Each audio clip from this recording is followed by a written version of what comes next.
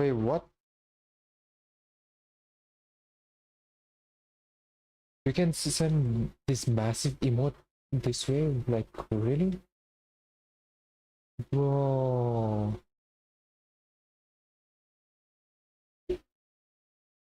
Okay, anyways, let's continue with our work now. We have an important commission to finish. Okay.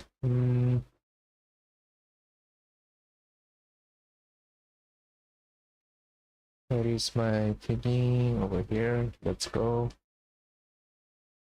Alright, let's start. Oh, man, I should relax.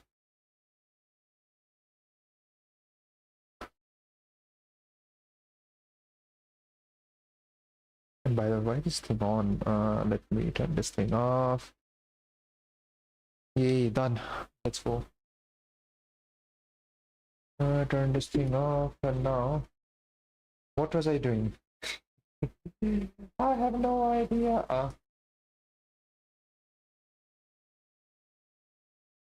Yeah, it was something like this, right? Hmm.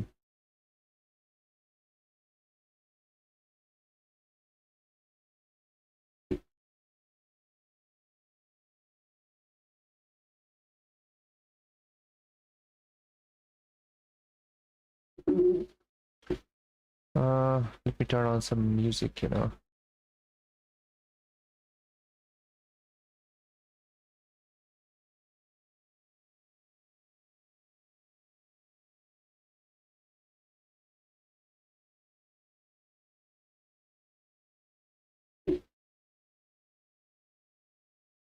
Hmm.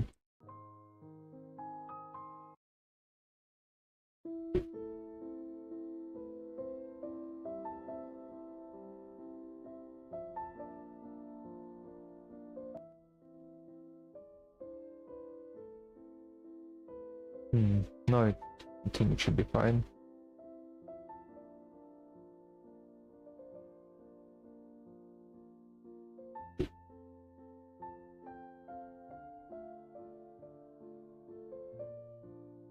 Okay, so what was the reference over here?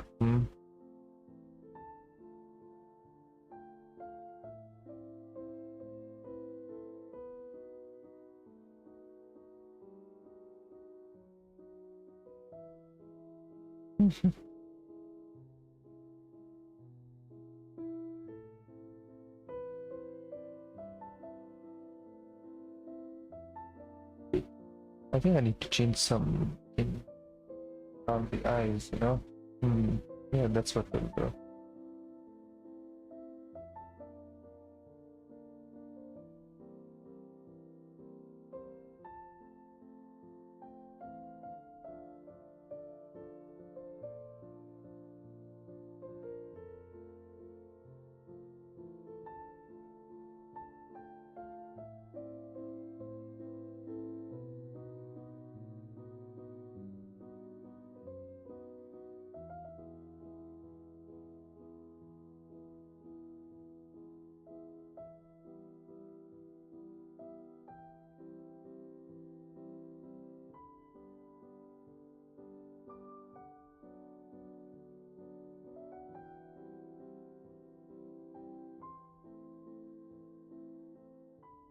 Okay, Swordfish, by the way, if you know the name of this VTuber, please tell me again. I forgot already.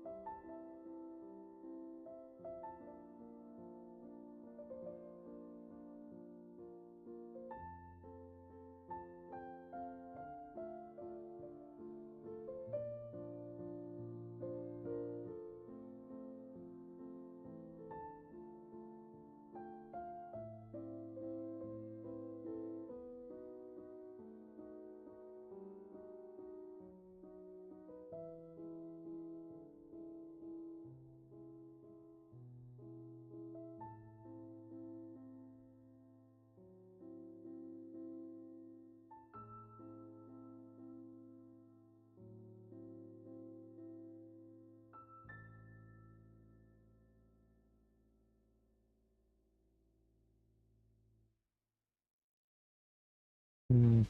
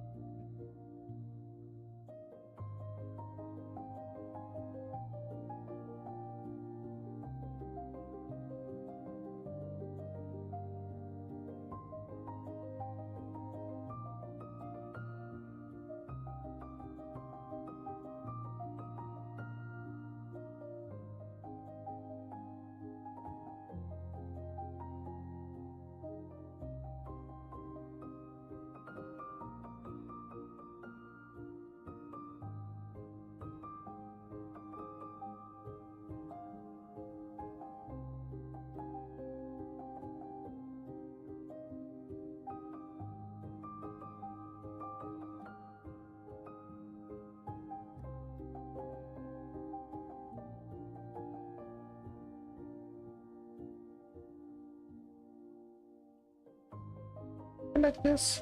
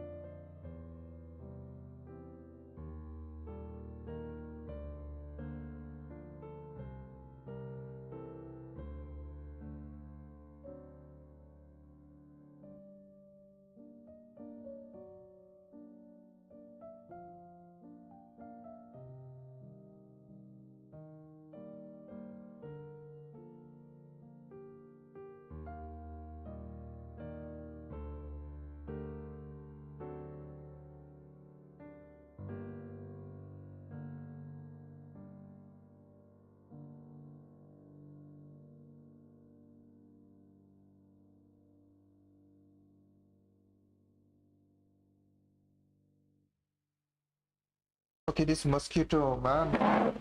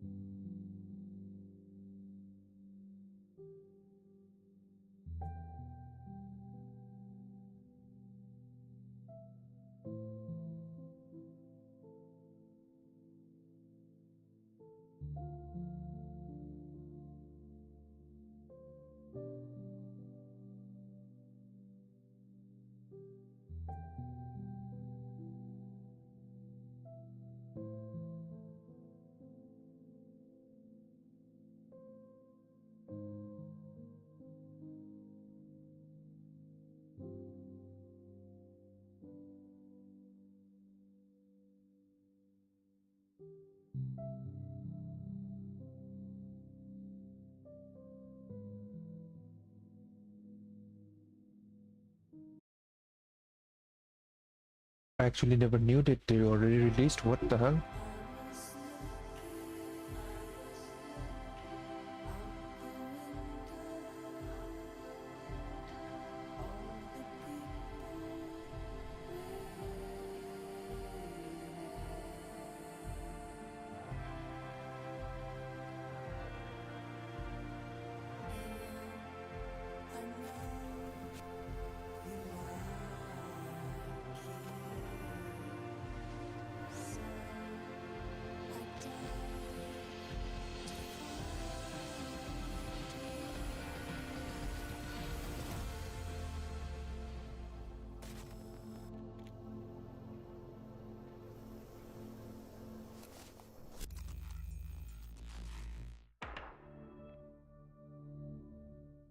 I didn't know they had Cyberpunk Edgerunners 2. Damn. Bro.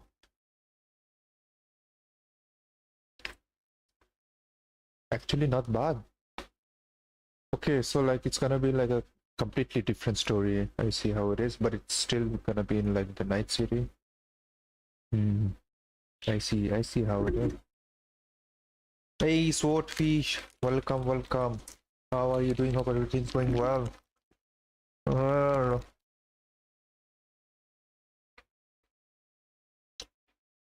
Actually, a while ago, before starting the stream, I went outside and bought a biscuit because, in the middle of the stream, I get hungry for some reason, and that is not good.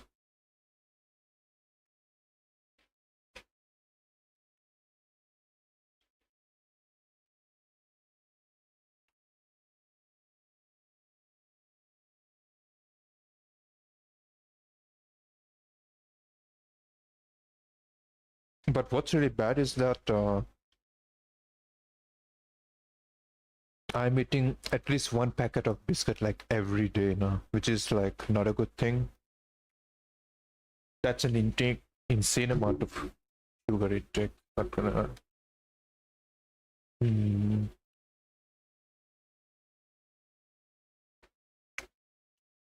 Okay.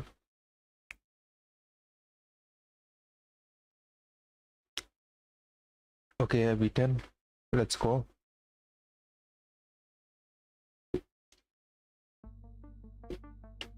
Let's continue there to. are only 3 destinies awaiting mankind. In all 3, we ultimately disappear. The first is extinction. We die on this rock without ever leaving it, and evolution goes back to the drawing. Pretty simple. The second is mutation. We scatter across the stars, and over the course of eons, our descendants will either be extinguished or eventually become something that is no longer human. The third is modification. We change ourselves to avoid extinction. Biotransference is a sci-fi concept, the process to transfer ourselves into another material. We leave our mortal bodies behind and find a new vessel. This, I believe, is the worst possible outcome. Far, far worse than extinction. And if you perchance disagree, I believe that the fate of the Necrontyr will be enough to change your mind.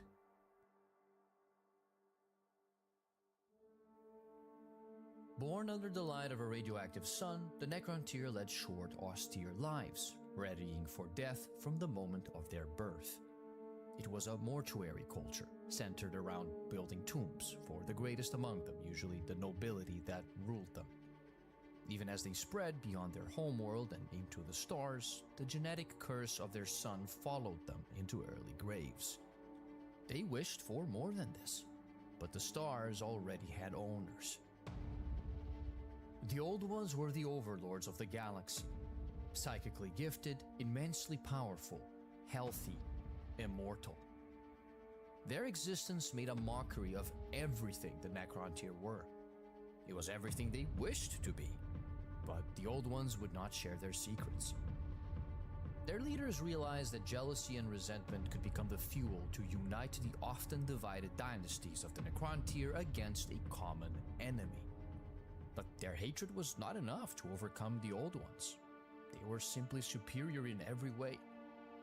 Humbled and humiliated in defeat, the Necrontyr called out to the stars, and they received an answer. They were called the Catan. In the language of the Necrontyr, star gods. Ancient as the universe itself, these beings offered the Necrontyr what the Old Ones would not: immortality. Bodies that would never age, that would know no disease, and could withstand the radiation of any sun. And so, the last of the Necrontyr's silent kings made a deal that would see the souls of his people burned out, devoured by the Catan, leaving behind an army with which the star gods would conquer the galaxy. The Necrontyr were gone. The Necrons marched to war. For thousands of years, they fought. But they were undying now, and their gods were well fed. The war in heaven ended with the defeat of the Old Ones, the Catan spent, and a galaxy in turmoil. With their old enemy vanquished and their masters weakened, the Necrons seized the opportunity to imprison the deceitful Catan. With his last command, the Silent King ordered his people into cryostasis within the thousands of tomb worlds of the Infinite Empire to wait out the chaos that followed the war, to slumber for 60 million years and reemerge to a galaxy that would have forgotten them.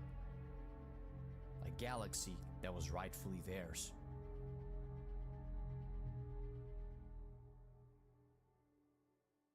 Support for this video comes from Warhammer 40,000 Tacticus. If you're like me and you can't get enough of Warhammer even when you're sitting on the toilet, this is the game for you. It's an exciting turn-based tactical strategy game where you collect and command squads of incredibly detailed champions from across the 41st millennium. And of course, the Necrons are fully represented here.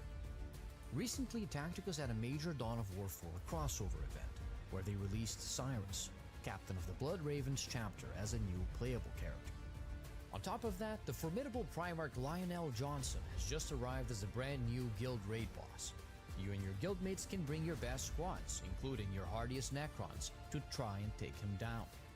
The game is 100% free to download and free to play. To kickstart your own dynasty, Tacticus has given us an exclusive code just for you guys. If you use the code BEGATICUS in-game right now, you will instantly unlock 2,000 gold, 30 blackstones, and 10 shards for Elf Knoll, the giant enemy spider. This should get your Necron army rolling. The code is active from now until July 22nd, so don't wait on it. Click the link down in the description or scan the QR code on screen to download Warhammer Tacticus today. There are 5 stages to coming to terms with death. Understanding what biotransference has done to the Necrons will require us to go through them one by one. Things have changed. Denial is carrying on like they haven't. Biotransference as a concept is rather simple. You take a person's mind and you place it into a non-biological body. For example, a human mind in a robot's body. The trick is how it is done. In the TV series Pantheon, the human brain is reverse 3D printed, the original consumed to create a virtual copy. It prioritizes this specific organ and discards all others.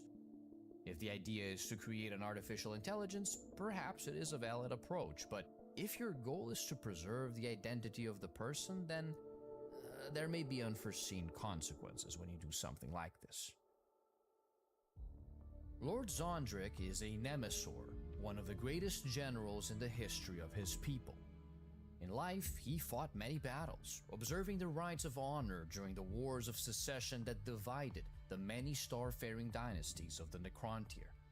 Wars that ended 60 million years ago. And yet, he is still fighting them. It seems that the Great Sleep was not without consequences. Zondrick is directly inspired by Don Quixote, one of the most iconic characters in literature, a Renaissance Spaniard gone mad after reading too many tales of knights and princesses. Both characters exist out of time, living in past glories through the lens of delusion. The knights of old never died out, and the biotransference never happened. But reality has moved on without them, where the knight-errant sees giants to slay, the peasants see an old man tilting at windmills, where the Nemesor sees a host of rebel Necrontyr to be treated with the codes of battle, his court sees a rabble of barbaric orcs. Zondrick still hosts banquets, even though none of his court can eat, and is probably the only Necron overlord to take prisoners of war. If the Nemesor was not a genius of combat, or had a less competent bodyguard, it is unlikely that his court would continue to humor his mad fantasies. Most of them have adapted to their strange new reality. The Necrontyr are gone. All that is left are Necrons. The Egyptians mummified their dead to ease their transition into the afterlife as much as possible, under the notion that the body would be carried over onto the other side. But perhaps they had a deeper understanding that we will ever know. Well, not regarding the brain, they just kind of tossed that aside, but look at the canopic jars containing our stomach, our liver, our lungs, and intestines. The Egyptians knew that in the afterlife, these could be necessary. We are not merely a fruit of our brain chemistry, even more so because our brain chemistry is not merely a product of our brain. The human body, like that of any warm-blooded animal, is a cocktail mix of hormones, enzymes, and other biochemicals essential to our proper functioning. The replicant robots in Blade Runner have organs because these are essential to simulating human behavior, from subconscious blush responses to deliberate free choice. More than anything else, our emotions are determined by the interactions of our bodies. Personality, memory, and mood are all a consequence of our chemistry. If we did not have this, something would be missing. Biotransference has not been kind to the majority of the Necrons. Not unlike the brainless Egyptian mummies, their transitioning to metal has emptied their minds, and most of them are little more than idle puppets, their citizenry turned into a mindless warrior caste of protocol-driven automatons. Okay, I can see how all of this can be confusing, so perhaps this is where I should explain the power structure of the Necrons. Every Necron dynasty is ruled by a pharaoh who commands lesser nobles, overlords, and lords. These nobles are often appointed to roles of varying prestige, such as Nemesor or Nomarch. And above all pharaohs is the Triarch, atop which sits the Silent King alongside two chosen pharaohs. Classism followed the Necron tier into biotransference. These nobles tend to be the Necrons with the most intact minds and best bodies. Necron nobility is often protected by Lich Guard, elite bodyguards picked from the Necron tier upper classes, often merchant types and low nobility. Below them are Immortals, drawn from Necron tier soldiery and middle class, who possess just enough intellect to be effective soldiers and nothing else. There are also special types, such as Deathmark assassins and Cryptech advisors, who are afforded special bodies adapted to let them pursue the skills they excelled in before biotransference. Lastly are the hordes of Necron warriors, the most numerous type. Forced into mindless husks with no personality are the poor, the weak, and the children.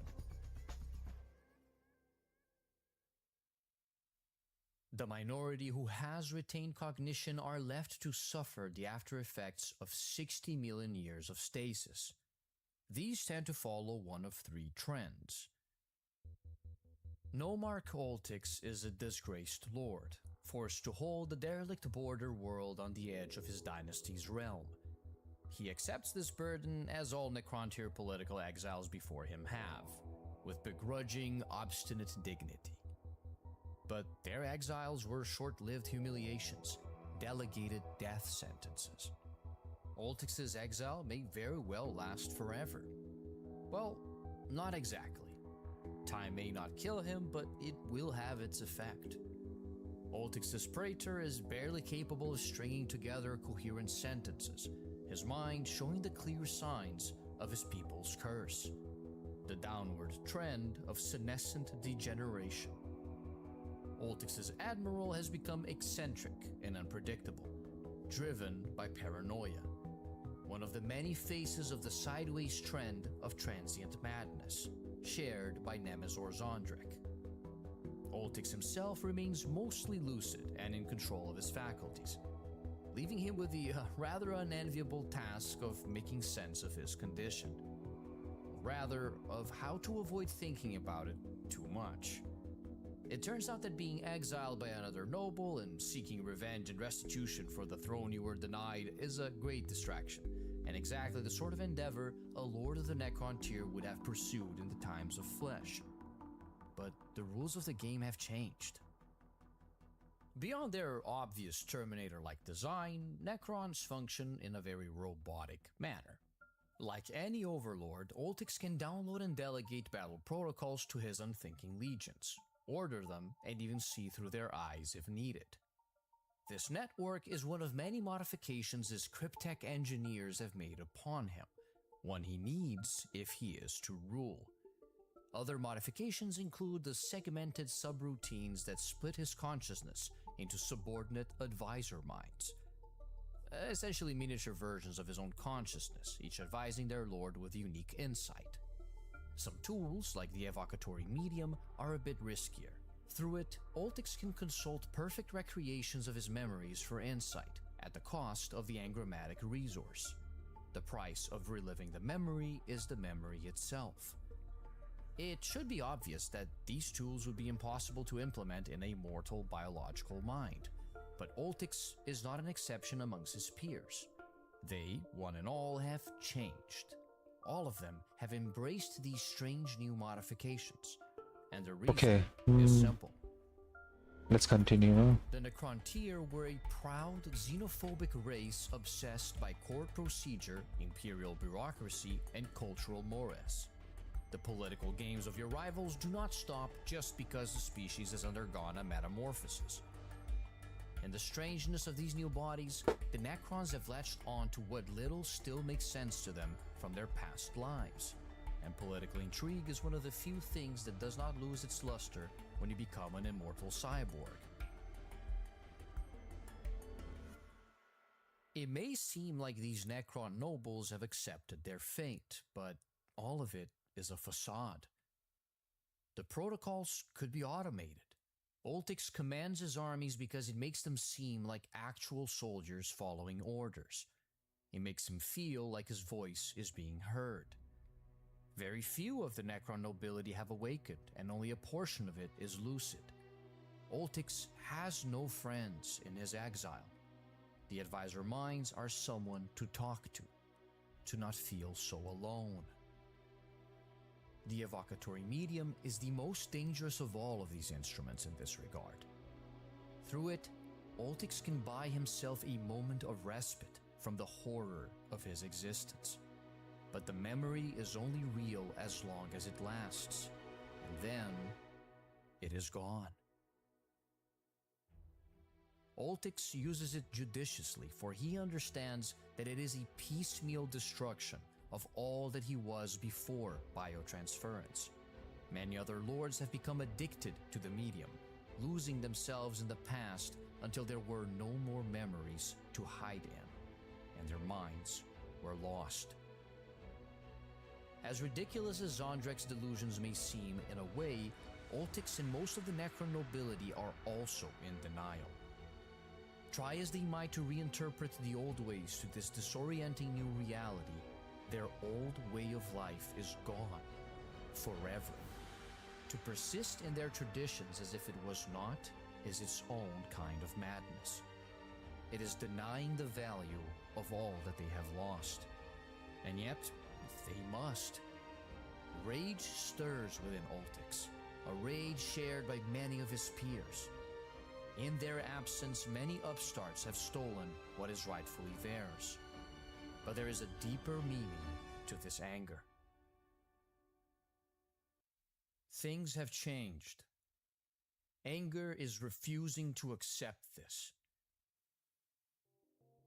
It is easy to assume that Necrontyr is the root source of the word Necron. They weren't really reinventing the wheel here, but there is another. Necrodermis.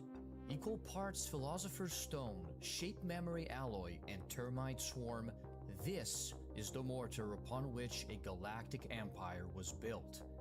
Regenerative, durable, fluid, intelligent. Despite the Necrontyr's mastery over the substance, little is known about the living metal. And yet they used it to build their gigantic mausoleums, their gravity-driven starships, their robotic canoptic constructs, even the vessels for their Catan masters, and eventually for their own bodies. Bodies designed for war by gods unconcerned with the fate of their servants. Powered by the fusion of microscopic stars, meant to endure for countless eons. Soulless husks imprinted with various degrees of sentience, the facsimile of intelligence. Necrodermis, endlessly reassembling, endlessly recoverable, undying.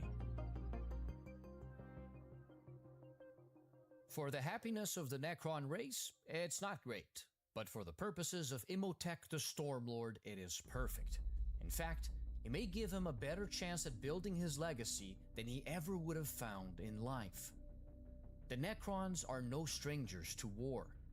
They won the war in heaven. At an unfathomable cost, yes, but it was a victory nonetheless. And once that was done, they won their freedom against their Catan masters. Both victories are owed to the miracle, the curse, of Necrodermis.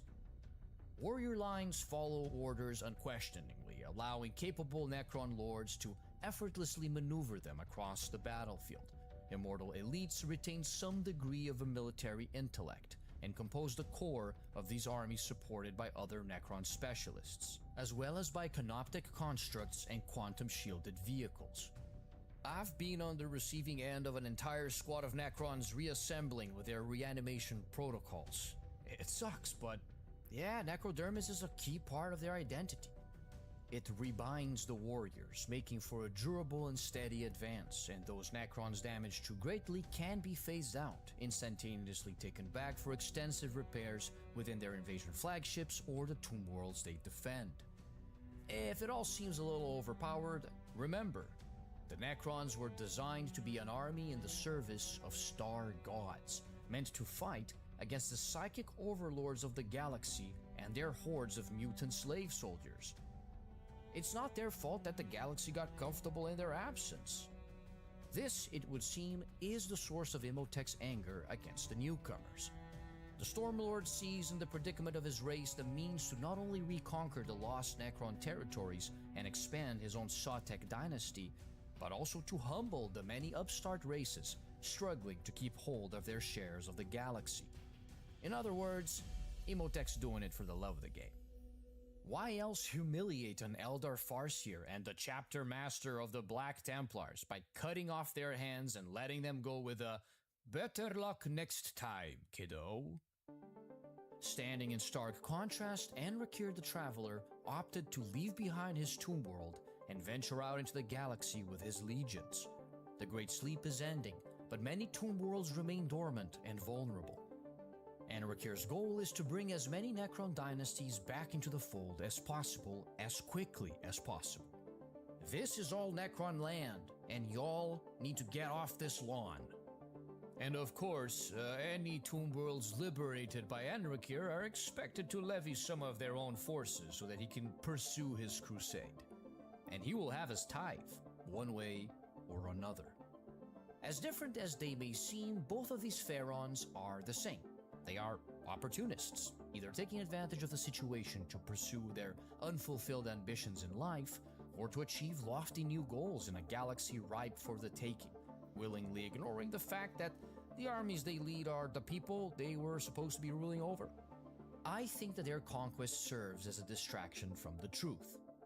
They are building an empire for ghosts, and monuments for none other than themselves. But is that really all there is to the anger of these warlords? We are not among the living, so we cannot die, but neither are we dead. For too long I've been parched of thirst and unable to quench it. Too long I've been starving to death and haven't died. I feel nothing.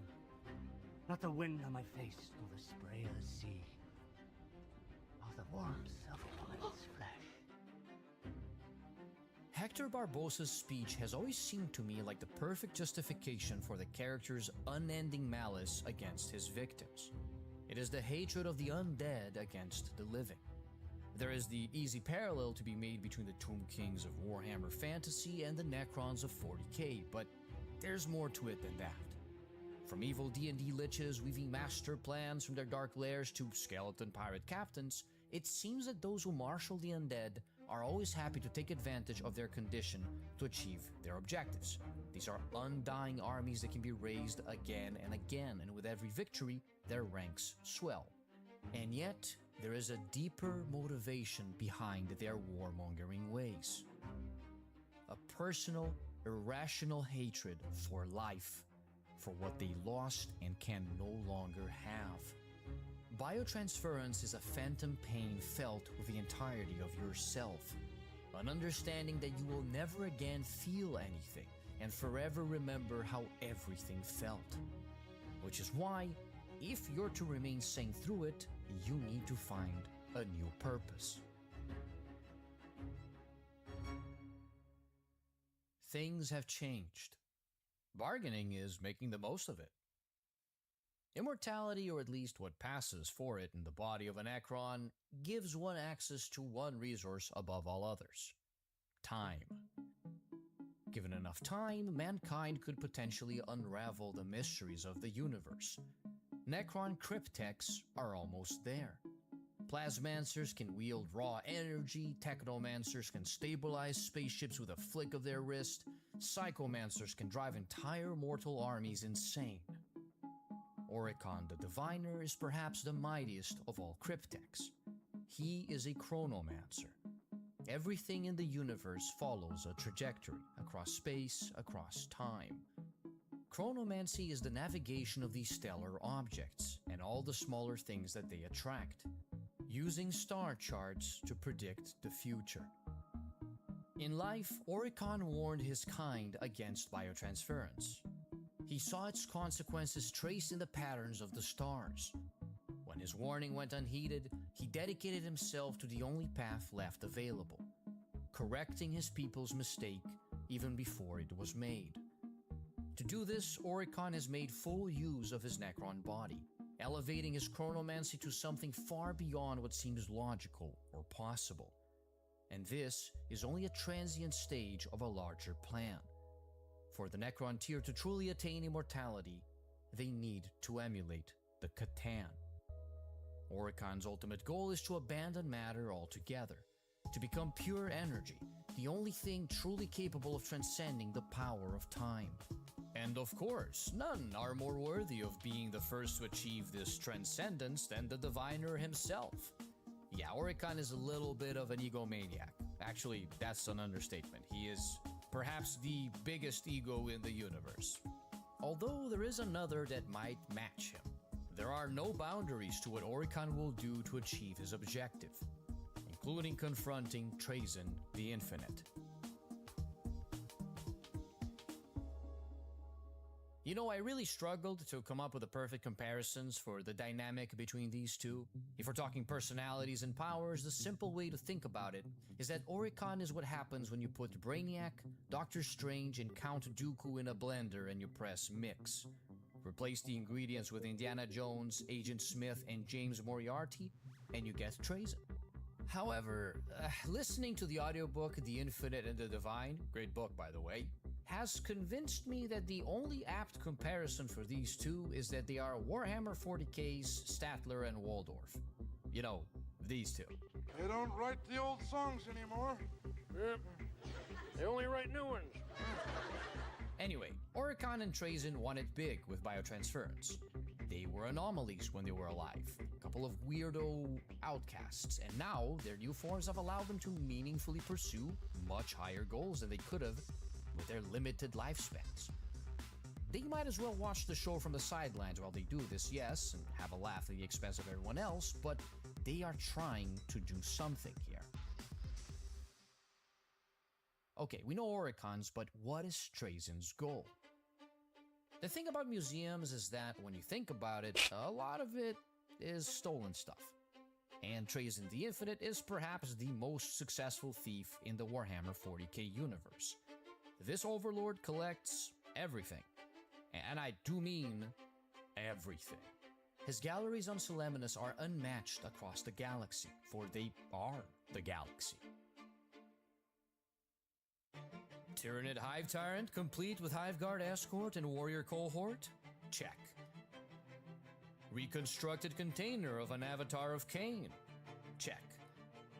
Diorama of the drop site massacre at Isvan 5, recreated down to the very number of bullets in each bolter magazine.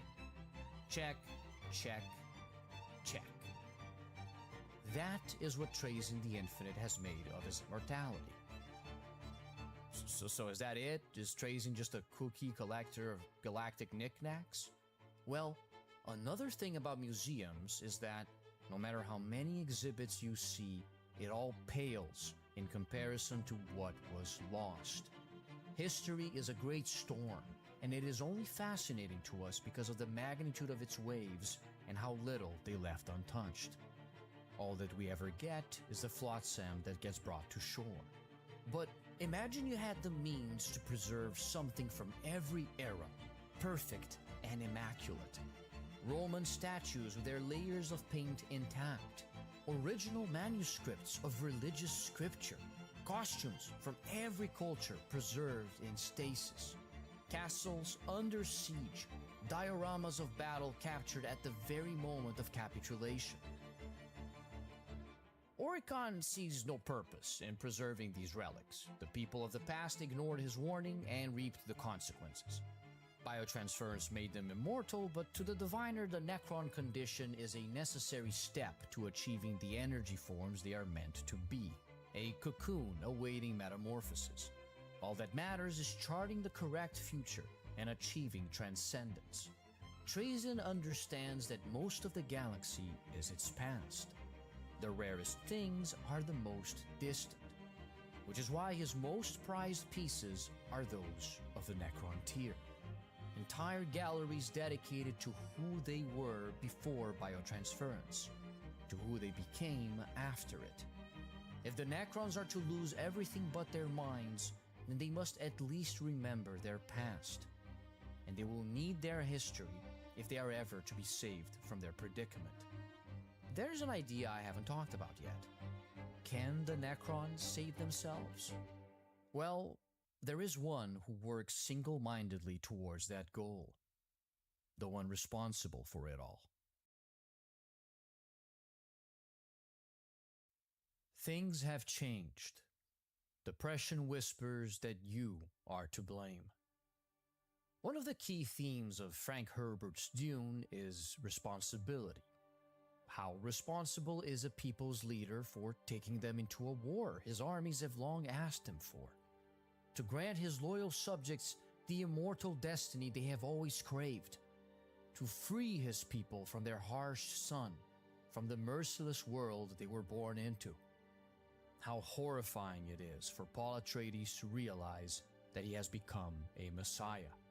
That through his words, millions will gladly give their lives. That for his ambitions, for his survival, he has robbed them all of any other choice, of any other purpose. When Cesaric made the choice for his people, he did not know that the reins of the army the Necron tier would become were to be placed in his hands. That he, more than any other of his kind, would fully understand what he had done to them. Because they, one and all, were now bound by the protocols. Bound to his will. So he used them. He followed the orders of the Catan and struck down the old ones, and then he turned the Necrons against their gods. He left his people to the Great Sleep and journeyed into self-imposed exile. His penance was to carve out a new place in the universe for them and find a solution to the problem of biotransference. New bodies, new souls. Warhammer 40k is not subtle when it comes to the matter of the existence of the soul. The warp exists, and it is exclusively due to the effects of the untold billions of souls imprinting into it that this psychic realm has taken shape. Souls are what demons are made of, and what is missing in the Necrons. However, there are some humans strangely born without them. They are blanks, pariahs, the result of a mutant gene. Their mere presence disturbs others and psychic individuals most of all. They are not just beings without souls. They are an empty locus, severing the warp's connection with reality. In the 41st millennium, after an absence of 60 million years, the Silent King returned. Ironically, it's in this galaxy that his people's salvation can be found. The Pariah Nexus is the masterwork of Cesaric, a zone of silence, a section of galactic space cordoned off through a blackstone array, a mysterious element that repels the immaterial energies of the warp. It is anathema to demons who are incapable of even manifesting within it, but it is equally as dangerous to mortals. Within it, they are progressively deteriorated until they inevitably become soulless shells, the perfect vessels for a reversal of biotransference. There is only one problem with this plan. What if the vessels cannot be filled anymore? In the Bone Kingdom, where once light shone, They're born with necrons. However, there are some humans strangely born without them. Souls are what deem into it that this is exclusively due to the effect of the existence. Warhammer 40k is not subtle when it comes to the matter of the existence of the soul. The warp exists, and it is exclusively due to the effects of the untold billions of souls imprinting into it that this psychic realm has taken shape. Souls are what demons are made of, and what is missing in the necrons. However, there are some humans strangely born without them. They are blanks, pariahs, the result of a mutant gene. Their mere presence disturbs others and psychic individuals most of all. They are not just beings without souls. They are an empty locus, severing the warp's connection with humans is missing in the necrons. Souls are what demons are made of, and what is missing in the necrons. However, there are some humans strangely born without them. They are blanks, pariahs, the result of a mutant gene. Their mere presence disturbs others and psychic individuals most of all. They are not just beings with blanks. There are some humans strangely born without them. They are blanks, pariahs, the result of a mutant gene. Their mere presence disturbs others and psychic individuals most of all. They are not just beings without souls. They are an empty locus, severing the warp's connection with reality. In the 41st millennium, after an absence of 60 million years, the Silent King returned. Ironically, it's in this galaxy that his people's salvation can be found. The Pariah Nexus is the masterwork of Cesaric, a zone of silence, a section of galactic space cordoned off through a blackstone array, a mysterious element that repels the immaterial energies of the warp. It is anathema to demons who are incapable of even manifesting within it, but it is equally as dangerous to mortals.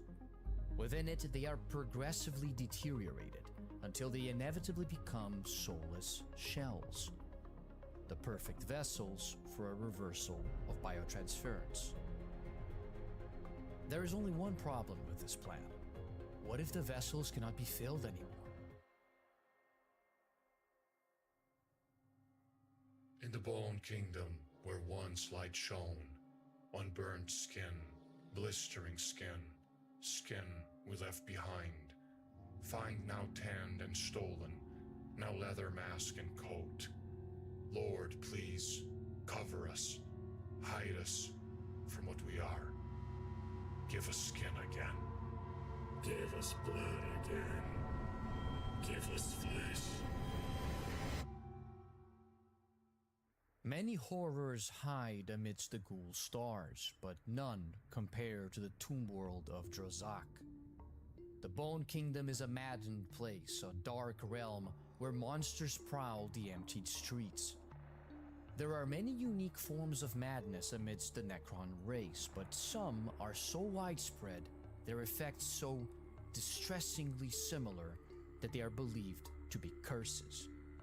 The Flayer virus manifests in Necrons in a seemingly random manner. Lords will sometimes find some of their warriors no longer stand down when commanded to do so, instead savagely clawing at their enemies until there's nothing left. As the infection worsens, those affected with the virus will be found with bloodied mouths, as if they were trying to eat the dead. They will begin covering themselves with the skin of their victims, their necrodermis fingers lengthening into sharp claws, and their demeanor becoming more and more beast-like. If they are not contained or disposed of, they will spread the disease. But more often than not, they simply disappear. Where they go, no one knows. Only that wherever Necrons do battle, the flayed ones tend to appear, driven by a maddened hunger for flesh.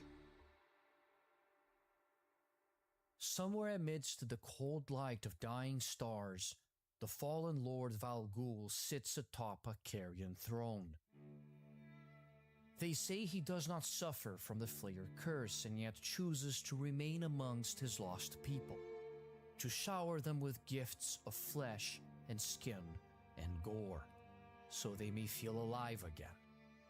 His is a depressed obsession, the perpetual futility of satisfying the needs of his subjects, even when these needs are abhorrent and insane, to persist forevermore because he is a ruler who failed his people, and this is his penance. Their madness is his burden to bear. Cesaric himself seems to understand that his situation is not dissimilar.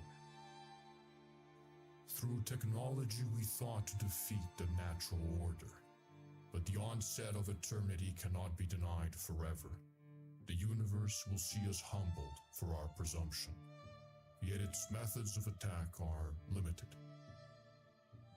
We long ago removed our bodies from mortality's grasp and bartered away our souls for technological baubles and the trappings of power. Our minds then are all that remains for us to lose, and it is here that the next stroke against us will fall. Though our individual afflictions may take different forms, sooner or later we will all be lost to madness. But there is a gap in his reasoning. Whether deliberate or necessary to avoid insanity, it is there. Evidence of it surrounds him. The Great Sleep was the best solution he could find to buy himself time, to have a chance at fixing his mistake. But the galaxy is too big, the threats too many, the time too short. Perhaps failure would be a blessing. It would prevent him from achieving his objective and finding out that there is a grim conclusion at the end of his journey. It may not be possible to reverse biotransference without bringing back some of the soulless madness that has tainted his people. What is brought back into flesh will not be the Necron tier. It will be the copy of a copy, minds cobbled back together with science and brought back from an accursed beyond. But perhaps that is enough. Certainly it is preferable to their current existences. And if it is to occur, who better to oversee it than the one who originally figured it out?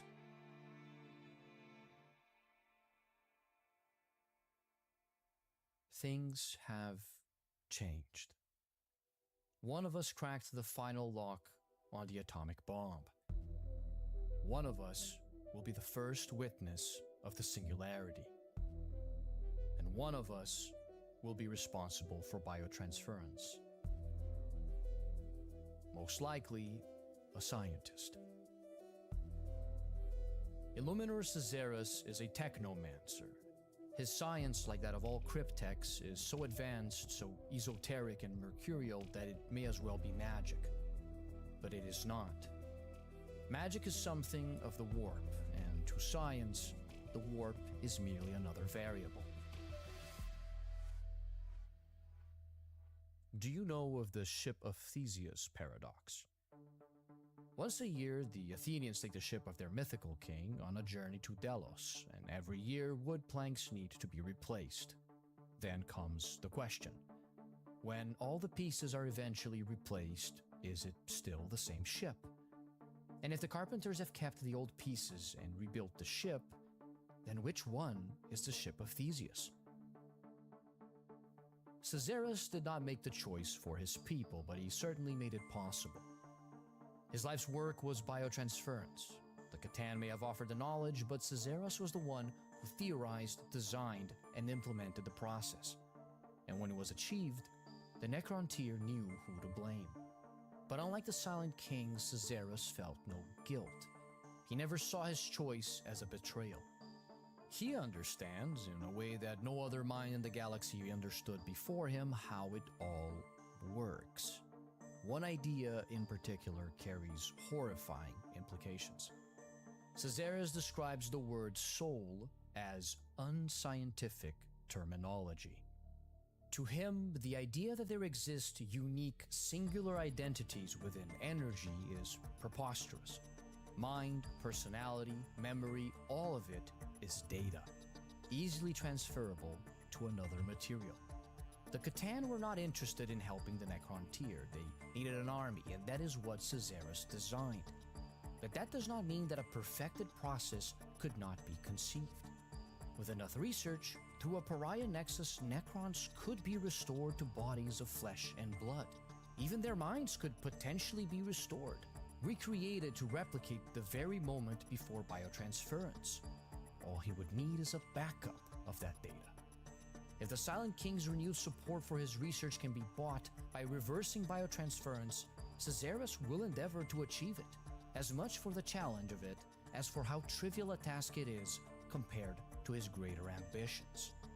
If he cannot recover the lost data, he simply has to find a way to simulate it, because ultimately, there are no souls to recover, only data to replicate, no different from wooden planks on a ship. To Caesarus, all of this would merely be a stepping stone in a far grander ascent. His goal is not too dissimilar to Oricon's, but his inspiration and purpose is different. When he saw the Catan, he was not afraid. He simply saw a scientific phenomenon and felt compelled to replicate it for himself. What is a god if not a scientist on a more meaningful scale? Alas, Caesarus is flawed. He believes himself worthy of transcending his limited form, but he has yet to understand the only absolute truth of his existence. Caesarus may no longer believe in the existence of the soul, but he once had one. And like all beings with souls, this makes him unnatural, an aberration, something to destroy. For some reason, the memory of Necrosor Amentar was removed from all Necrons through one of the Silent King's final protocols. But while they may not remember it, any Necron that comes near the Necrosor is something to destroy. For some reason, the memory of Necrosor Amentar was removed from all Necrons through one of the Silent King's final protocols. But while they may not remember it, any Necron that comes near the Necrosor will begin to change. They will become driven towards a single goal: to destroy all life. Necrons belonging to the Destroyer cult are believed by others to suffer from a technovirus, another curse, but it is not. It is clarity, acceptance. Biotransference was a mistake. The star gods are unkind and cruel. They can be contained, some even destroyed, but the mighty ones will break free one day. And they have a taste for the energy of the living now. The Great Sleep was a mistake. In their absence, the Necrons have allowed life to fester this galaxy, to fatten the entities of the warp into birthing new, dark gods, and to light a beacon for the great devourer that hungers beyond the stars. Life was a mistake. Life is destined to pursue intelligence. Intelligence is doomed to pursue immortality. Immortality is destined to doom life. The cycle will continue. No matter what is the path taken, biotransference will happen again and again and again. Unless it is all destroyed. Unless there are no more mortals to manipulate, no more souls to corrupt, no more biomass to consume. The other Necrons may not understand it yet, but they soon will. eventually they, one and all, will follow the teachings of the Necrosaur. Eventually they will all understand why life must be cleansed from the universe. The legacy of the Necrontyr has always been death. Their lives were short, lived in planning for the ending that was to come. Their houses were humble, but their mausoleums were splendid. They may have tried to avoid it through biotransference, but the truth was inevitable once they left their mortal bodies behind.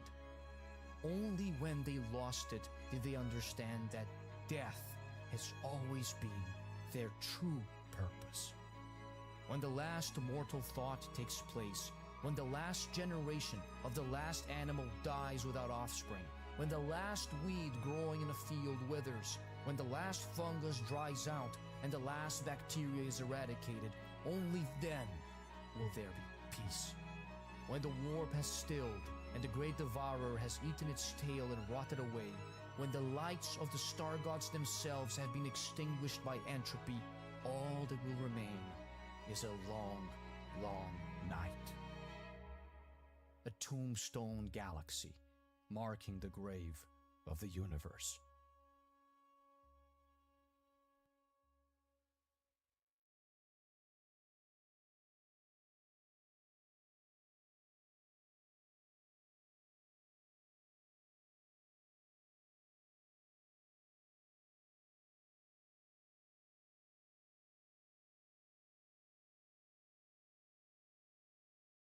Okay.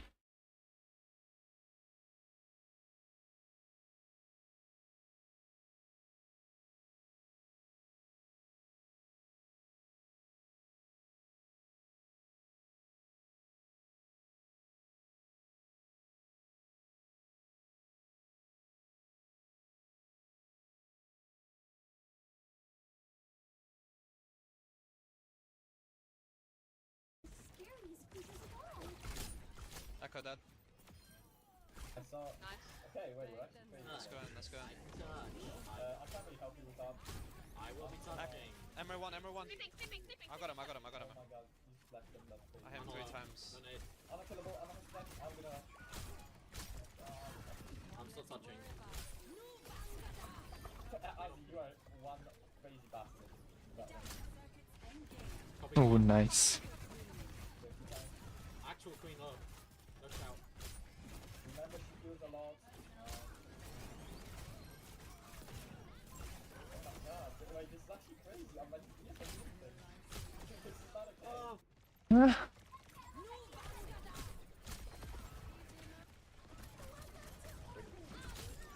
Shooting Juno. So bring low. Oh, they flag. Did you catch her? Hola. Going in. Hashtag moaning. Tick, tick, tick, tick, Sigma. tick, tick, tick, tick, tick.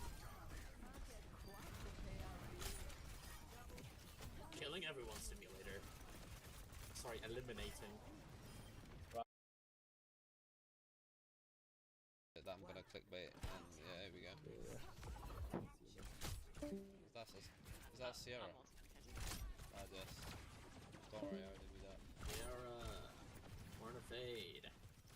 One. Oh yeah, easy for me first, Okay. I'm dead. She missed. Sierra. Oh wait, I wasn't locked in, I'm locking in now. Here we go. Morning fade, I'm running out of. Third one.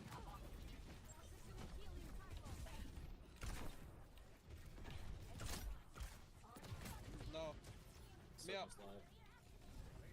I'm breaking home. I'm zoning the back line.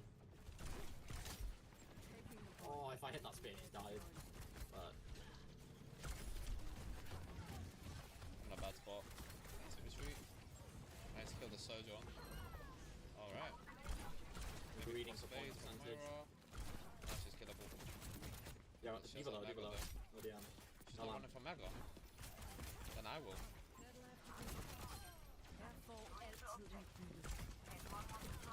That's that. Oh yeah. Bye.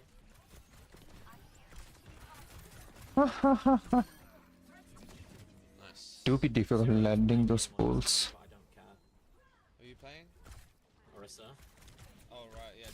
Just make sure you please get the fucking shield perk at major, yeah. Yeah. No exceptions ever. Yeah, that is like the best one. Yeah, and I know you're gonna listen because you're a good boy. I'm sorry. I am. I have bola la la la la la. Wait, I'm gonna flank. Fucking main. Do they have it, Mo? No. Emre saw me. Yeah, I'm kind of in a shit position. Mama Emre's no bitch, bro. Where that Emre at? Top one. I'm zoning back lane. Top one still. Jumped up on height. Oh, nice. Fire. Running him down. Good shots, man. Terra surge ready. I'm gonna hold close. Fuck Yeah, it. that's not you, that's the fire I meant, but you know, still applies to you, I guess. Sure, you got some good shots in too. Oh, I'm dead. Hello. Do we? Oh my god, my fire is insane. Yeah, my fire got nanoed, so she just killed everyone. Damn. Oh no, Orisa mirror now.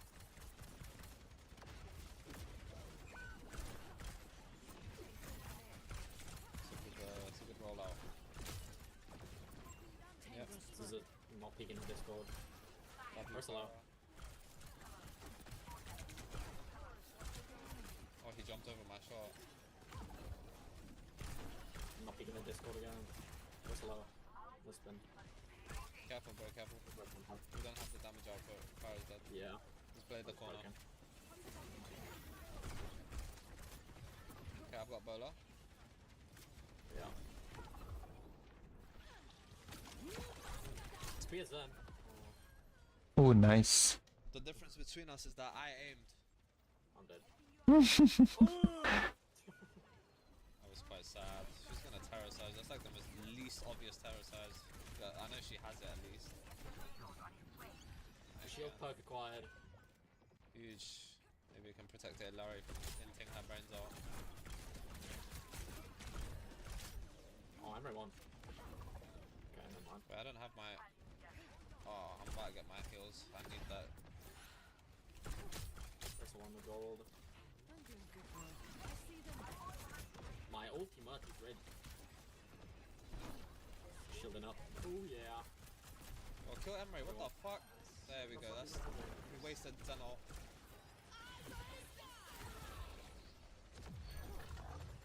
But that's huge! Oh my god. Iris though. Yeah, already dice. Yeah, that's over. I do still play Apex sometimes. I just kind of play everyone though. I do main Rev though. Revenant. He's gold. Man, I used to be #1 Horizon. Really? Yeah. It's tough. Thanks, bro. That Moira got assassinated. Oh my god. Oh my god, I always find that so funny. Okay, please get within my vicinity and watch what I do to you, bro. Full ego. Ouch, But I man. don't have my pack yet. No.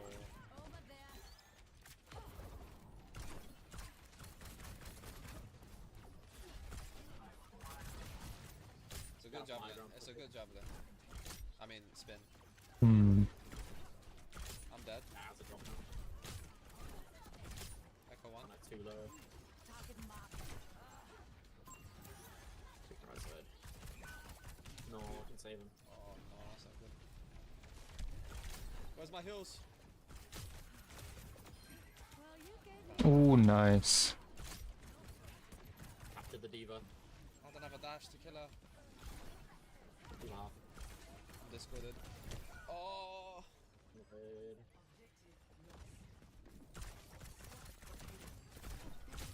I actually just lived with 1 HP in that. Just one people to that. So there were 5 people and I somehow missed all of them. But it's fine because what the fuck are you doing? She's still baby form as well. She'll have it back soon. I knew it, I sensed it in my booty cheeks. Surge. Nah, I should have taken 2 updrafts in this one. That was stupid. People one. Yeah. Need to watch Zen. Oh, Emery won. I didn't realize we tranked. We're still discorded. When are they gonna fix this matrix bug, man? It keeps making it sound like I connect my bolt when it doesn't. It's not even a matrix bug, it's a beaver bug. He's on fire. Yeah.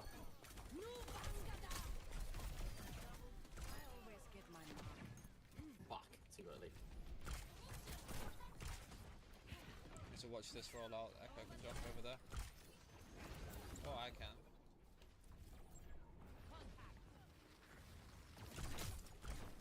Oh. Wow, okay. Uh-oh.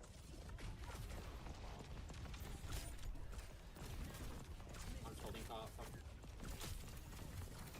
They aren't pushing cart. I need to remember that. Bro. Interesting. I'll maybe look for Terra Surge with Yo ult. Damn. Hashtag gift. Oh, nice. Remembered. I see an echo. I just saw it. Hunting them down. Okay, I've been baited to going low ground. Wait, I didn't get my... Oh, I didn't get my major... Am I tweaking? What the fuck? They went Frey. Oh, Freya. Yeah. They must not know who they're dealing with. Nah, I mean, I'm not the best at shooting Freyas out of the sky, but she don't know about these rollouts. Oh, I suppose I'm really cute. Lama. It's so worth dying there, I don't care. Oh, Echo one. Yes. Nice. Look at him, he's using the rooftop now. Oh, yeah. Oh, that's a Fucking diva, I God. didn't even know she was... Oh! Okay, I got Transcendence out.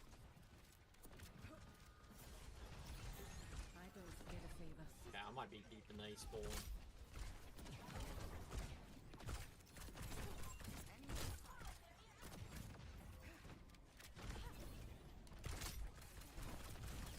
No, if I hit any bullets. That was such a disgusting shot. It doesn't matter. I got no kill. Oh my god, he's too fast.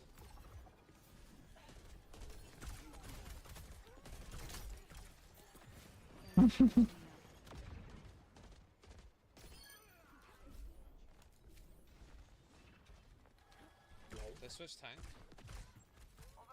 Yeah, monkey. Just getting blown up. Lol. I swear them things chase you, bro.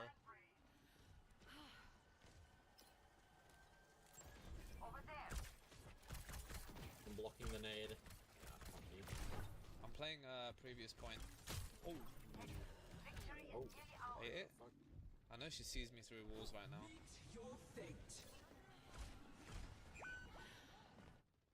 LOL. GG, that's a dub.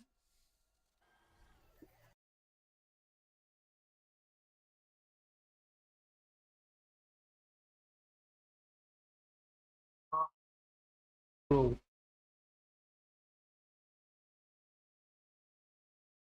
Who's on point? No one. Sorry, someone touched. There's no way. The spawn camp you angle. spawn camp this? Yeah. I'm hitting him. Do you know one? Oh my.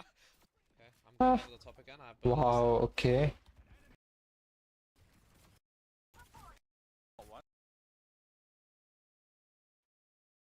Okay, you know what? Who's on point? No one. Sorry, someone touched.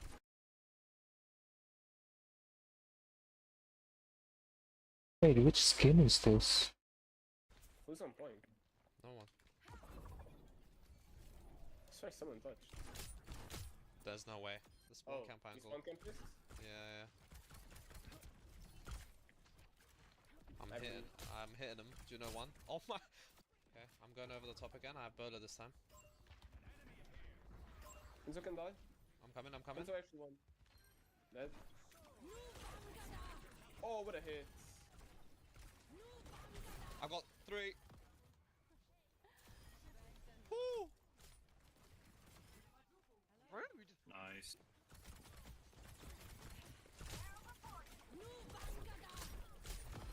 Lamar. He's not one. I repeat, he is not one anymore. Oh my god. You're gonna push I'm the... a cheater, bro. That tip is so strong. Pause? Shit, wait, They have a hazard, I'm pretty sure. Should be alright.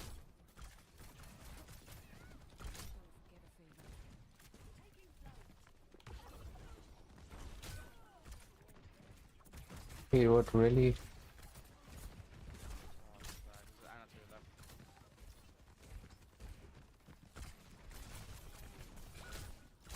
Oh, slept for anti. My bad.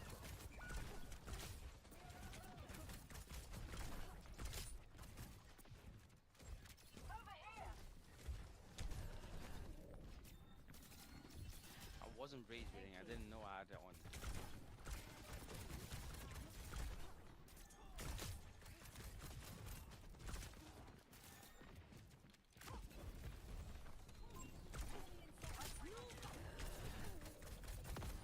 Yeah, just live everything, bro.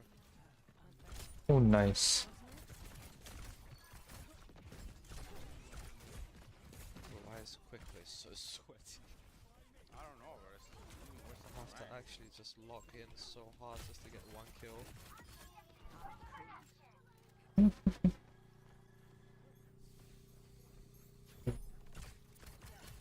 So they're all there. No sleep.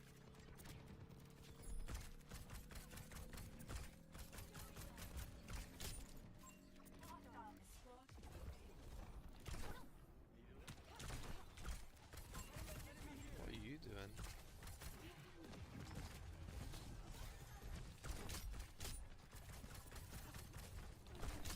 No nade.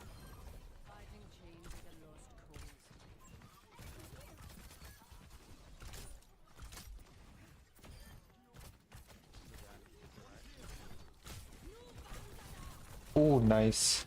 Okay, never mind. Lamar. I just know I'm gonna by accident bump someone out of your bowler.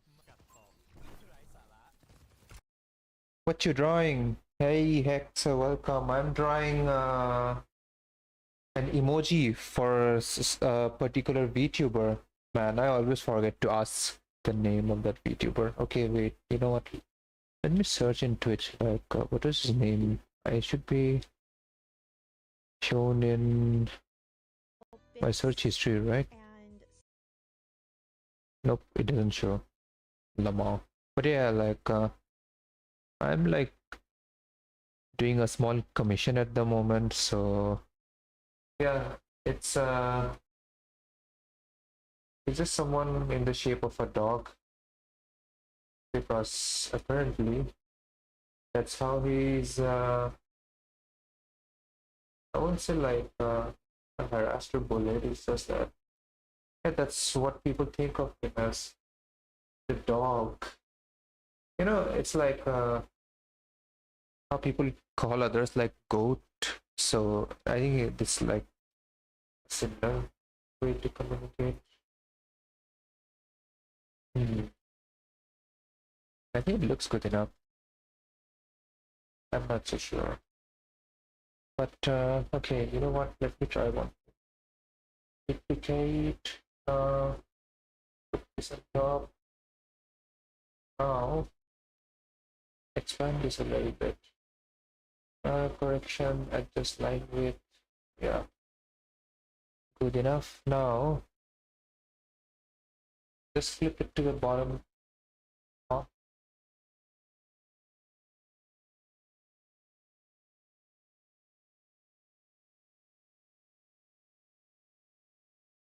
Wait, what am I? Wait, I'm a little.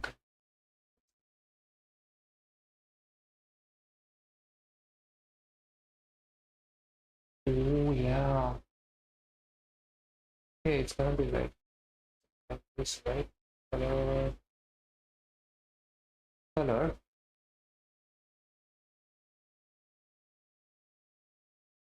It was color dodge. Color tweaking. Okay, don't let's just select colors. Okay, that doesn't look good. Darken.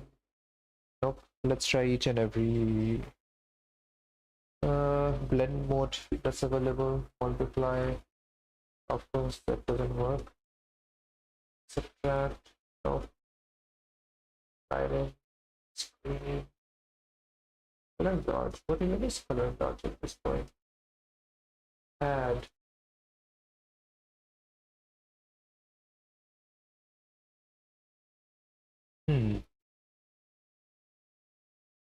Actually, not bad, but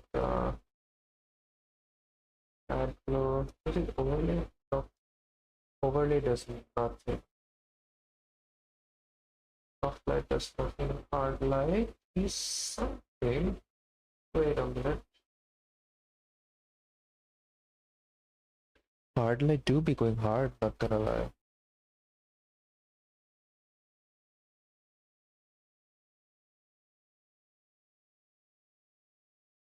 I think it looks good enough.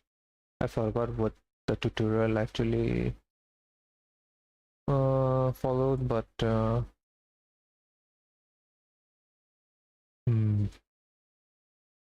wait, is there something going on?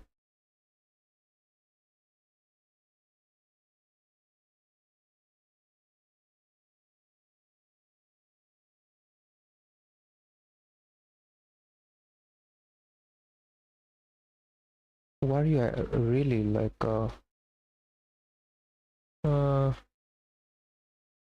your main profile?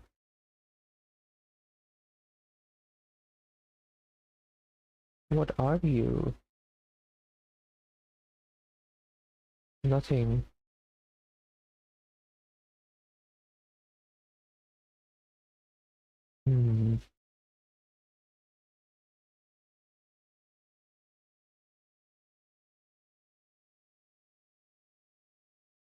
I have no idea at all.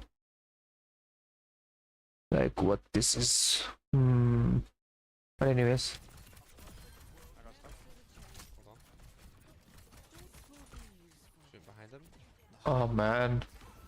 That did not hit. It's completely fine. It's a good pick into me. Nerf this? Nope, I suppose.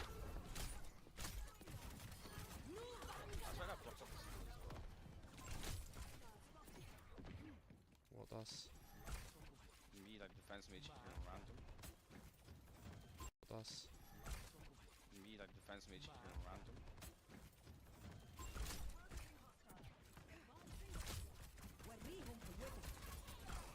It's a blade.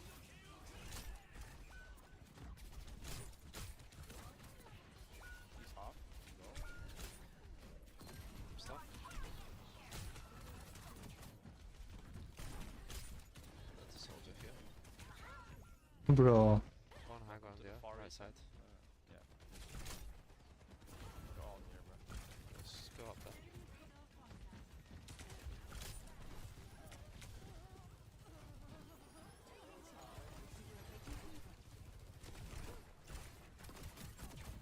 Oh, 1 HP. Yes, good job.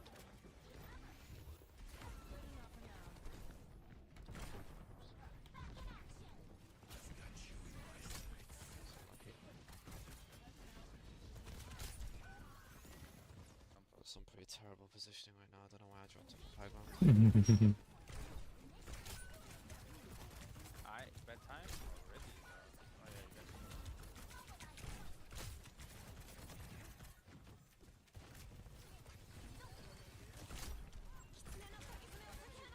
How does she not die there?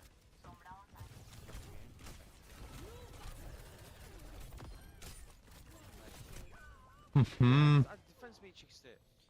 That's fine.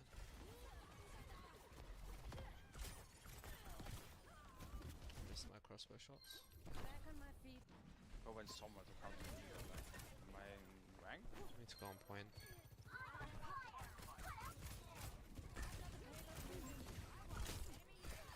Oh, nice. Nice. Shield one for now, because you haven't practiced it. You haven't practiced the cannon. That one's...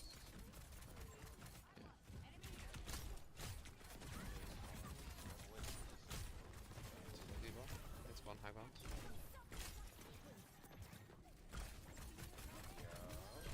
Slipped. Actually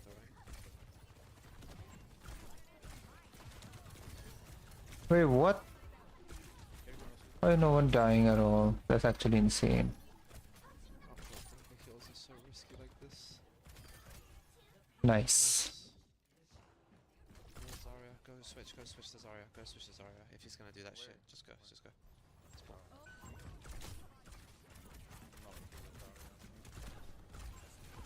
As soon as I press E. If you already did that, just...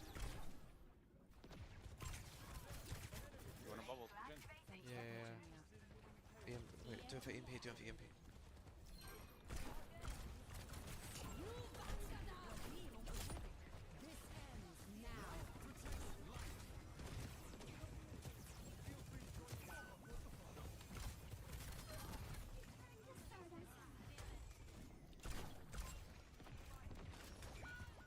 I don't come from any of my own certain have more. Okay, sure. Maybe if you ever want to come from as a channel. Oh, nice. But man, everything's like moving so fast.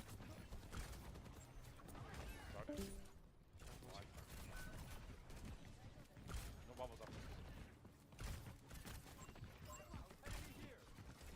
Sorry, no bubbles.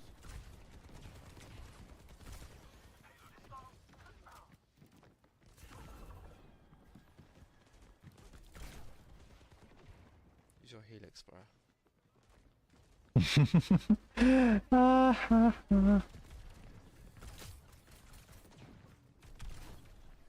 Lamar. What is even going on at this point? Bro.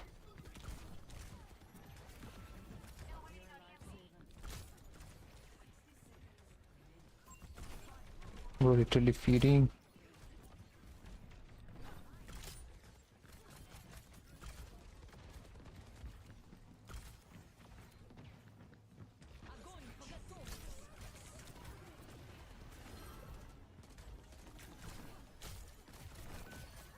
Nice.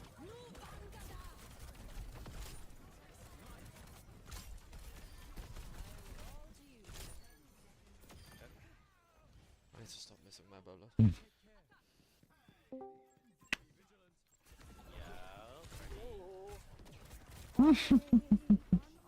Hey, buddy. Has Jackson gone long? Yeah, 15 years. Plus, the petrol fire for about half an hour. He's been not answering. I'm convinced he's trying to sleep, you know. GG's. Let's go. You might have. I've been here. Okay, sharp. I made some mistakes, but I think I analyzed them. Okay. Wasn't my best game, but yo. Okay. Oh, it's that raincoat skin. If I'm being honest. It's actually gorgeous. Yeah, you should see on my max graphics. On my 5070 Ti. Thanks, bro.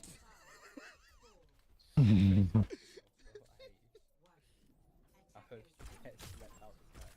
I got one. Wait, what? I heard pets let out the sky. I got one.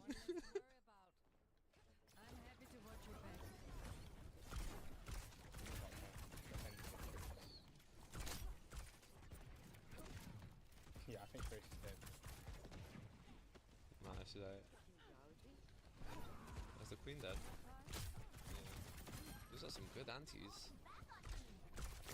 Oh, they match Freya instantly. I respect it.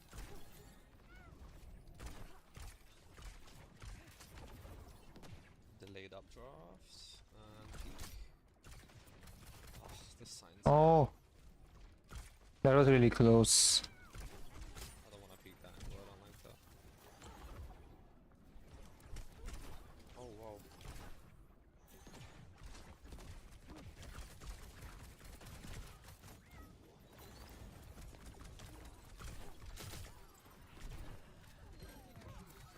What the fuck?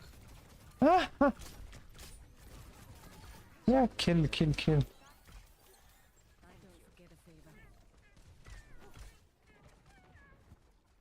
Oh, a cat is like a really nice healer, like probably one of the best healer over here.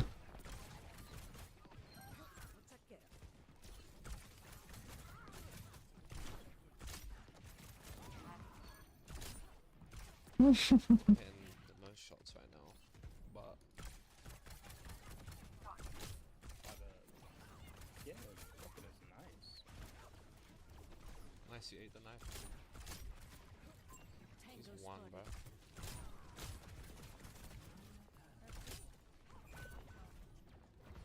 Oh, kill it. Oh man.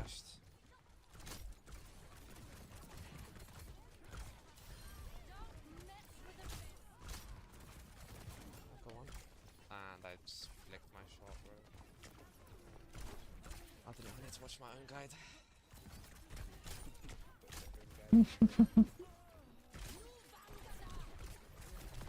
My supports are the best, I can just peek anything.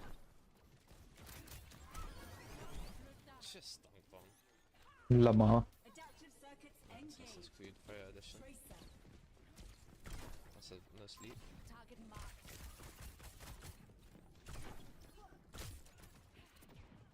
Good, now Trace is dead.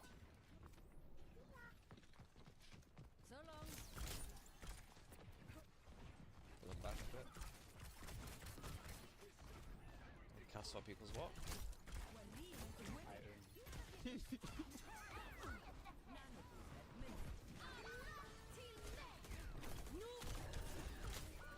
Hmm. Hammer dead.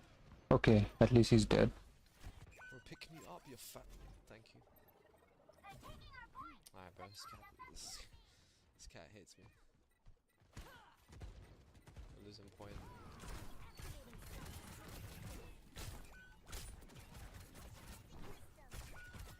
No, she got Hmm. Focus gas, focus gas. Nice.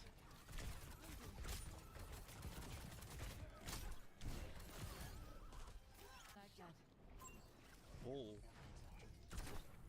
We're out here playing Mystery Heroes.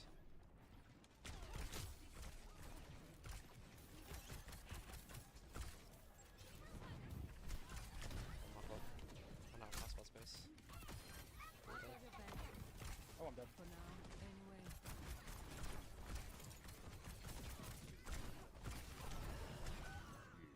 Hmm. Fuck.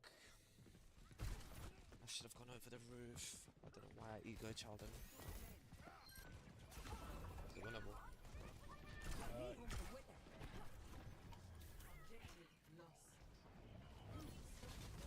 Passport. Yeah, I'm used to it. Yeah, okay. Wrecking Ball can still slam you out of the sky, because that makes perfect sense. Of course. Just Think of the Wolf players. Just think about their gameplay experience. Will somebody think of the Wolf players? it just makes no sense. A ground slam. Okay, we're gonna stop staggering now. I'm going to space.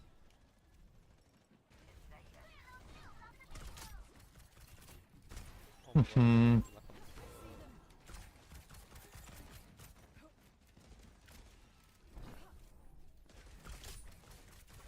Oh my god, I finally got lit in the server, fucking hell. I'm gonna push that anyway. I don't trust I'm gonna get Let me open my I'm dead. open animation. I'm dead. I don't trust I'm gonna get my nose. I'm dead.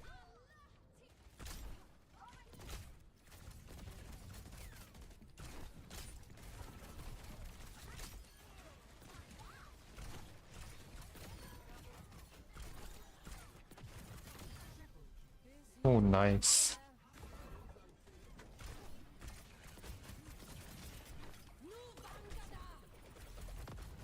He's fucking one. Worth.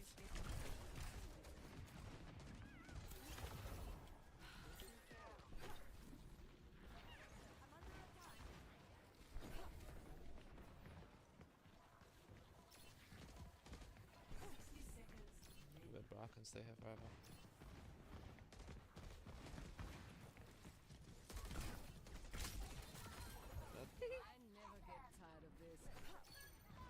He's trying to C9. What a guy.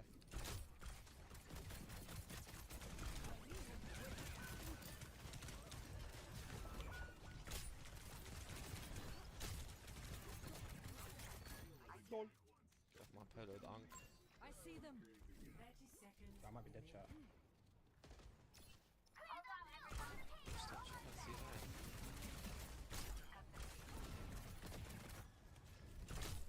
Yeah, I think the healing perk is like better. Oh, don't hit me! Oh, who's... oh, come on now. Like that.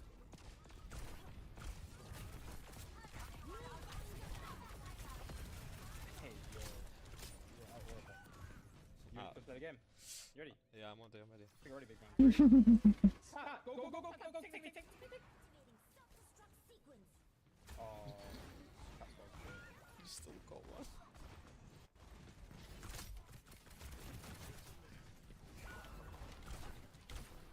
What the sad thing? He's taking cat, but he's not doing the cat things. Yeah, now he's Make it doing make the whole sense.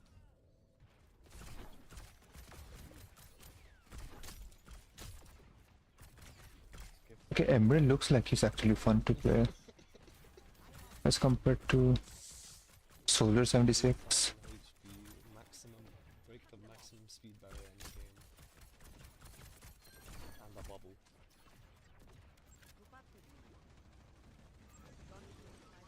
Oh.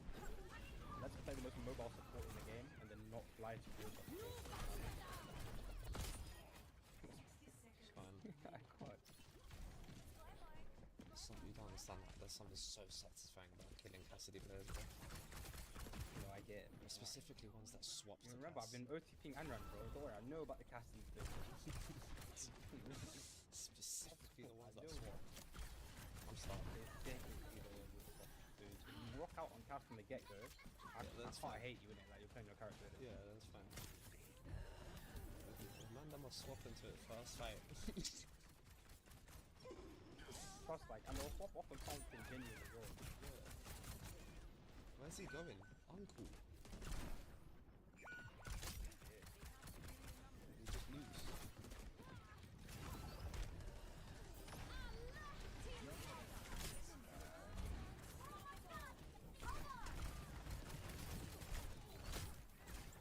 Hmm. There's one.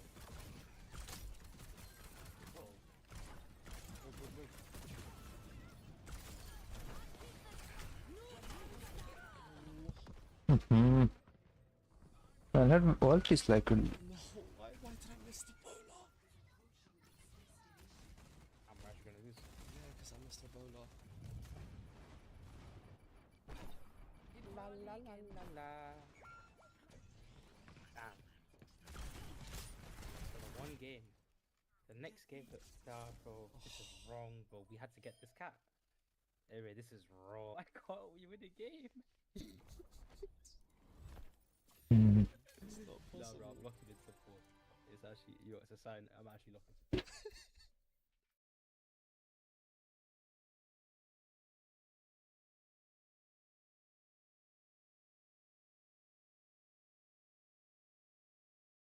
Damn, they actually made that thing. Actual insanity. Man, what is this? What is he streaming though? Good evening, Lai Ye on. Hello. Mm. Mm.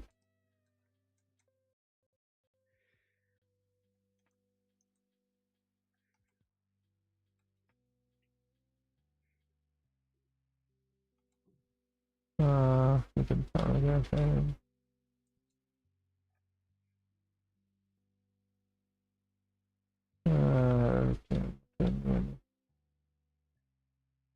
Contract to show the decentral contractive drawing for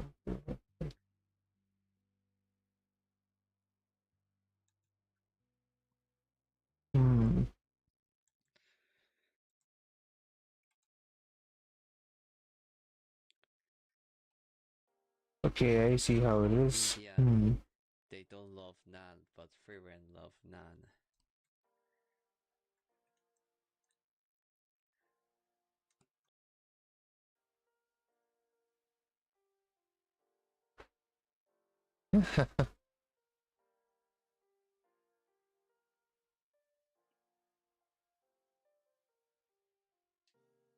Why did they make this thing?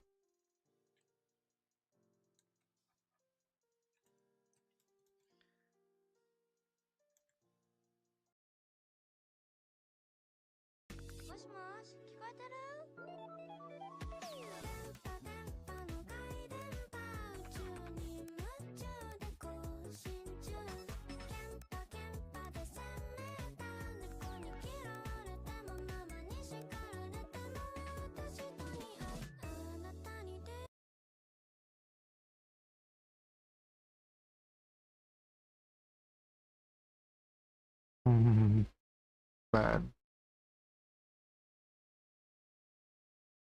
Okay, this is done, so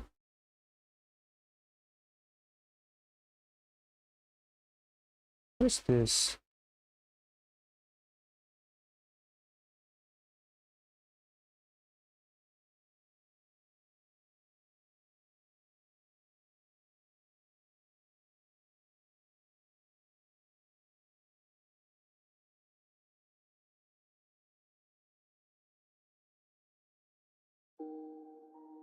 A random girl wanders into a random.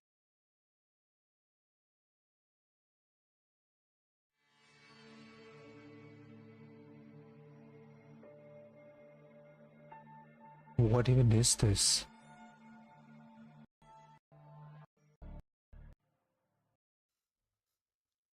My name is Elliot Wells. I am a illustrator and tattooer from the UK. I'm currently based in Whitley Bay in the northeast of England, quite close to Newcastle. I have been actively working since around 2008. There'll probably be quite a few of you who remember my career before the illustration side of things, where I focused more on like neo-Japanese and neo-traditional tattooing.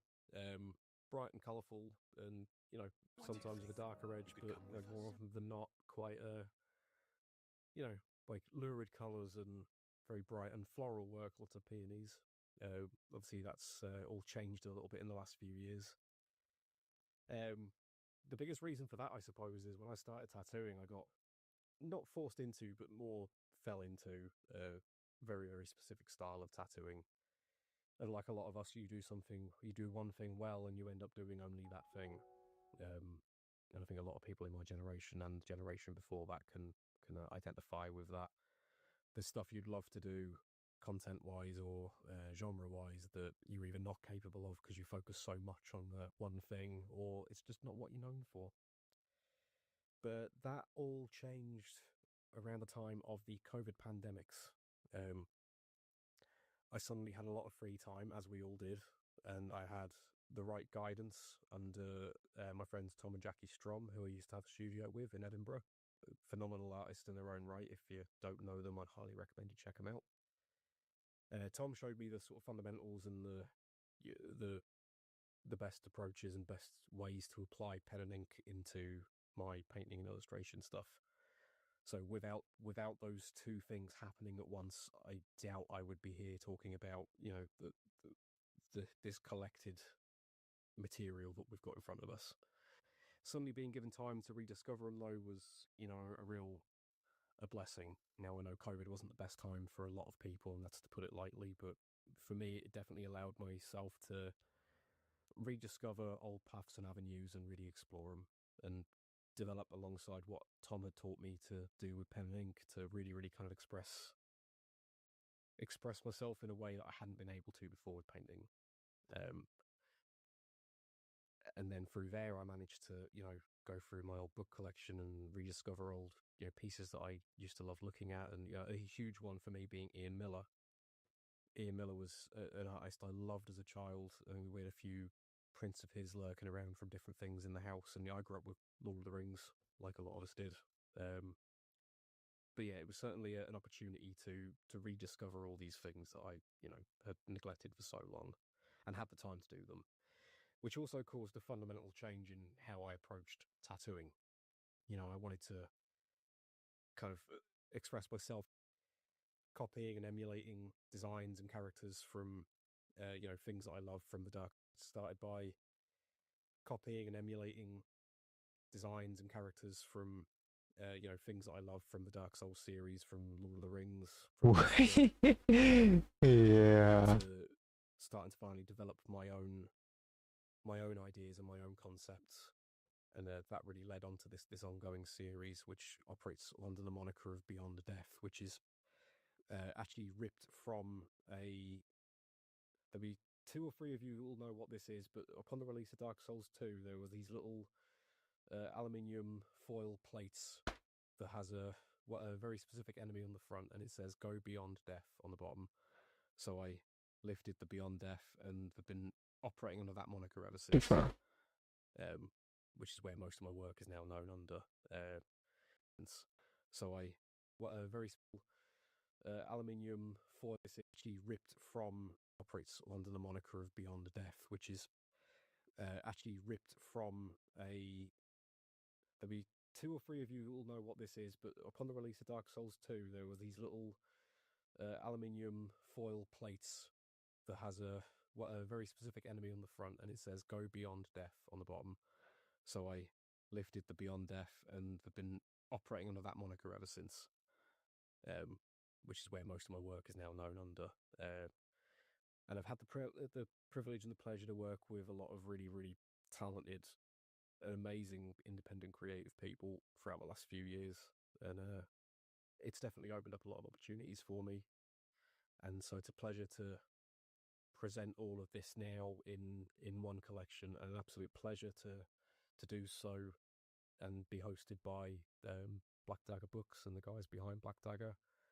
I had the pleasure of being included in the Memento Mori book from, I believe, last year or possibly the year before, and yeah, very, very privileged to have a book now solely focused on my body of work. So I hope you all enjoy it as much as I've enjoyed curating and going back for everything over the last few years.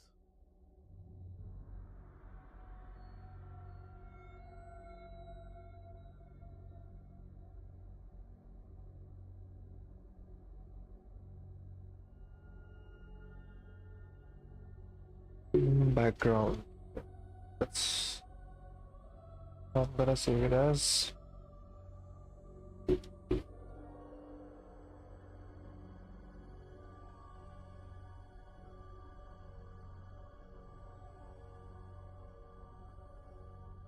Wait, what? Why is there a big gaping hollow on his shoulder? Okay, this is interesting.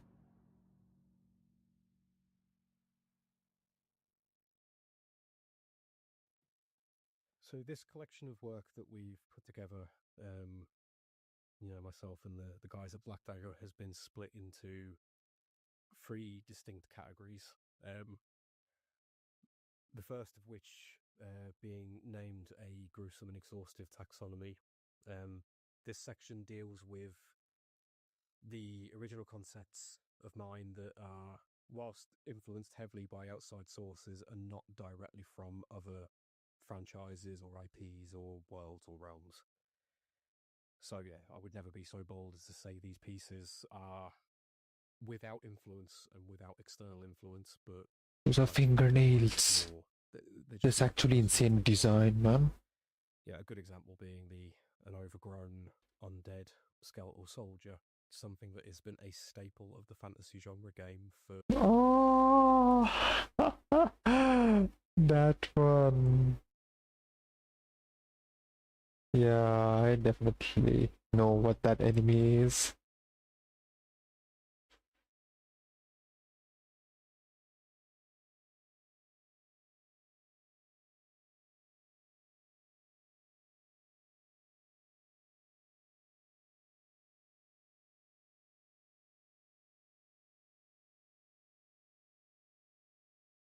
Oh, this is adorable.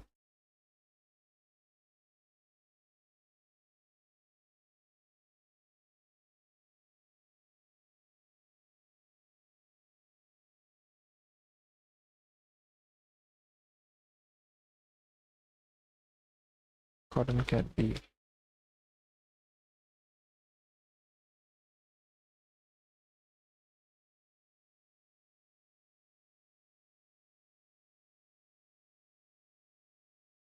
Oh shit.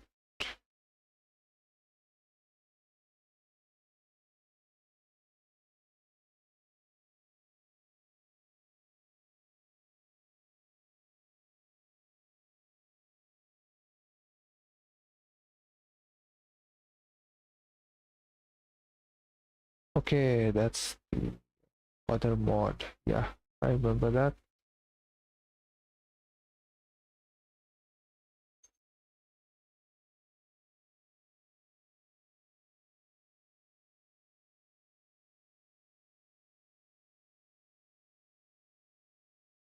Wow.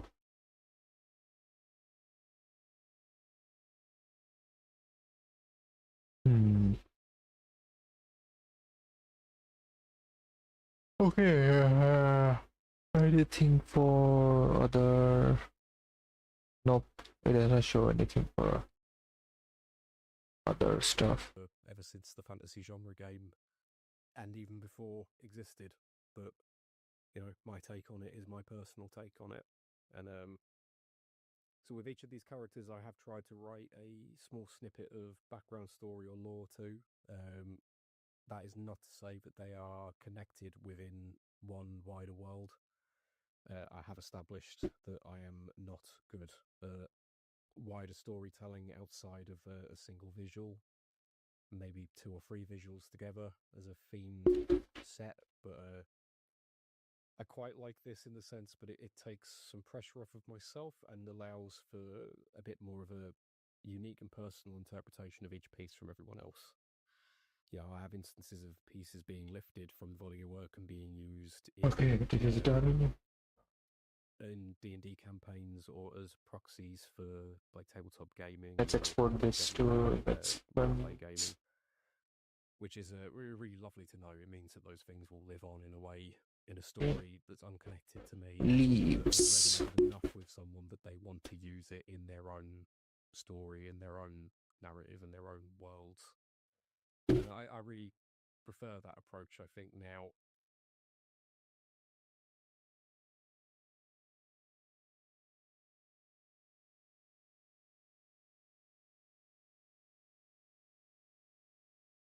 Oh, man.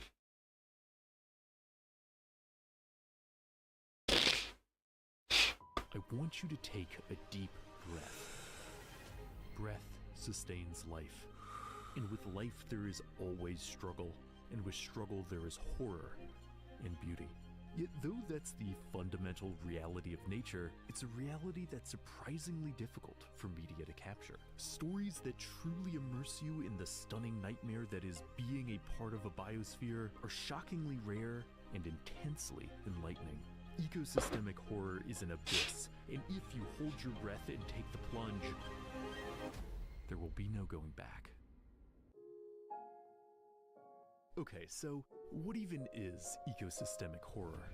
It's too visceral a concept to clinically define, so until we've chewed the meat of this video, let's just say you know it when you see it.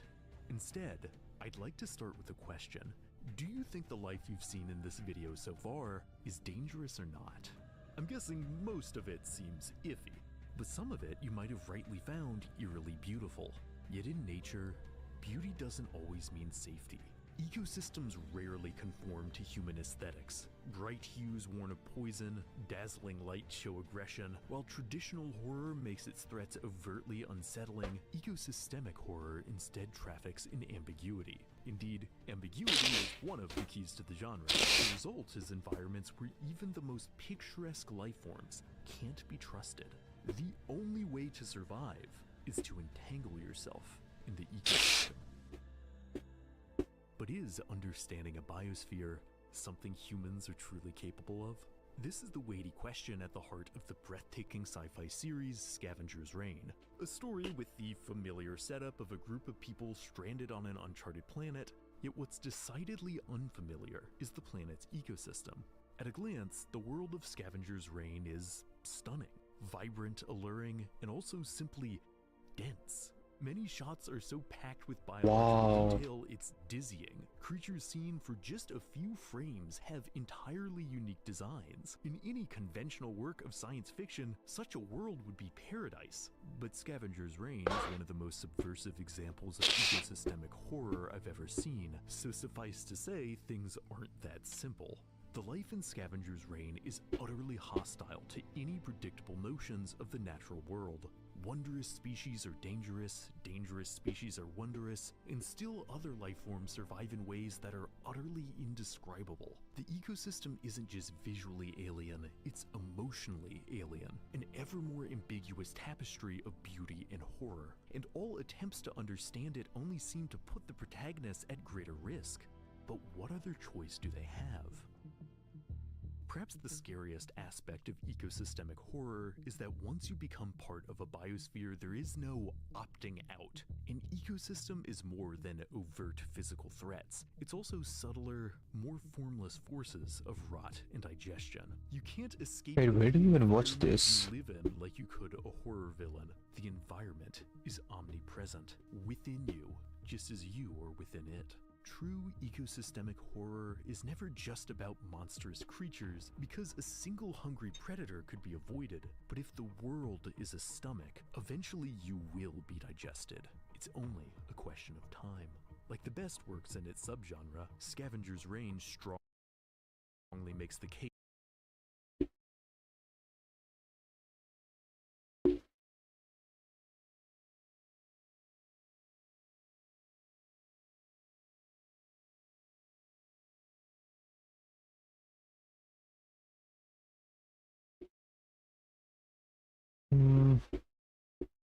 There's a show over here.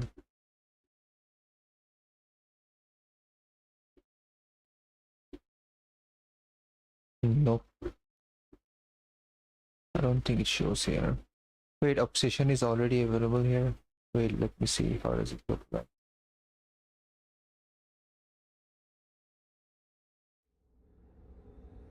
Shit. It's actually good.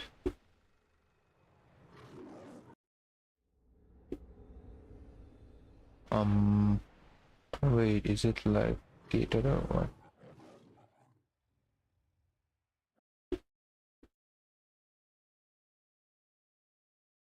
Yeah, it is gated. Bro.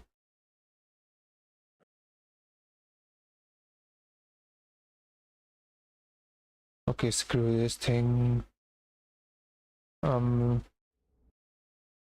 There is no other way to, there's no way to like change this thing.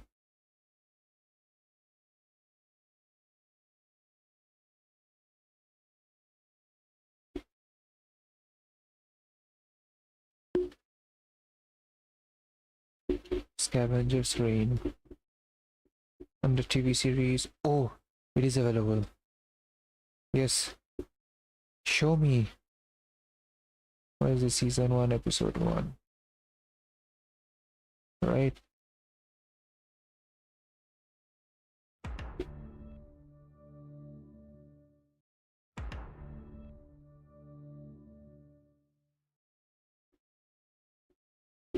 Huh? Okay, I have to do something about this then. Yeah.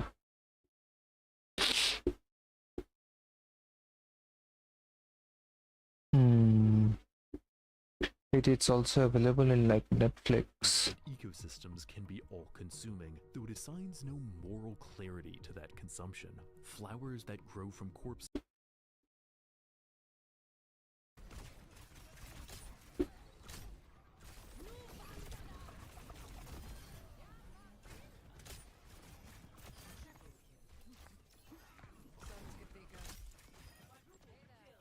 Alright, I'm gonna show you the power of this rooftop.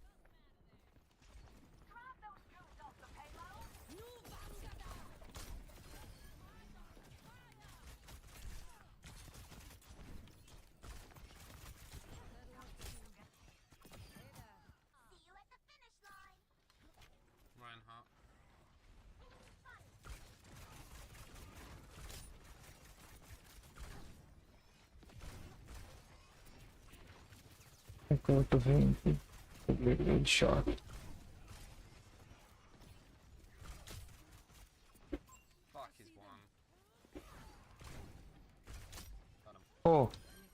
Nice.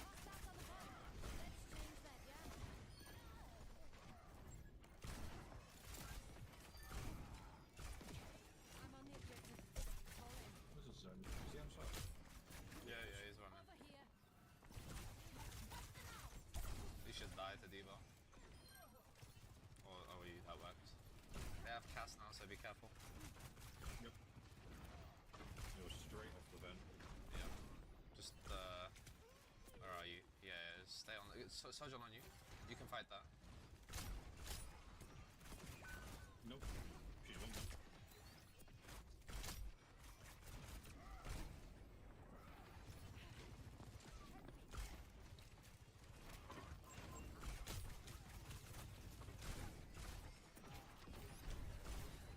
No, man, why did I hit a wall? Lovely sports.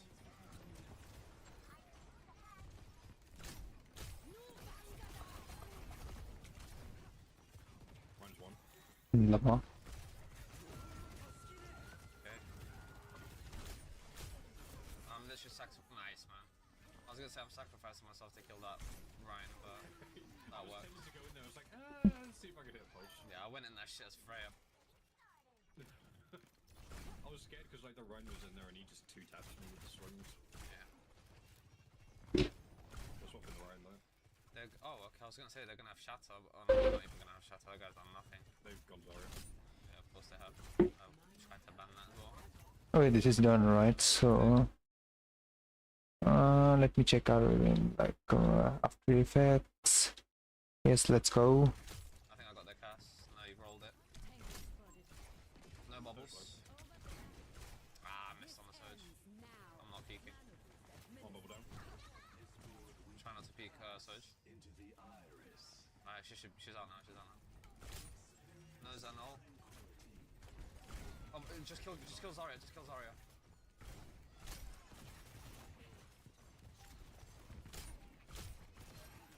Got him. Oh my god. Nice. Oh, nice. Alright. Be humble. You gotta stay humble. Yeah. I'm not giving that Surge a good time. Nice. Tracer, 1 HP. Okay, why is there a Zen there? I'm dead. I should have expected that. I did expect it and then I got distracted. My mom's calling me, 1 second.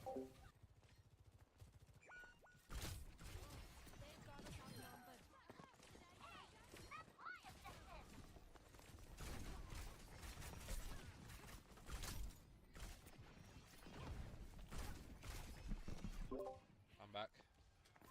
Oh my god, I wasn't able to kill the Miz, man. My mom called me. Oh, they went Winston. Yeah. Crap, okay, I'm gonna... I think you still make Freya work, to be fair.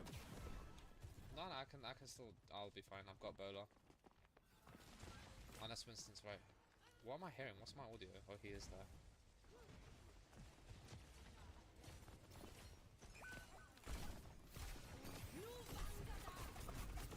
Yeah, I got one.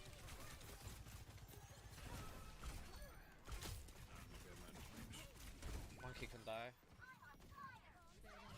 No pulse. Oh no. Okay, we have to...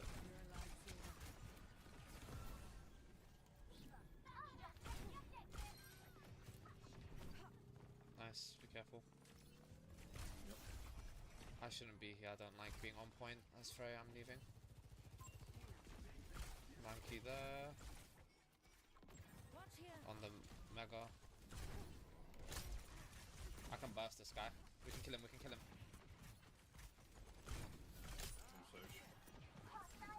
So is that? No way, that's... Wait, he just leaves the Surge though.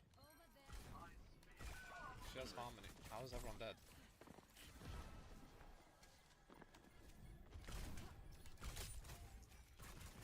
Oh, fuck, he went a completely different way.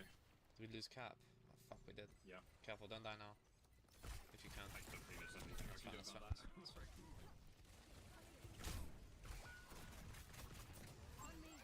D.Va, pull back. Miz wants to TP.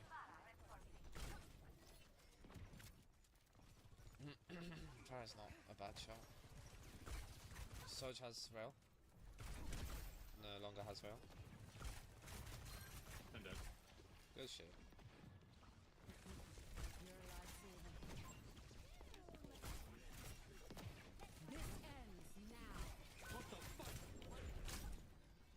Go Tracer. Almost messed that up. It's okay, we need to touch though. It's a primal. They'll still kill you, bro. As long as someone's touching. D.Va done it, D.Va done it. We're good. Use your recall. Got one of them. Nice. Oh, I missed every shot. That's so bad. Zen 1. Nice. Sojourn will be back. No. Where did... How's the Sojourn dead again? What is she doing? Sojourn got pooped off map with the minute. Oh. Alright then. Oh, she's going high ground. And... Oh. I've got an idea. Risky. Wasting up drafts when there's a Winston. Okay. Here comes the Winston. I've got to pull back on another draft. Fast bubble. I'm nanoed. I'm going in.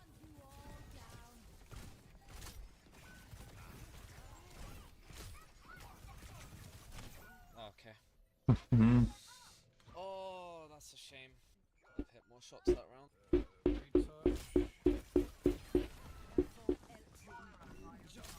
Killed one. Almost killed two. Nah, should have missed. Even if I didn't, we still lose that. I'm gonna play main. Why can't I just go against like Echo one tricks? Right now.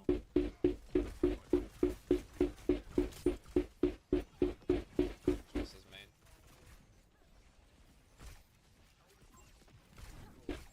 How have those missed? I'm gonna push this emerald. What the hell?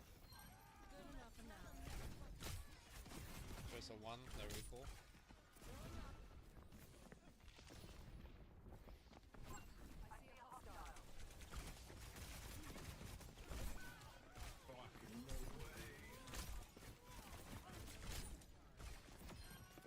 Got one.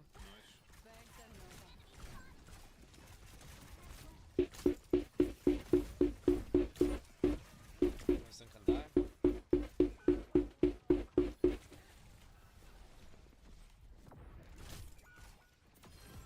Nice, good pull. Yeah, I got a spot off far enough to Oh play no, it. no, no, no, no, no.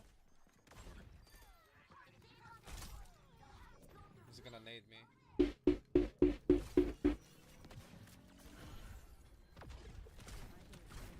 Yeah, keep peeking me, but there's a D.Va in your face. And she's still not dead. Watch out, Emre.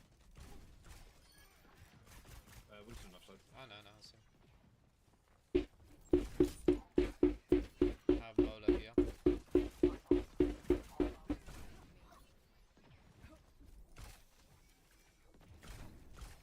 He's coming left still. Zen might need help. He's got China, he'll be fine.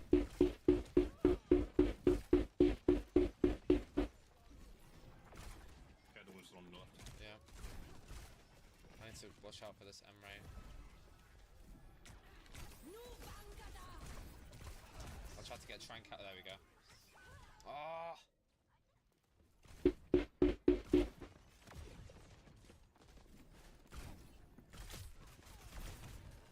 Oh, I'm dead. Winston 1.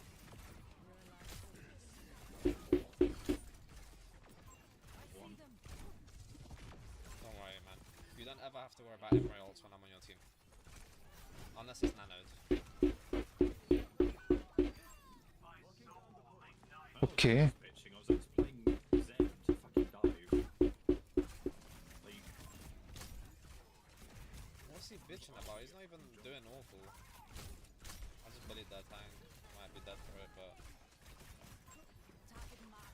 How did I miss? Things kind of get picked one by one.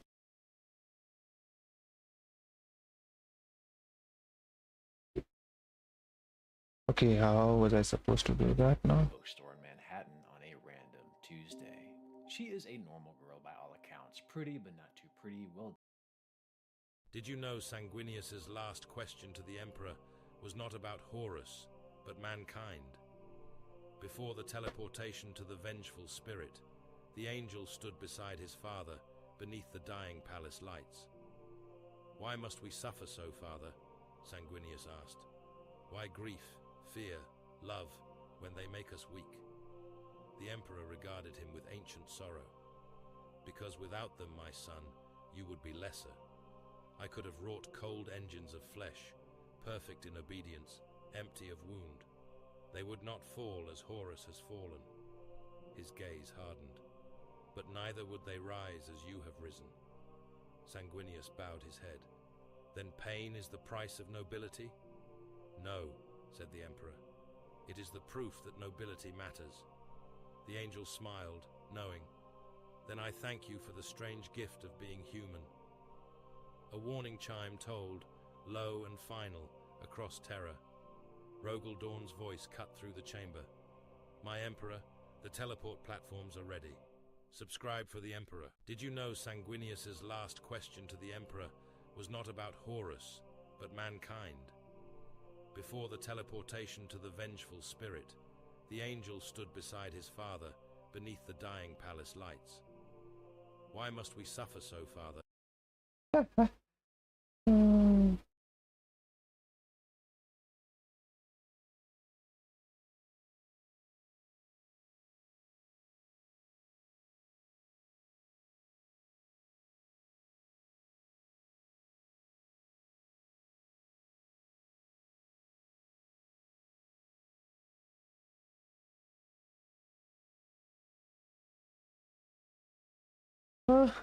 Every one of these species are father. Emperor was not about Horus, but mankind. Before the teleportation to the vengeful spirit, Wait, the I need angel to stood like beside make his this. father beneath the dying palace lights.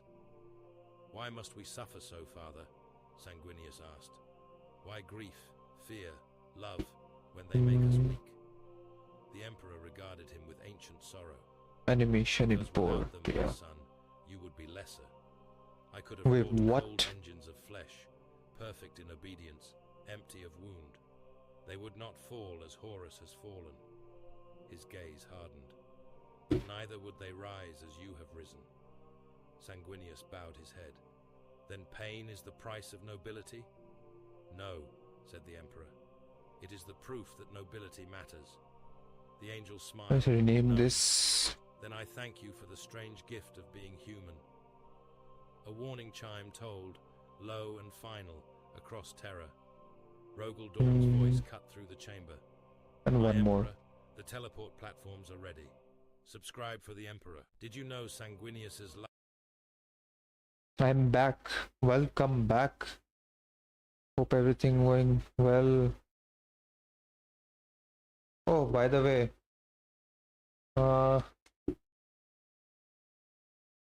what is your opinion on this?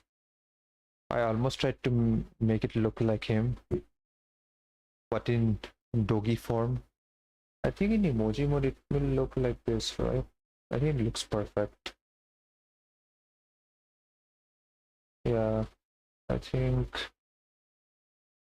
Yeah, but emoji will be like this size, right? So.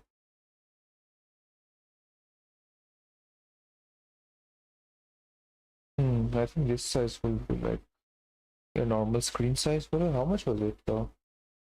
This canvas size was 300 pixels. Okay.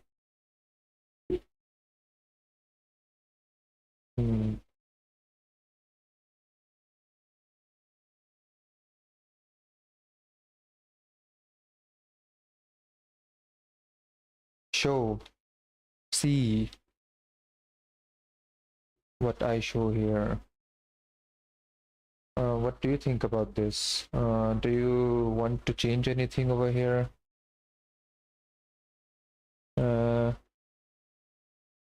What else there's to change anyways?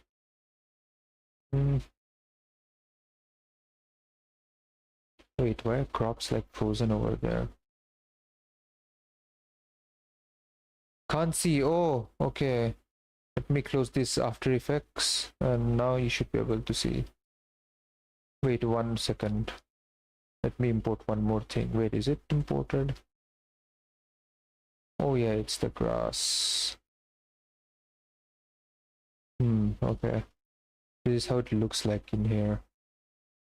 Okay, okay.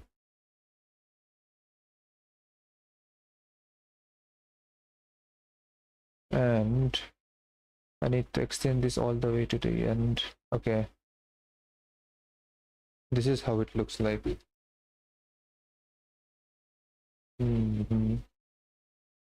Man, first time I'm drawing a dog, not gonna lie. Normally, it's not under my expertise to be able to draw anything other than woman, you know. But I think I have some hidden talent which makes me capable of drawing animals. Although this is the ugliest animal that I have ever drawn, but at the very least, hey, I drew something, I suppose. It looks good. Is it good enough? Like, yeah.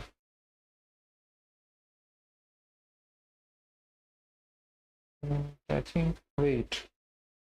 Hard light, right? It will be like at 50% opacity.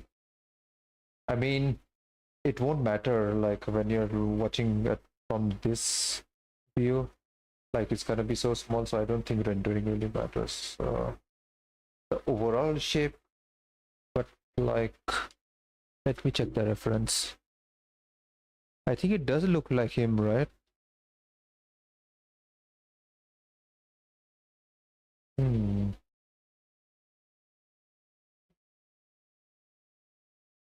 Yeah, even the nose is like something something.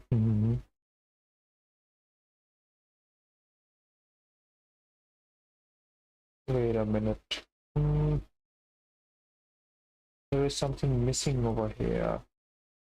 Maybe pencil.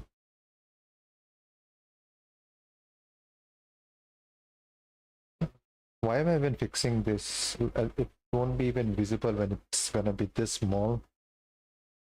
So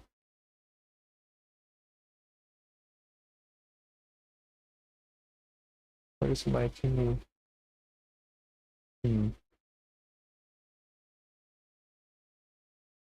Hard copy. Wait, what am I even doing? Hard light. Okay, wait a minute. Normal, it looks like this.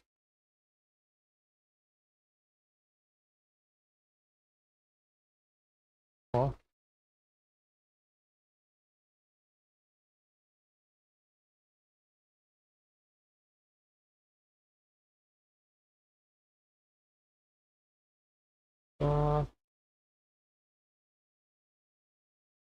Yeah, of course I'm supposed to make all this there, right? Ah, you stupid. Yeah. There's definitely something like this. No, let's try doing this here. Okay, now it makes sense. Yep.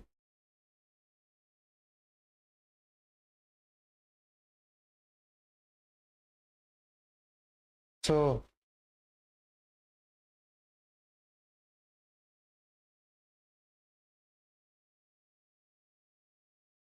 okay, censor that part.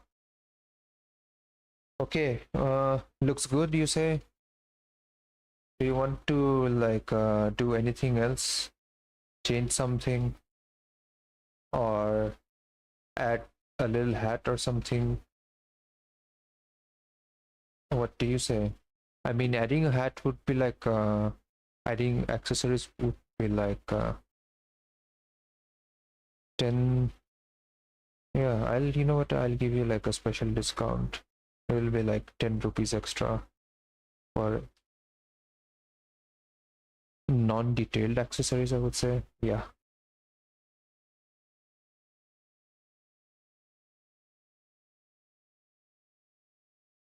So do you want this?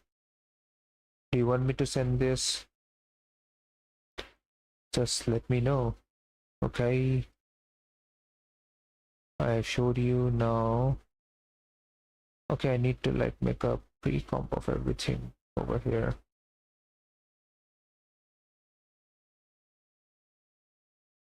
What is it? 1920 into 1080p log aspect ratio. No. 1080p. No.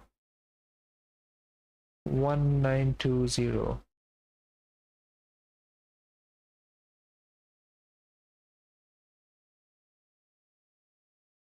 Yeah, I think make an oh shit. I forgot I have to like control C this. What do you mean control C? Pre-compose. Pre-comp 1. Now let's change like composition settings. Wait, this is. Wait, why is it like background?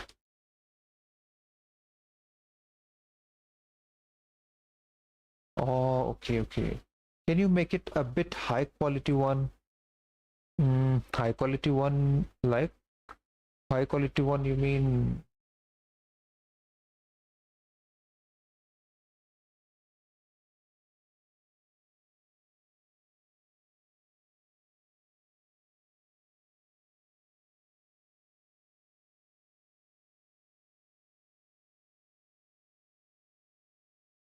You mean you want me to increase the size or something?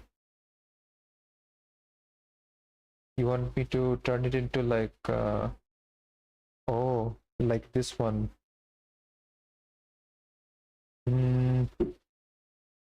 High quality. Sure.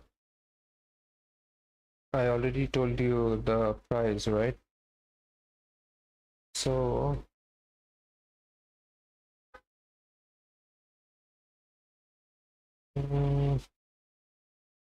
how do I start to actually, yeah, let's turn this one into like wait, where's my mapping pen? Yeah, it's this one. I'll pay remaining part after a few days. Oh, okay.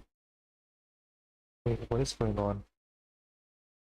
My account is locked. What do you mean your account is locked? What are you even doing with your account? Huh? What kind of actions leads to your accounts being locked? Huh?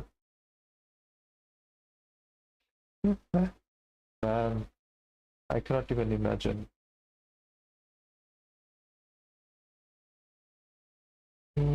But anyways,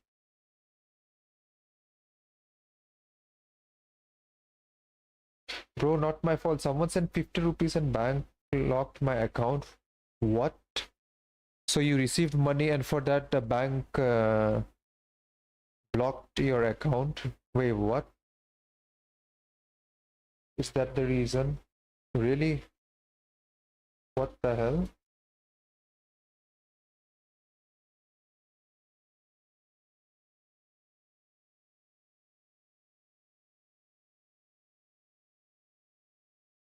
And they're like, there is no record of this account that sent you money and boom, account locked.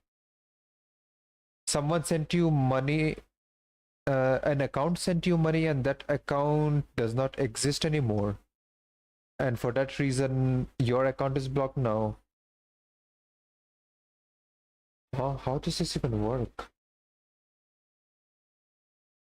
Textured pen. Yeah, I was using a textured pen for this.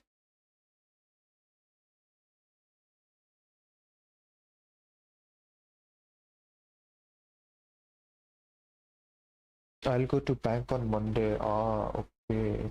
But it is solvable, right? I see. That's a very weird problem, but hopefully it gets solved. Otherwise, how are you gonna buy food now?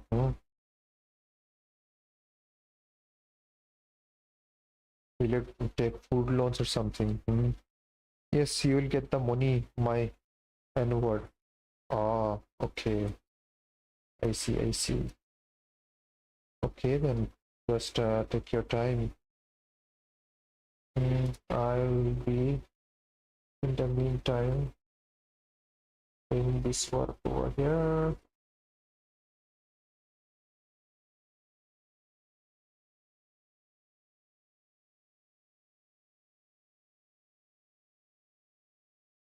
Wait, actually, I forgot even how to make this thing. I have no idea what it's called.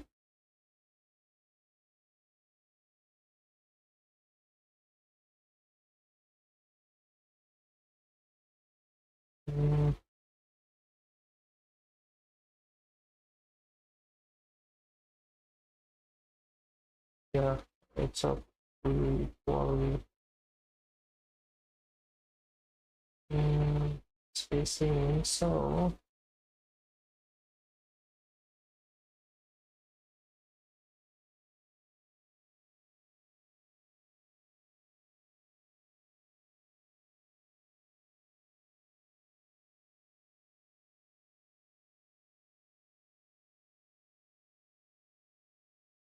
actually I never made an emoji in this quality, like a higher quality emoji, but in this resolution is like, I have no idea how it will turn out to be, but yeah, let's continue. Let's follow the usual procedure as I made before.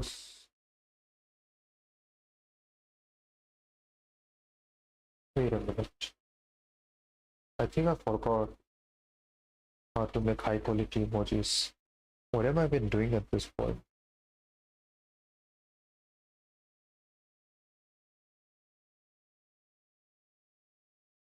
What about animated, like eyes are moving left and right? Animation, especially using this image, will like double up. Yep, that's gonna be like straight double up. If you're talking about, wait, how am I even gonna show it? I don't have any animated emojis myself.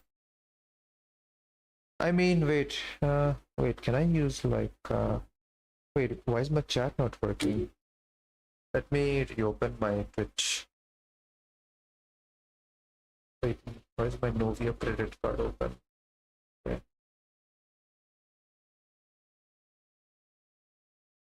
Give me a minute.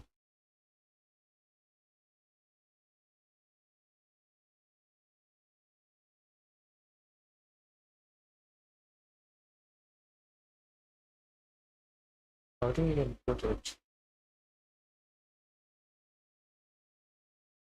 Wait. It's like, wait, where is her? Where is her thingy? Yeah, this kind.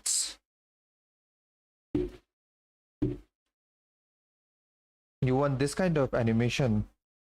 That's gonna be double. Especially with quality and that kind of animation. Yeah, it is definitely gonna be like double. DM the cost. So that means I'm like charging you like you're like changing it to high quality, right? And then you're putting animation on top of it. So the total cost will be this much because it's an animation. And since it's an animation, simple one, brother, like on this, the one you made, an animation, only eyes are moving left and right. Oh, for that, like it's gonna be like this much.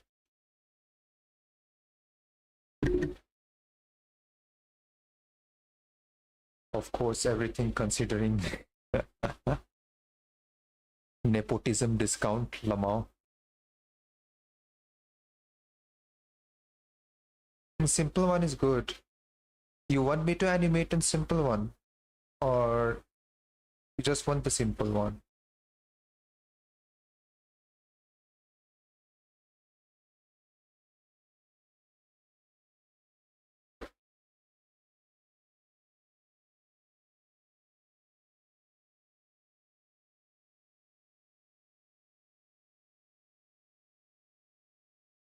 Nice, and this one only. Oh, you mean this one? Like, didn't you say like you, you wanted the high quality one? Beside.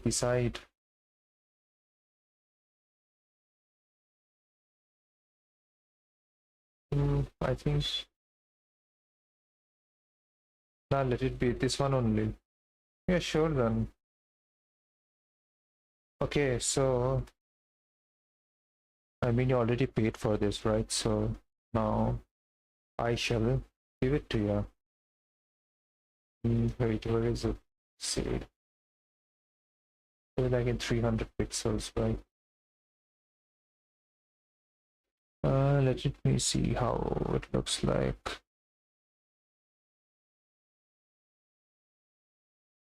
Oh, for quality preservation and I'll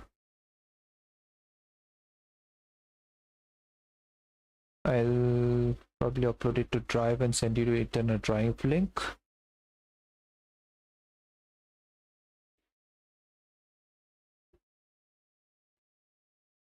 Where is my Drive? Yes.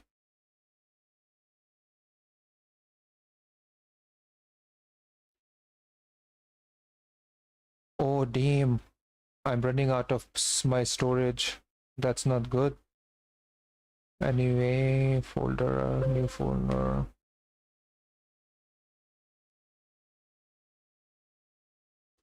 Huh? No, I wanted to make like.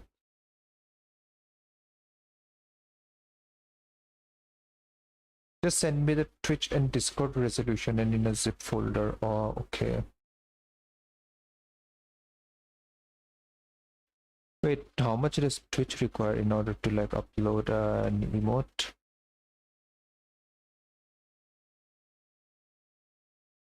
I forgot already. Was it like 32 pixels?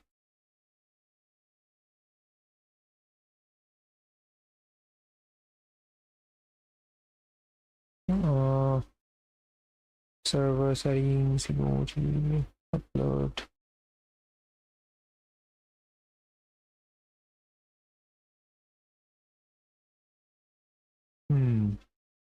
Wait, I don't think there's like a that thing is necessary.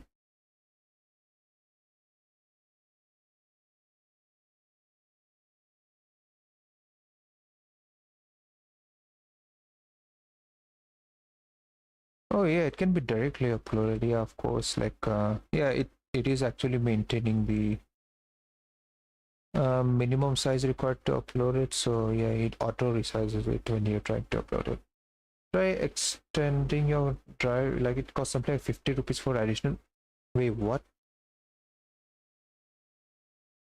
50 rupees for additional? Is it like subscription based, or is it you can purchase it forever? Get more storage.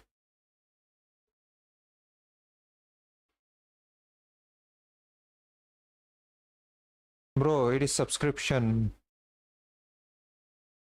15 rupees per month.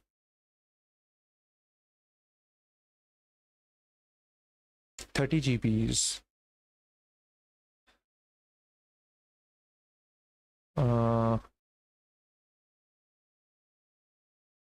12, 15, and in 1 year.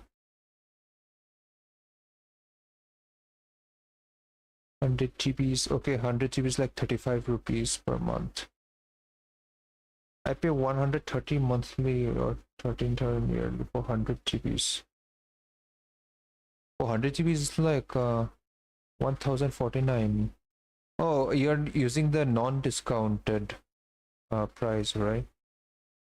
600. I see.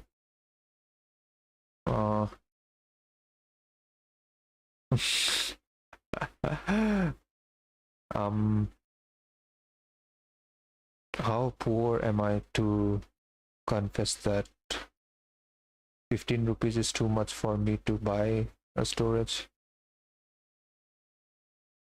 Lamau. Folder upload. Check properly 130 man. There are two options. Yes, yes.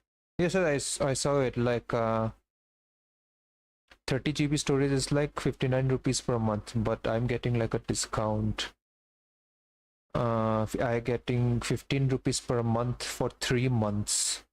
And I think then it's gonna be like 59 rupees per month. 499 rupees for 1 year with offer, and after that it's gonna be like 589 rupees per year. Yeah, okay. For 100 GB storage, 35 rupees per month for 3 months. And then after 3 months, it's gonna be 130 rupees per month. As for annual, 1049 rupees per year for 1 year. After that 1 year, it's gonna be like 1300 per year.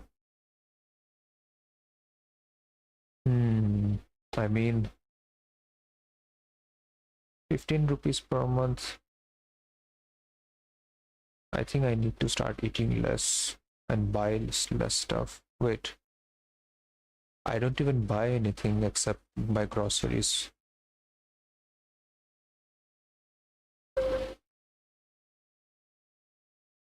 Okay, but anyways, wait, what was I supposed to even upload right now? Oh, okay. Are you sure you want to upload this? Yes.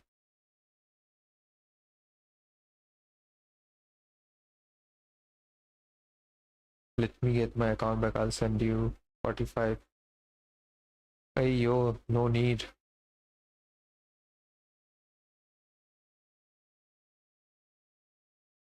वैसे भी you just eat khichdi.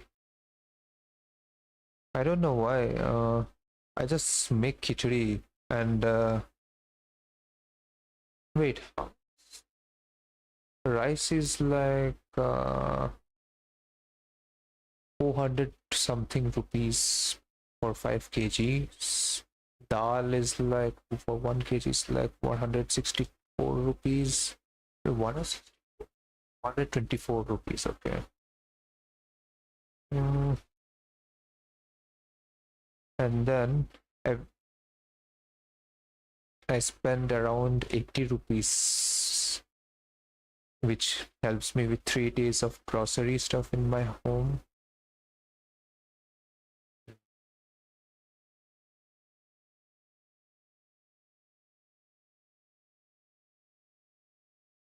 Also, have you tried DMart or GeoMart? Yep, there is like a DMart store not nearby actually. I think it's like a little far away. But yeah, I mean, I can just use my cycle to go and pick stuff. In DMart though, I don't think they sell sabji. Actually, I actually even don't need that. There is an actual like what do you call it? Yeah, it is like some similar to DMart and you know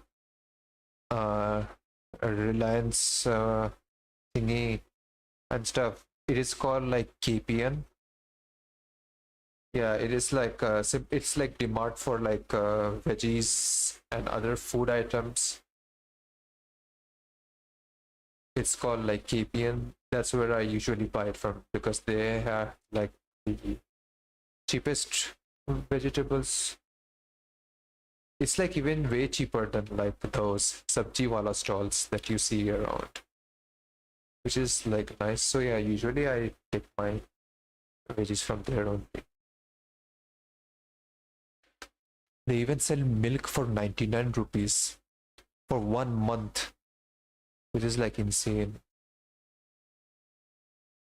Yeah, I think it's like 180 ml milk per day for one entire month at around 99 rupees. What about frozen vegetables? Nope, they don't sell frozen. It's like completely fresh veggies. And also, I don't think being frozen will help me in any way because I don't have a fridge. So I usually take my veggies like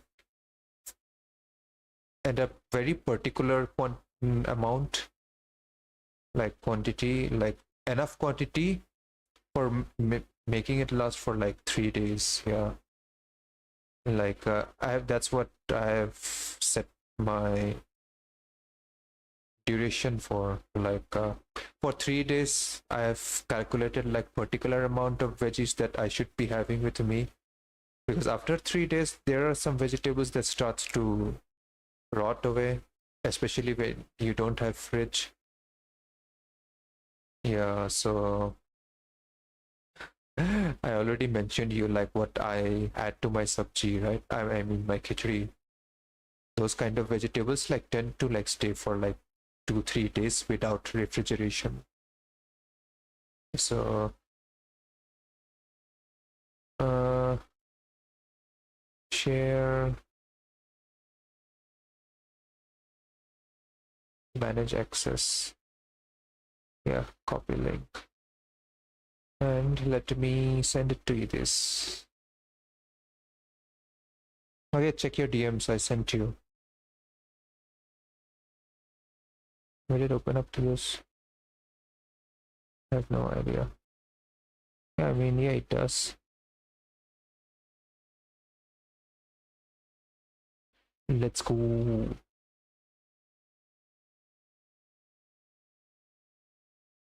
भगवान तेरा खड़ा रखे. Yes. Which? No access? Oh. Wait, which one did I send you?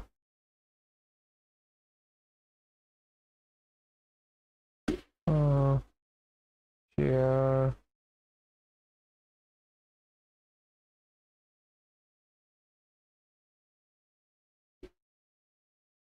What is this? Okay, paste.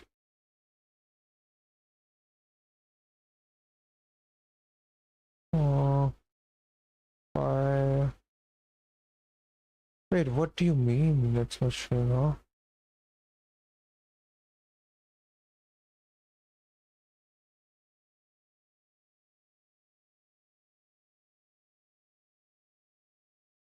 That's really weird. Can you check now? Wait, only people with I forgot to change it like anyone with the link Lamau.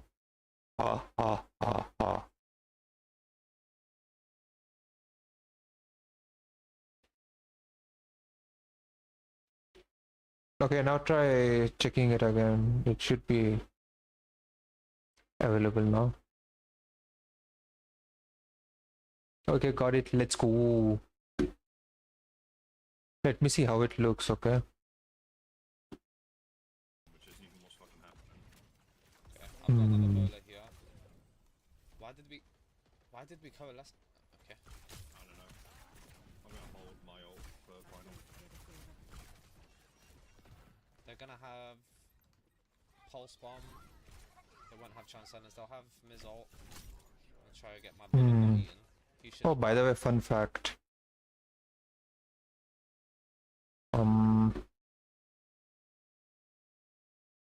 Wait, actually, I don't think that's even considered commission, but yeah, this is my first ever commission, Lama. Yep. Like, yeah, actual commission that I got paid for. Not gonna lie.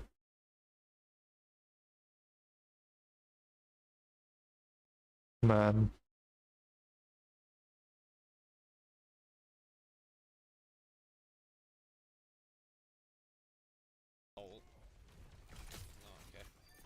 Good stuff, man. Well done. I'm gonna go in now. I'm just going in spawn.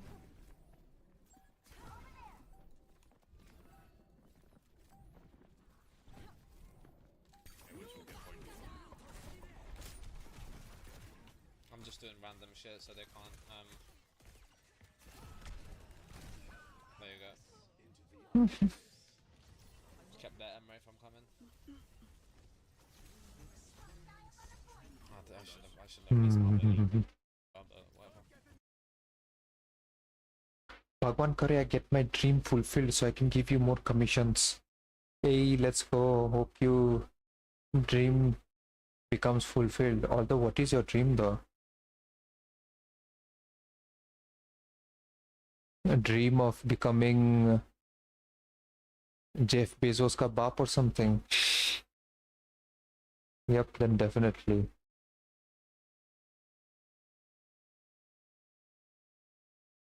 Oh, what is... Damn, that's actually insane. Start pushing. Wait, how do you actually play this?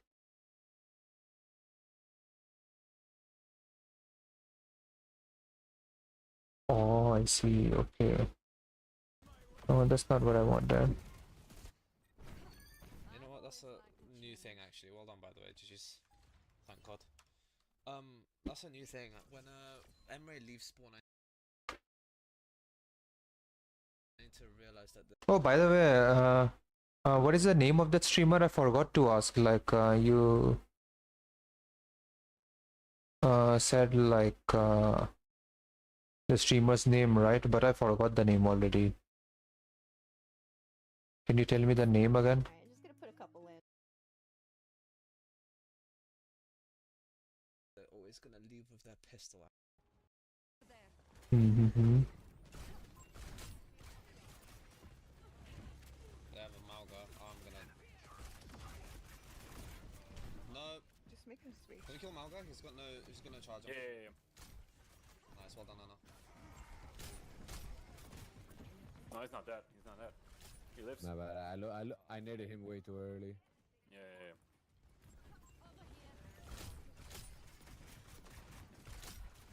I got that pylon. They already have a cast. Come here, Anna. Come here. Cast low, Move forward. Move forward. Cast low.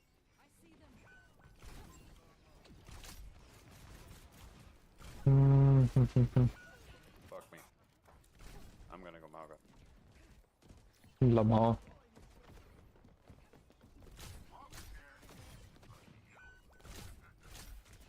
Why are you there? Ja, Mark and Mark here. When my dream gets fulfilled, I'll tell you then. Ah, okay. Here, turn around. 3, 2, 1.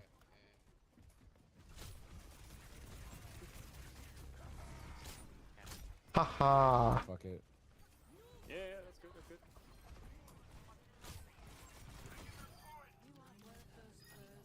Dodge that fucking nade. Fuck that penguin in particular. No! I'm throwing! I feel like you literally jumped. Like trying to get closer to that health pack. Yep.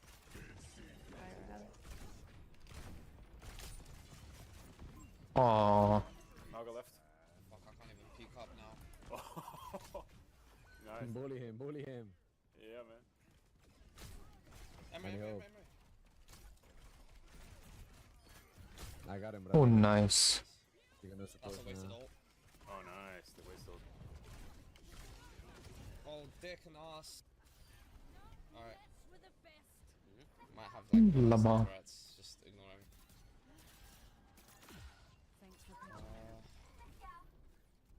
Oh, stop touching me, Emre, please. Well, that would be. You're gonna have Malga ult. Myself. Oh yeah, peek it. Now. It's not that bad then. Yeah. Making comments at Emre's comments. Fair enough. They should not go on me left side. Wait, you know what? Let me make my dinner. I'll be right back from my dinner.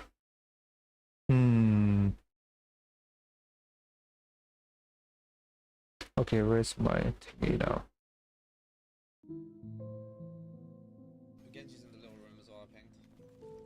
It's fine, I'm playing around it. Watch Malga cage, he's gonna have cage. Yeah. Genji behind us. Maybe I can case someone else for I can catch this Maga here. Genji no deep. Maga's alone here. Can we kill him? Oh, he's not alone. Maga. Oh, big nade from there. Boom. Oh, nice. That's huge, man. Nice done, Emperor. Thank you. It's worth it. Yeah, sometimes it's genuinely worth dying. Like I said in my guide, if you get a fucking kill on like if you're DPS and you kill a support, it's worth the trade. Shot to My friend and I played that map specifically, and she went 111. Yes. DPS. Yes. Oh my god, Anna, I love you. Oh, let me heal you. I know, I'm sorry, I had to run there. I guess it took longer than I anticipated. No, they had cats first round anyway. So you were right. Oh, I think I'm dead here again. You gotta go, you know heals.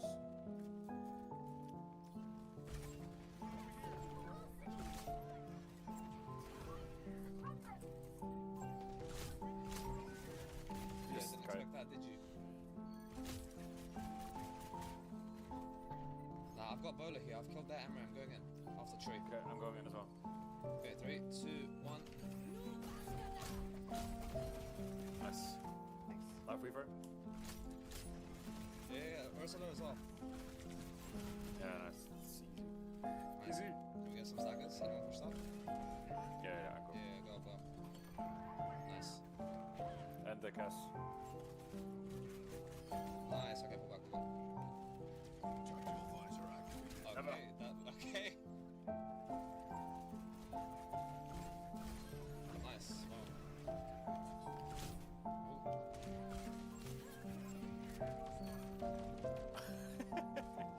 Yo. Hey, I mean, they went Malga first, man. Yeah, exactly. Okay, they're gonna have Emrail, Blade. Nano Blade, alright. I slept him 3. Oh my god! I know, I'm endorsing your shit, bro. Thank you.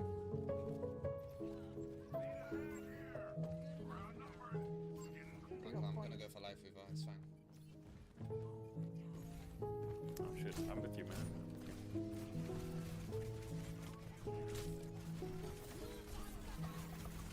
Do we get this? Yeah, get you one. Oh, I just get out. Oh no, you have to go. I got him. Okay, I got 2. Huge. Yeah, we win this. Yo, you guys are insane. I'll be right back. 1 second. These guys are amazing. Holy shit.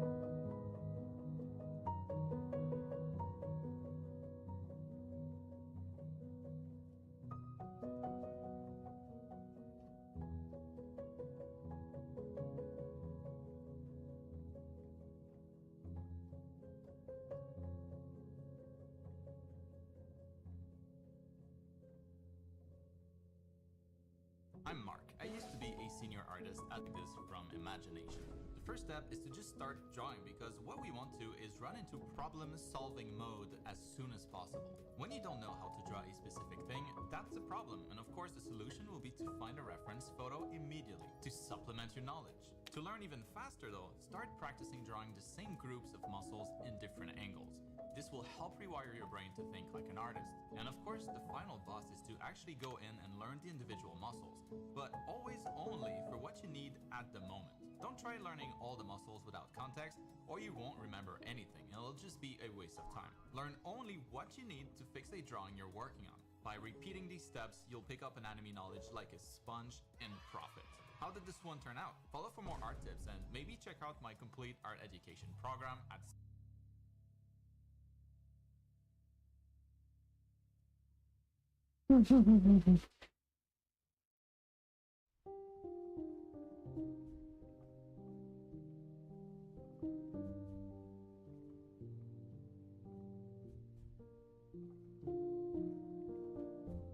Honorable battle brother, may I have some bolts? No. I need bullets to purge heretics, brother. As do I, brother. But my magazines are empty, brother. As shall mine be what I share with you, brother. The Emperor inspired me today to bless my sacred bolter. He has taken a liking to me, brother. No, brother. I have seen this before. I have observed many things. From the roaring sounds of battle and the overzealousness of those with too much ammunition. And from my experiences, I have learned that they will fight so fiercely and with such wanton disregard for their own lives they nearly perish. Their remains put into the coffin of no return. You will feel terrible things in that box, brother. Lies! A dreadnought is where the chosen ones are interred when they become heroes of the chapter. They benefit from the purest machine spirits and fight for the Emperor forever. They cannot be killed. They shall hear his sonorous voice daily. You are a fool, brother, and you shall be left behind in the mud with your backwards ideas. No, brother! You must believe me. Share with me your boats today, and you can replenish your supplies anew once you run out. We shall stand a better chance of both of us surviving. I will do the same with you, and in the end we shall dine within the throne room of the Emperor himself. Aha! So this was all a plan to steal my boats. You truly are despicable, brother. I will not trust your lies. You shan't steal my glory. I deserve to dine with the Vote posting. Ah, ah, ah, ah. Oh, man.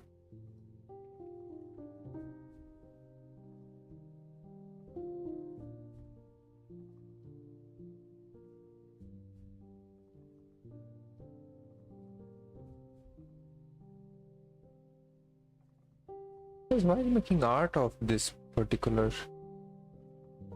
being over here?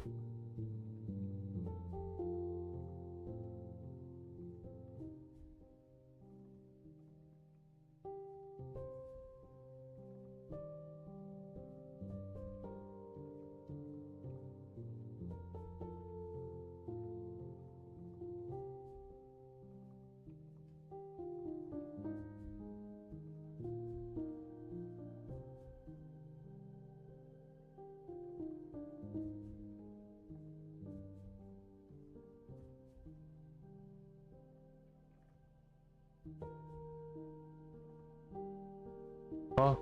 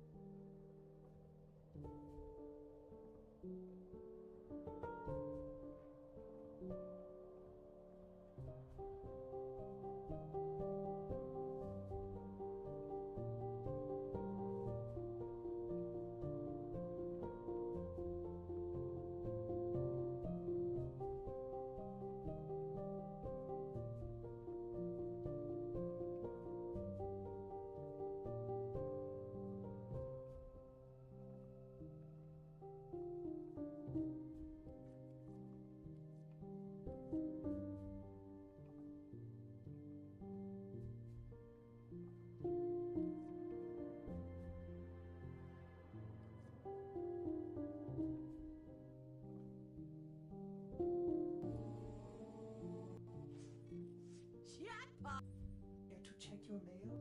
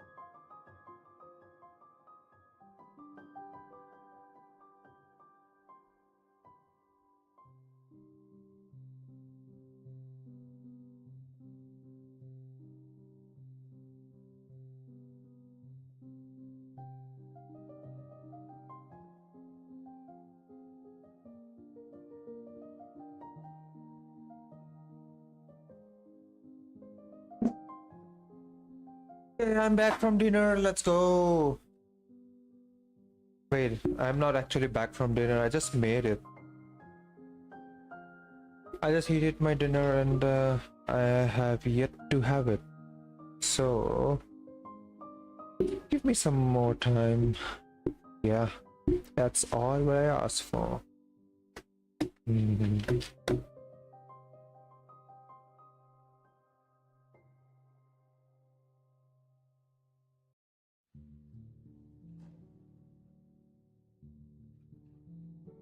Yeah, it will be like that.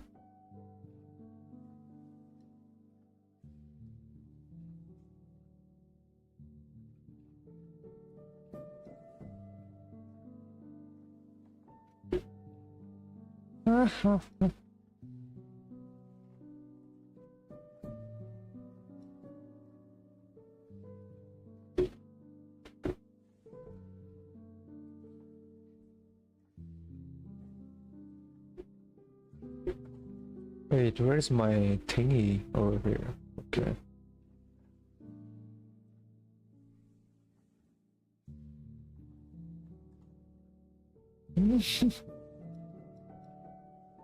Tears of agony.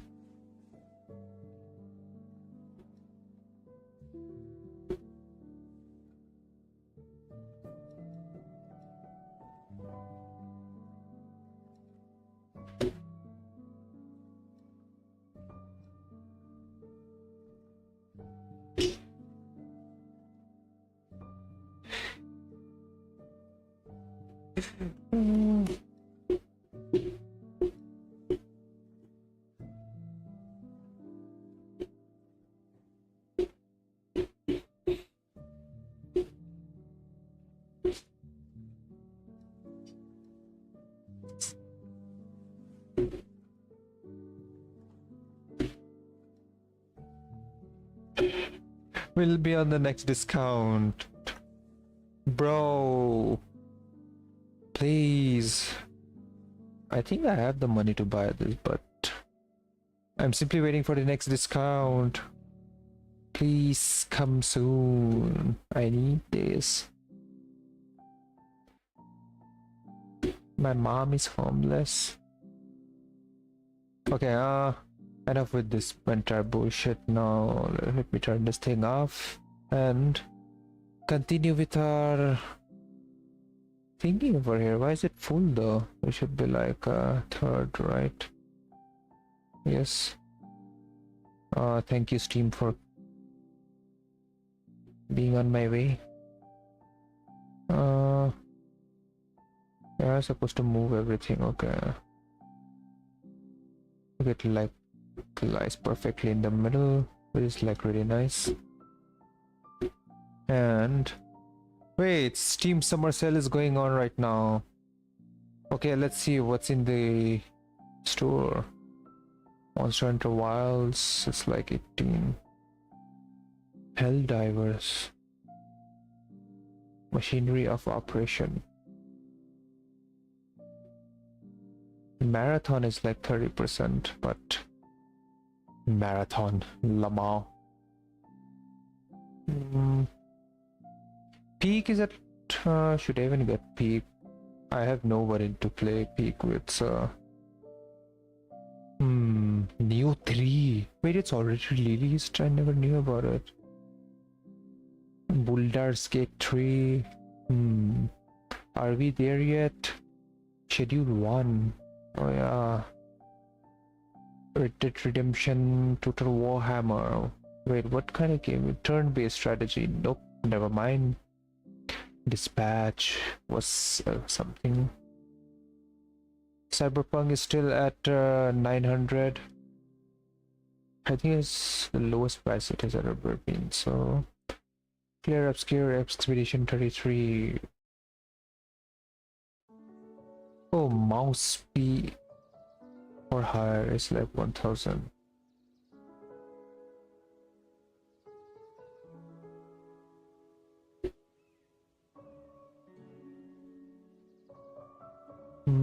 Yeah. Featured deep discounts. Dishonored. Raid mode is like at 90%. Far Cry 4. A Plague Tale the Invincible. Plague Evolve. Modern Warfare 2. Dead Space. Ghostwire Tokyo, I already have that. Assetto. What even is this? I already have it, right? I have no idea. Witcher 3. Metro 2033 was like free one day. Blinding of Isaac Rebirth.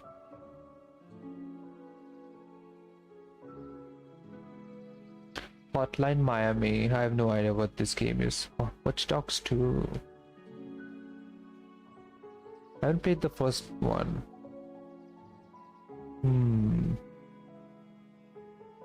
Escape the back rooms.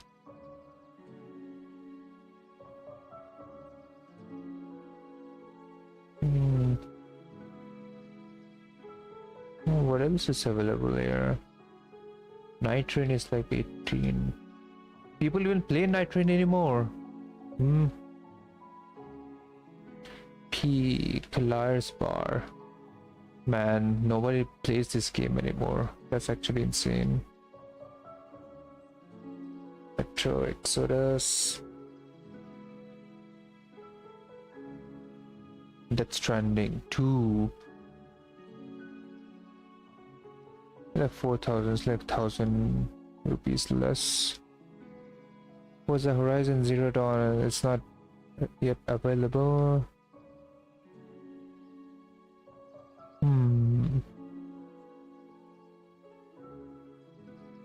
I guess I have to search it manually.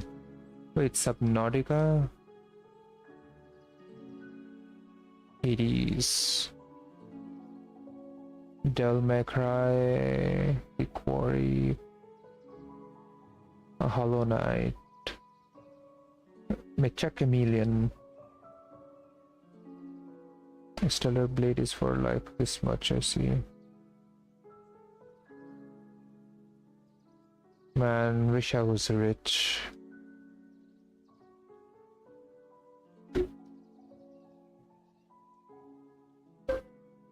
But that will never happen.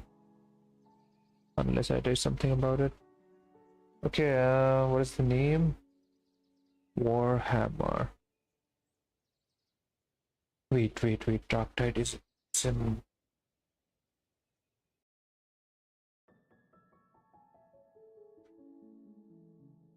Space Marine 2, Space Marine.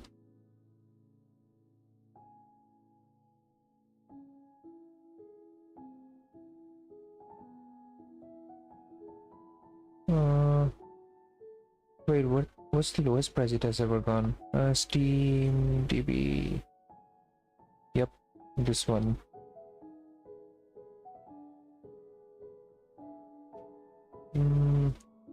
Dark Tide.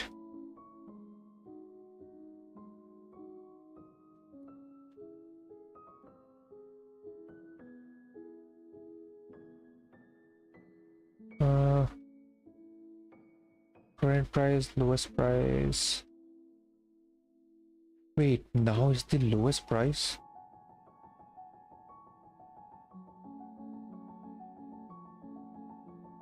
At how much is it? 549. Ukrainian thingy.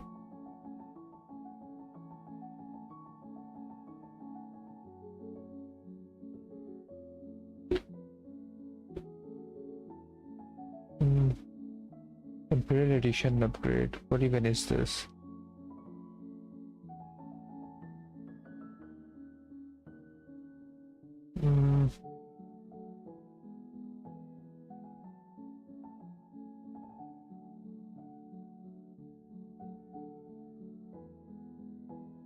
Bundle info. What's this bundle info about? Dark Tide, Vermintide 2, End Times Vermintide. I have Vermintide 2. 549. Oh, class bundle. Should I even have this? Includes one arbiters class, 5 scum class. Should I actually get like class bundles? Is it worth it though?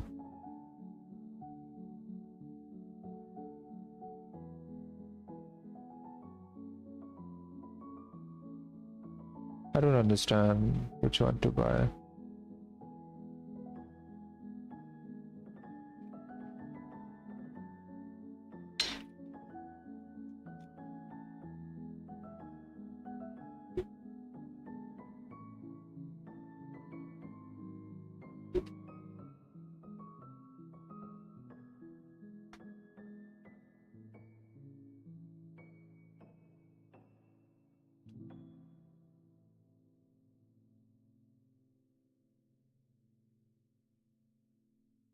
Hmm.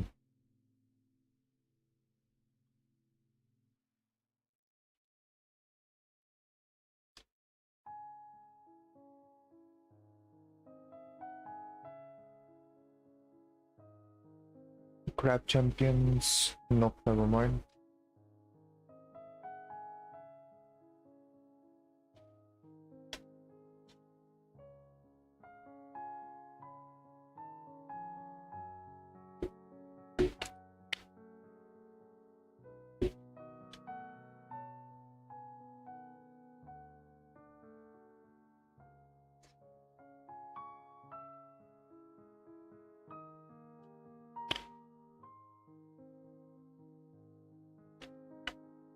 SCP 5K.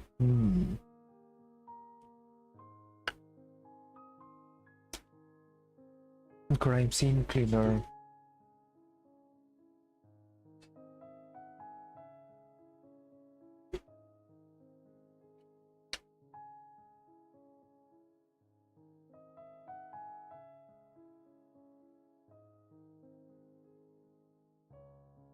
Oh, motor slice is available for discount.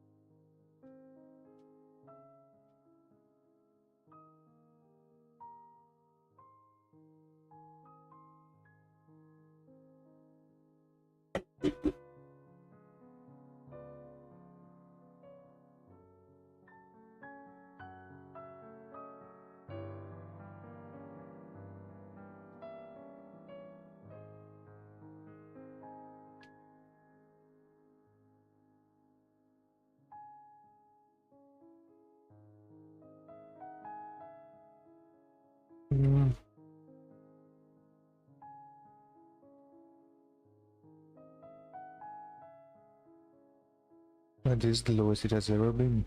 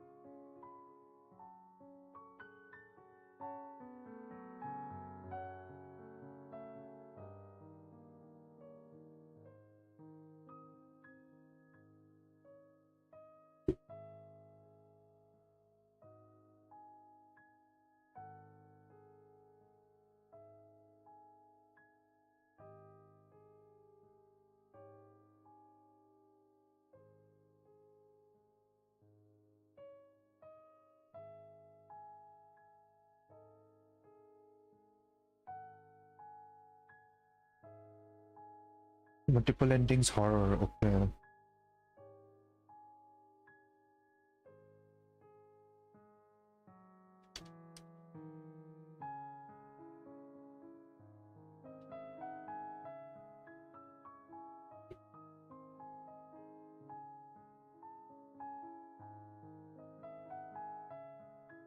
What about Dead Space 2 though? Is that thing available? Can I get the entire bundle or something?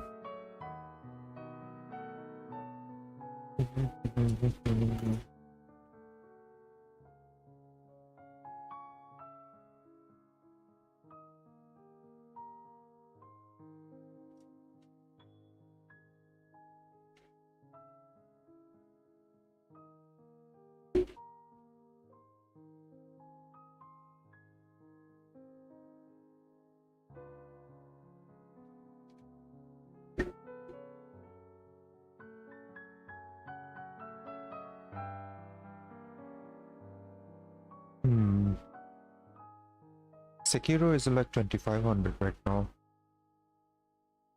Wait, what about DLCs for Euro Truck? Are there any good ones? West Balkans. It's like 30 to 50%.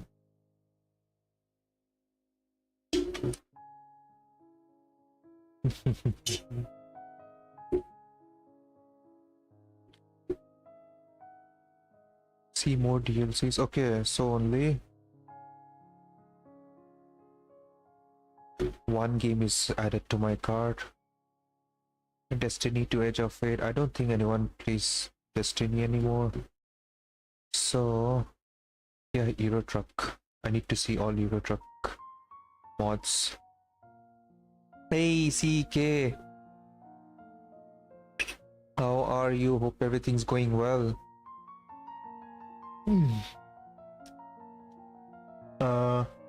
Hope you had your dinner. Currently I am having my dinner right now. I was like cooking it like a little while ago, and now I'm having it. It's almost done. Just give me a few more minutes. Till then, I'm browsing through Steam summer sales right now.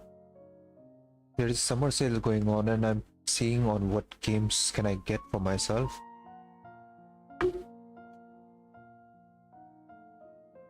One of the games that I added to my cart is like Warhammer Dark Tide. I mean, I wanted to play like more Warhammer games, but I think there are only very limited games that are like good to play. I have Vermintide 2, I have Space Marines 2, and now I'll be having Dark Tide. Let's go. Those are like shooter games, that's why. Each and every other games of them are like tabletop strategy and turn-based kind of games, which is like, I don't like this kind of games.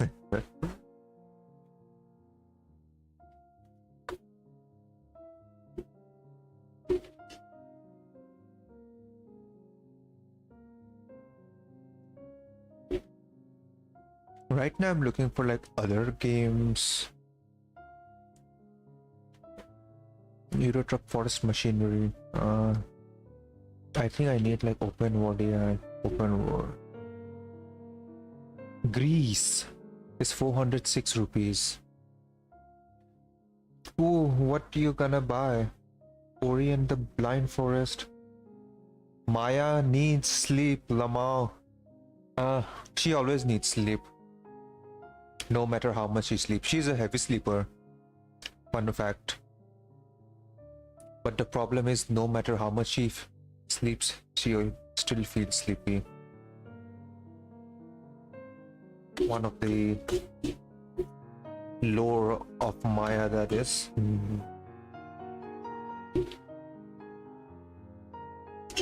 Ori and the Blind Forest. Okay, there is one more thing when coming to buy games. Whatever games I'm gonna buy should be multiplayer, should receive constant updates, and what? Yeah, it should be good. Like it should have a lot of positive reviews and all. Yeah. So like another thing is like Ori and the Blind Forest, you said, right? So these are like single player kind of games, and which have like no option to play online with other. There's nothing multiplayer in there, so Single player games. I'll just download them separately and play for free, you know what I mean.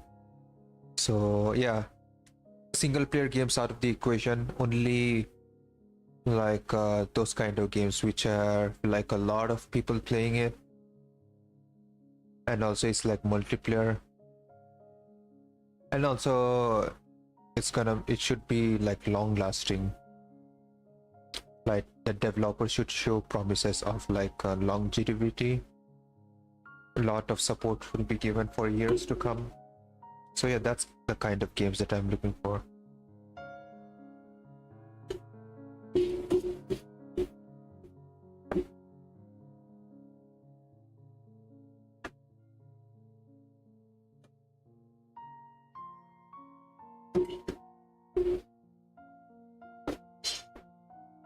Okay, I'm done with my dinner. Let's go. Why does the hair shade always change? I forgot you got friends. Huh? Friends for what? Oh, multiplayer. I mean, that's optional, you know, like if multiplayer in a sense, like it's not just friends. The multiplayer should be like you can play with people online, with anybody. It's not like those, you know, hit up with a Discord friend, let's play together and those kind of stuff. No, not those kind. It's more like yeah, online co-op kind of thing. I think Mecha Chameleon isn't on sale, but it's a cool game. Yeah. But the problem is like I don't think anyone's gonna play it for long, and also I mean it does look interesting as an artist myself speaking, but I don't think I'll have anyone to play with. That's how it is. Like, and also it's not a kind of a game that's gonna be receiving like constant updates. But that's a good thing. I mean, that's one thing. So for example, I'm like looking through Euro Truck Simulator. I'm looking through some DLCs. I love this game, so I had like a few DLCs bought already, and now I want to see like what else is available over here. West Balkans, open world, beyond the Baltic Sea. I already have that. Road to the Black Sea, like 425 rupees. Viva la France. It's still expensive. Why is it like 50? I think it's like it's always been like 50% discount. It's never more than 50% discount, which is like really sad. Scandinavia. Yeah, that's also one ad that I have. Wait, how much is Greece though? Very positive reviews. Greece. 14 cities waiting to be discovered.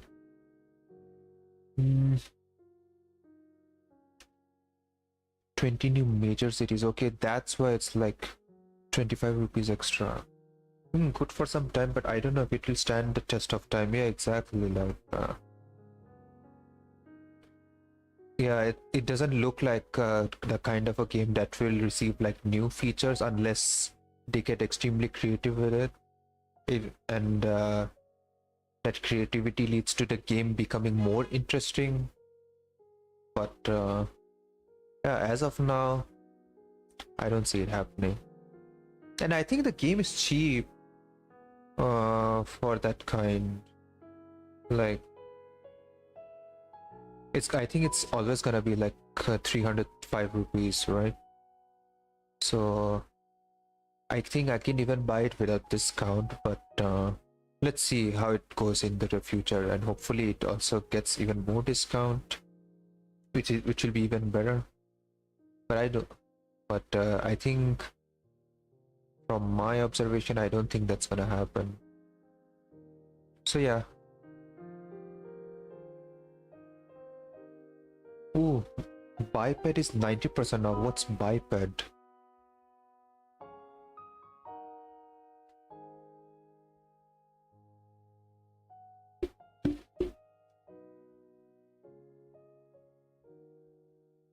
Oh, it's a co-op action adventure game with a strong focus on moment-to-moment collaboration with 2 players. Did you just say 2 players? Where's the other player, huh? Wait, can there be bot in this? I don't think a bot can play that way. Yeah. Wait, what? It's a fun game for a couple of hours. You can either play it solo or with a friend. Solo levels are a lot easier. You are a 2-legged small robot boy or girl where you active because of your non-binary 2-legged robot friends. Oh, you can play it with our friend too. I see.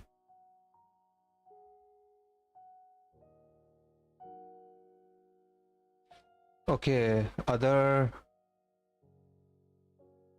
reviews are like, I played with them, I played with him, I played with her. Okay, screw this game then. I'm so sorry, Lamau. Oh man.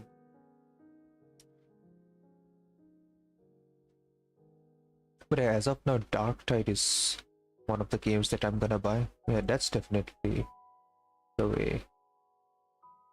Pal World is... I don't think that's necessary. I can just buy it for free. Buy it for free. I don't need... Yeah, definitely buy it for free, Lamar. What is this? The Invincible. Very positive, dialogue heavy, adventure, robots, futuristic. Okay, it's like a story-based game. Dang, the sale is crazy. The Witcher 3 is 90% now. I already have it, already played it, already finished it. Done.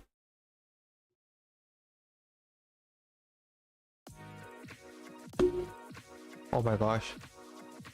What is that jump scare?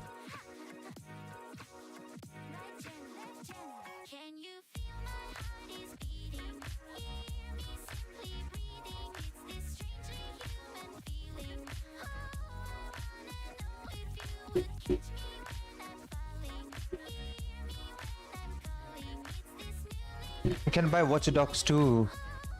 Yeah, but that's a single player game. I mean, I can still buy it, but I think that money can be saved for something better, you know. By that logic, I was also considering buying the entire Dead Space trilogy, but I decided on, like, you know, downloading it separately.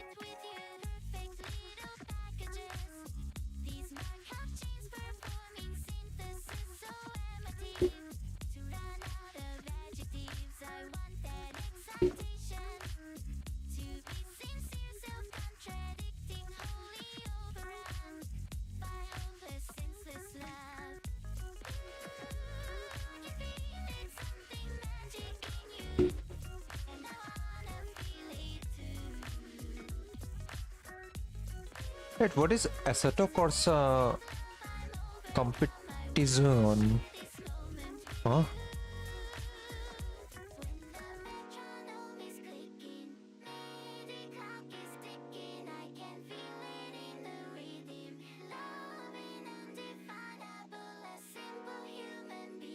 Assetto Corsa.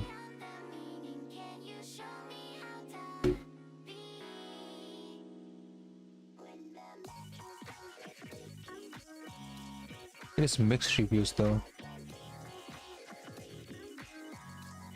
Wait, there are many Assetto Corsa games? I never knew about it.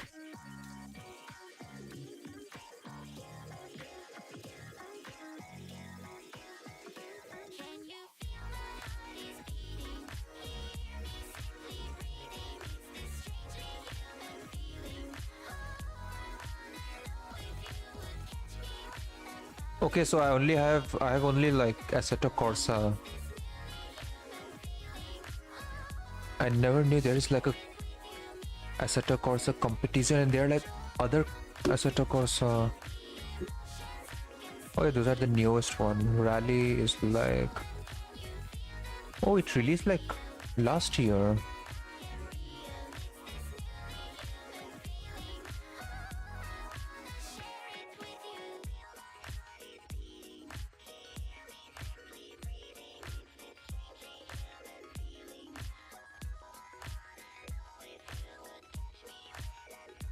Metro 2033 Redux is like 75 rupees instead of 1500 rupees.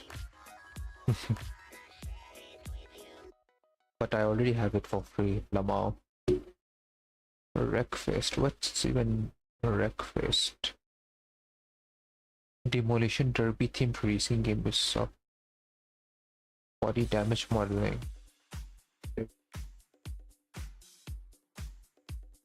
Oh. Racing destruction automobile simulation.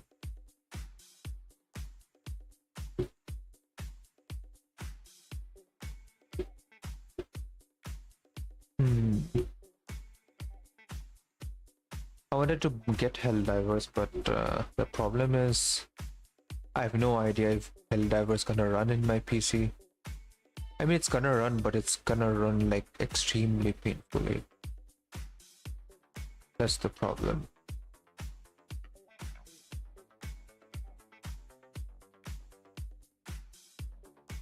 Subnautica.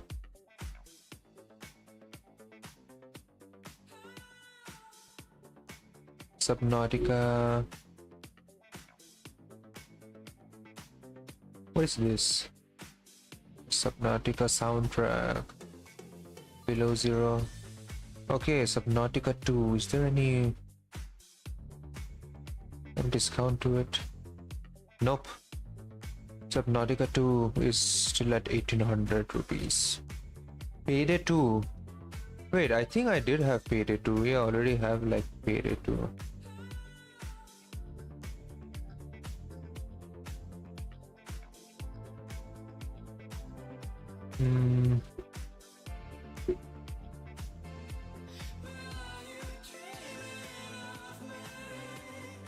Man.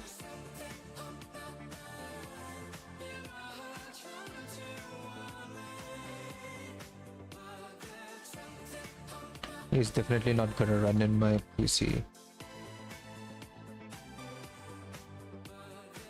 Windjammers 2? What even is that?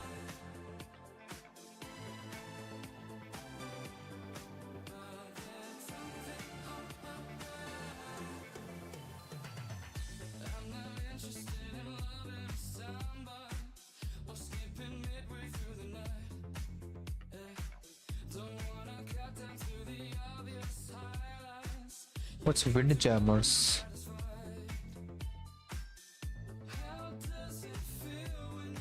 The best flying disc game of all time. Wait, what? Do you throw disc or something?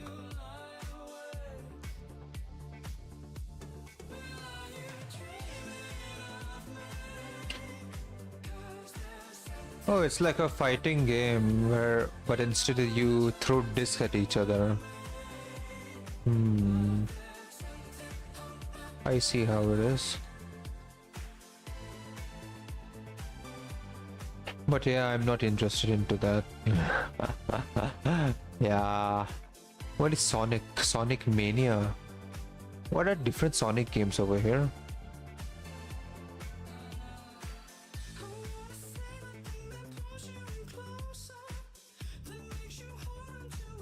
Sonic Origins, mostly positive.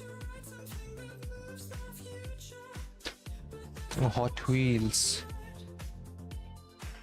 Arcade to Stadium. Just how many Sonic games are there, bro? I don't even understand.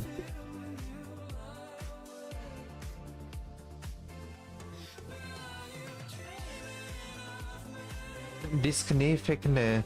Wait, what?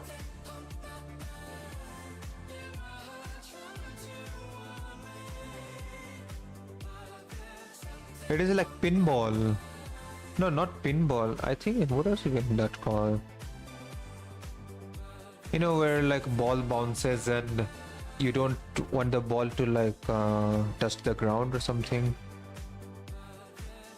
but instead it's like multiplayer kind of thingy. Golf with your friends, Lama. Zakaria pinball. Wait, what?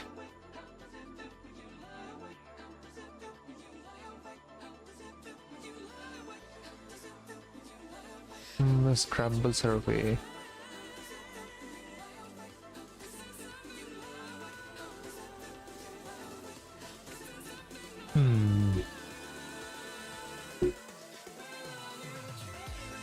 Our creator is like 2000 rupees right now. That game is way out of my PC's handling capacity.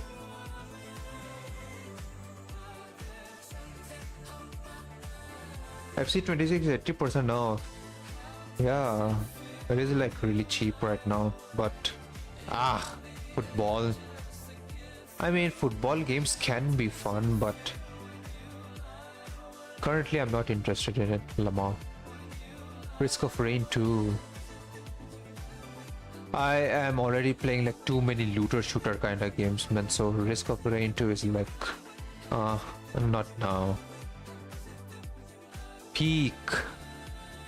In Battlefield 6, okay, never mind. Fallout 76 is like 624.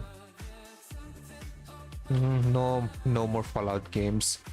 I already have like Fallout 3, New Vegas, and Fallout 4. I need to play those games. I haven't played those games yet, so Fallout 76 is a no for me at the moment. Baldur's Gate 3 is still at more than 2000 rupees, man. I don't think this game's gonna go any lower. Yeah, that's how it's gonna be.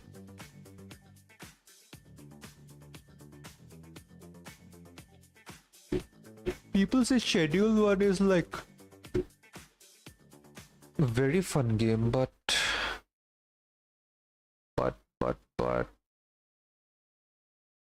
I don't know. I think I need to look at the gameplay a little more in order to understand the fun behind that game. Resident Evil, Total Warhammer 3. Okay, I need to check for Resident Evil franchisee. Do you even need to? Those are single player games, right? I can like play them for free.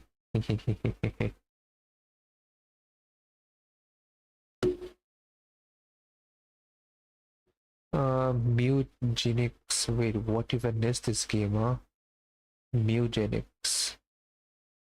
Very weird ass games, man. Cyberpunk has been like really neck deep discount now. First it used to be like 1050 rupees, now it's like 900 rupees. 70% discount, just like nice. But if I want to get Cyberpunk, I also want a discount on its DLC over here. 900 rupees plus 900 rupees, so it's like,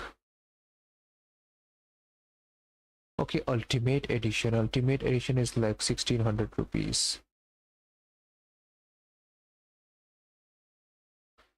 Oh man.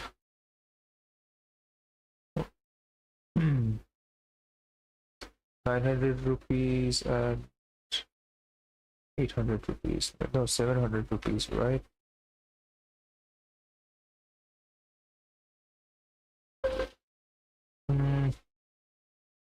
Seven, 900, it's like 1600. Yeah, it's like 750 rupees for Phantom Liberty.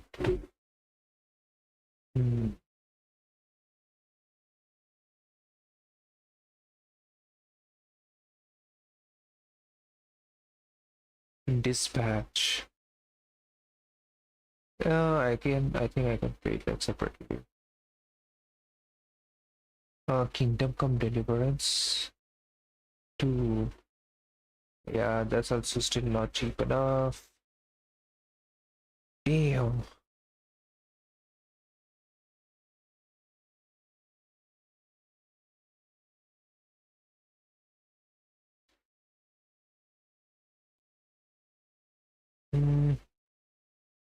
You know what?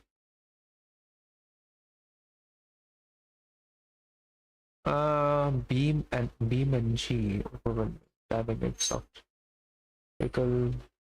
Okay, that's like vehicle crash simulator kind of thing in Lamau. Terraria, Icarus. Palworld is also like less. First time Palworld has like less than 1,000 rupee discount. Yeah, is the first time it has gone less than like 1,000 rupees.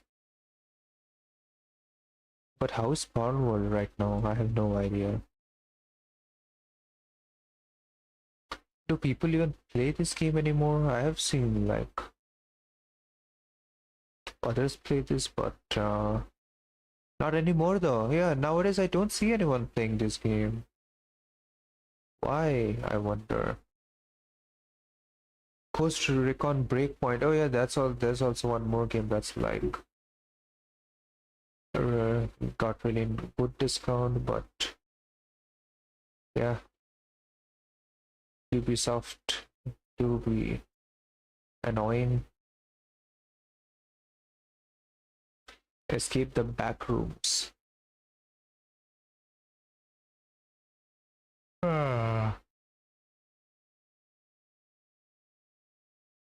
Borderlands 4. Wait. Star Wars Battlefront 2. Oh, I don't have it. I think I had like somebody. Oh, wait. Remnant 2 is like this much only. Wait, why is it mixed reviews though? Wait, why? What happened? 16 GB RAM, i5, 1650.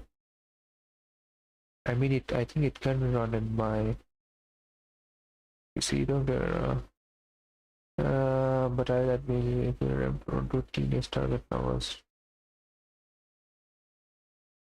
Somehow what's called repetitive fast form as a rank pass enemies more and more since the combat began to feel the same. Okay. Remnant 2. Remnant of the Ashes was like really nice. Wait, how much is that game at the moment? Remnant of the Ashes.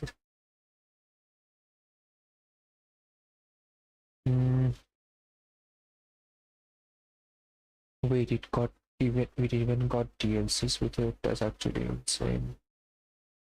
725 rupees. Yeah, total it's gonna be like rupees.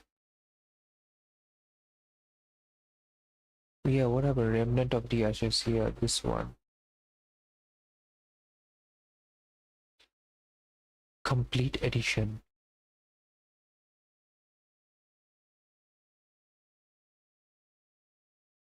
Samsa.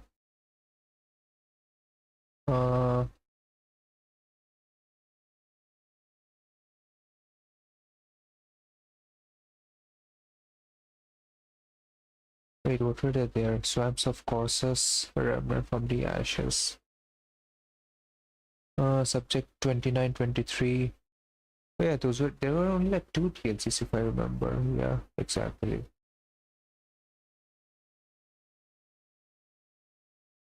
But I think I already am done with like Remnant game.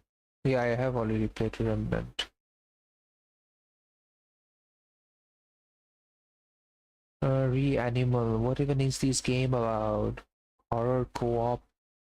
Wait, was it this game which is like really scary kind of a game?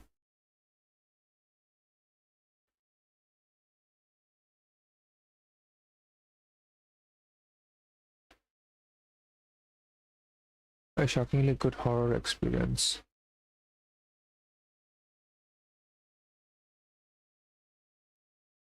Okay, no, it's a different kind of a game. Fate Keeper. What is Fate Keeper though? Oh, the first person hack and slash game. I remember. How is it though? Mostly positive, it's say.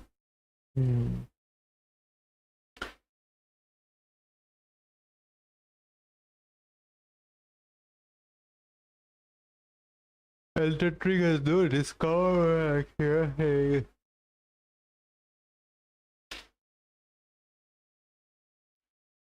I guess no Remnant game then.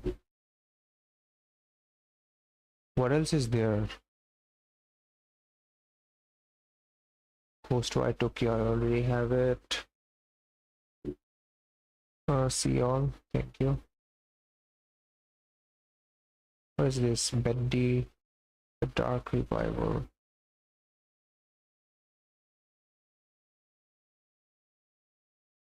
Dragon Ball Xenoverse 2. What kind of game is this? Okay, it's like fight.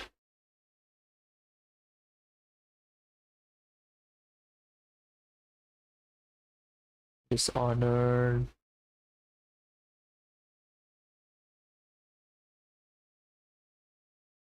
You know what? Let's buy Dark Tide at the moment. Yeah, you know what? I'm gonna buy Dark Tide right now.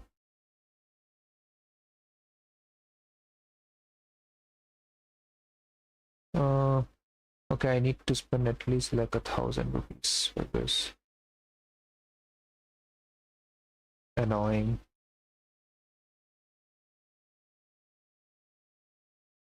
You know what? Let's buy that Euro Truck Simulator. Increase, was it? Yeah.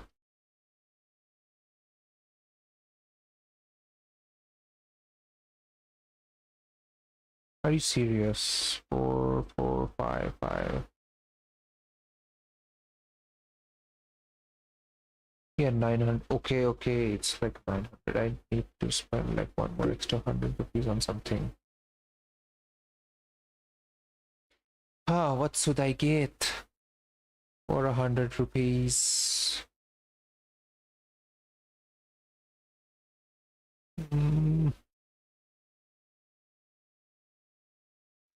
Don't start together. I already have it though. Yeah.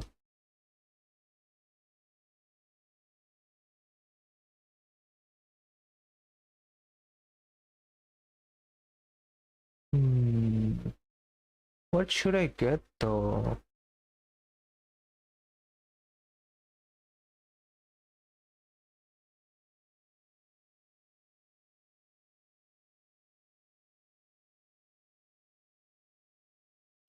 Binding of Isaac. Tekken 7. Titanfall 2. Already played it though. What is this? Fury? Hack and slash.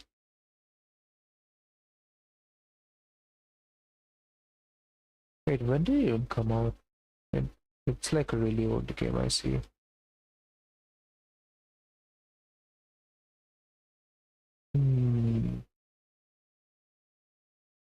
Red Dead Redemption.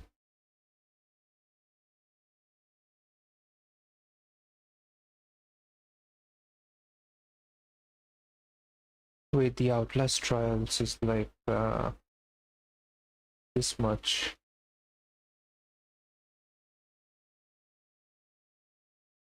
I'm very positive. They all have it, right? For multiplayer.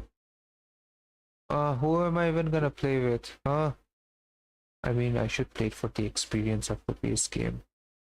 But still, I'm not really that interested into like Outlast Trials at the moment.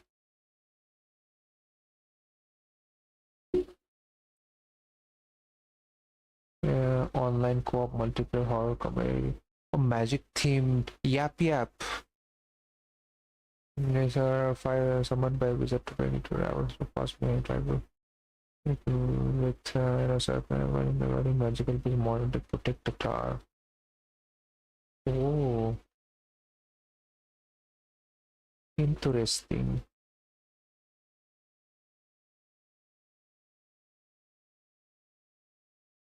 Dishonored. A Plague Tale. Hotline Miami.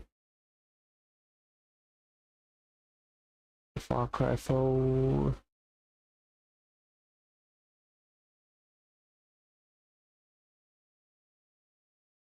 The Blinding of Isaac.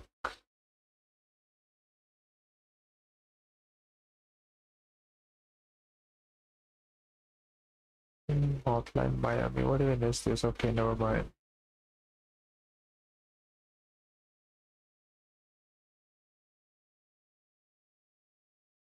Call of Duty, Modern Warfare, The Quarry.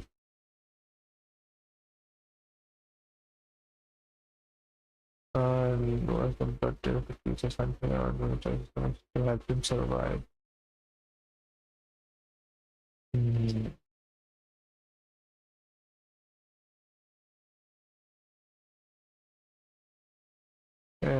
Execute the biggest hack of history.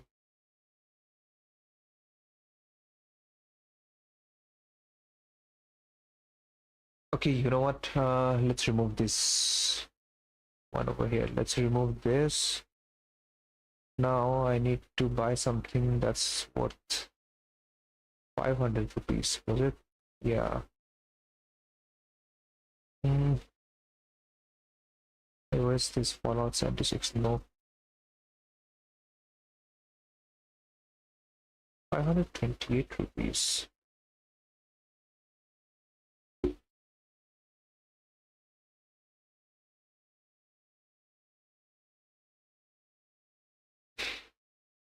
You know what, just remove that and let's simply buy the continue to payment. Yes, UPI, thank you. Really?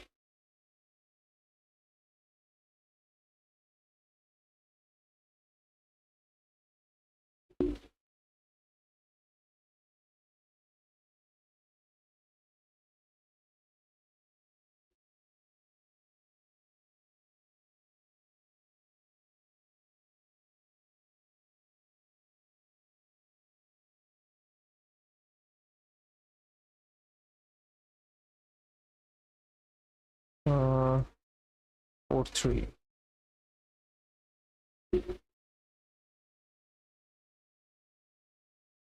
Yep.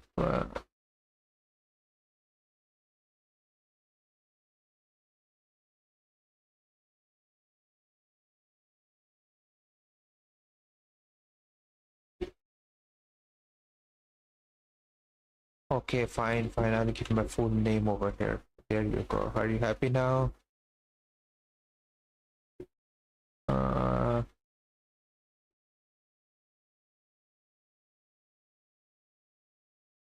Again, I need to add my address. Like, seriously.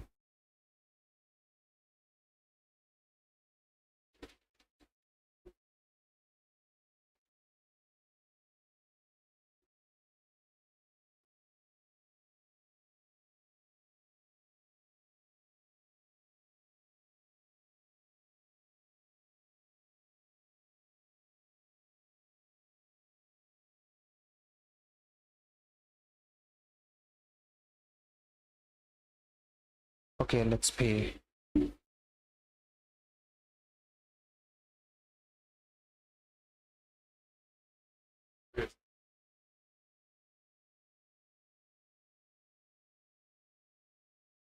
Scan the QR code. Yes. Okay, you know what? Let's pay with this.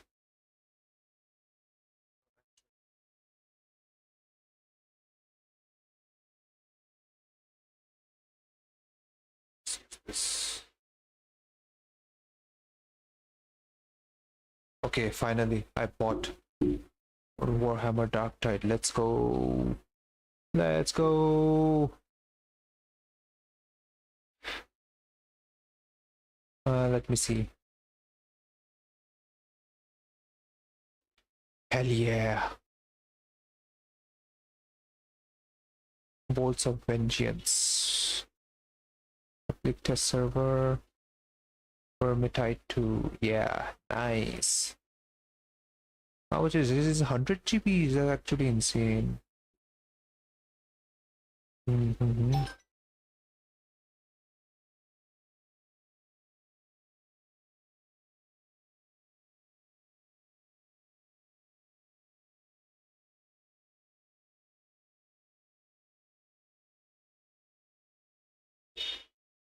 That's a big mistake.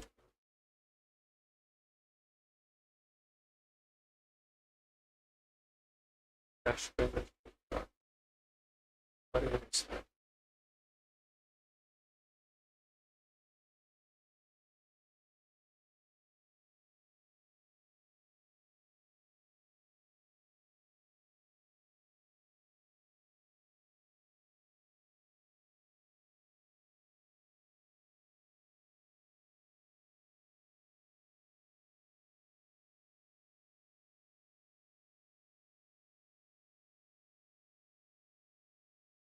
What even is this?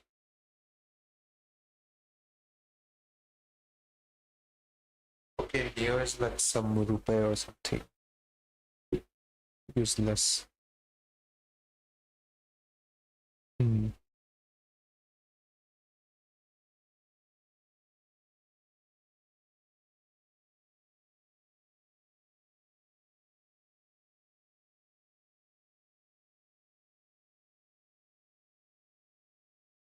I got this.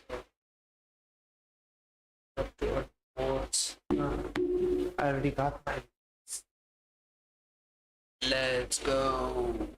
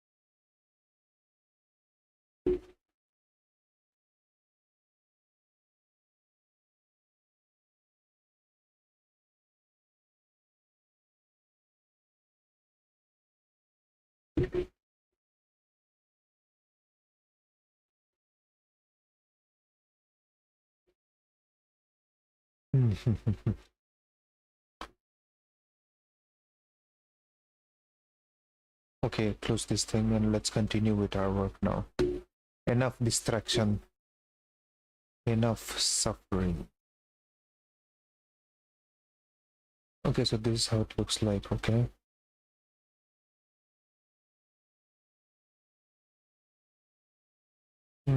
So what I wanted to do was like duplicate this and then we're supposed to put hue and saturation, right?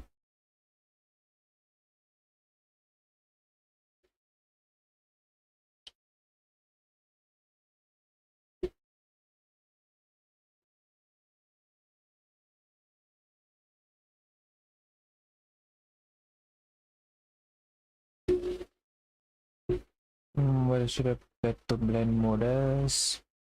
Wait, what did I put my blend mode as? My previous ones. Where is it? Drawing, or was it video editing? Yeah, it was under video editing.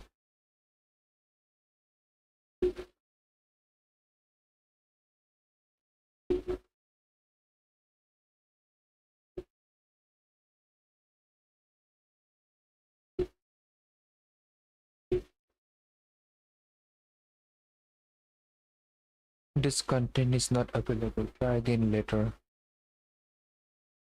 Nah. Have you Again. noticed that animated movies look so much better than the actual shows they are based on? Why does it look? Values that they can show. Everything below the darkness limit gets crushed into this. And the way we imitate this in animation is by using effects. For this we have to talk about the effects and presets panel. The first thing we're gonna do is make sure our search background, and the effect will effect.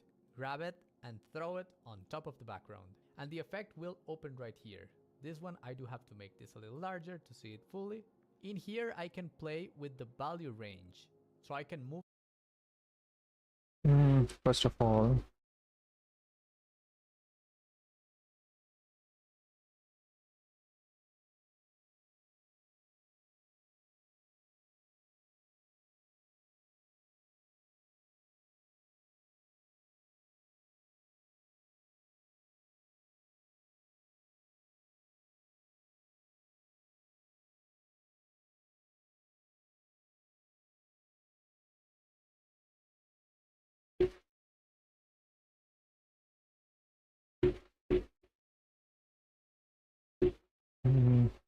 levels.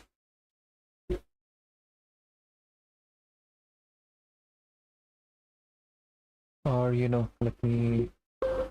I had something called layer new adjustment layer. Yeah, that's what I'm gonna do. I'll delete this.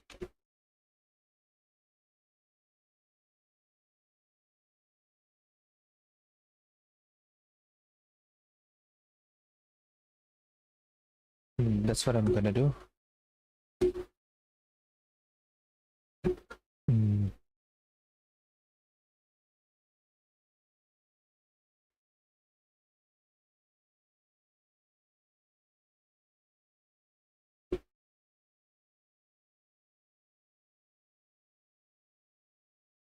Wait, where in this?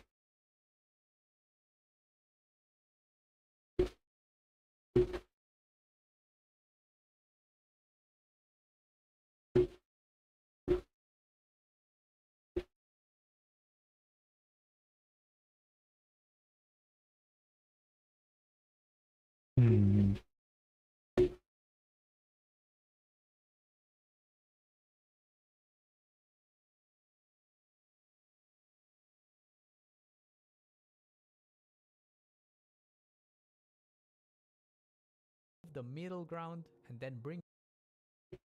Yeah, I think I need to. Let me see. Let me see. Let me get the reference.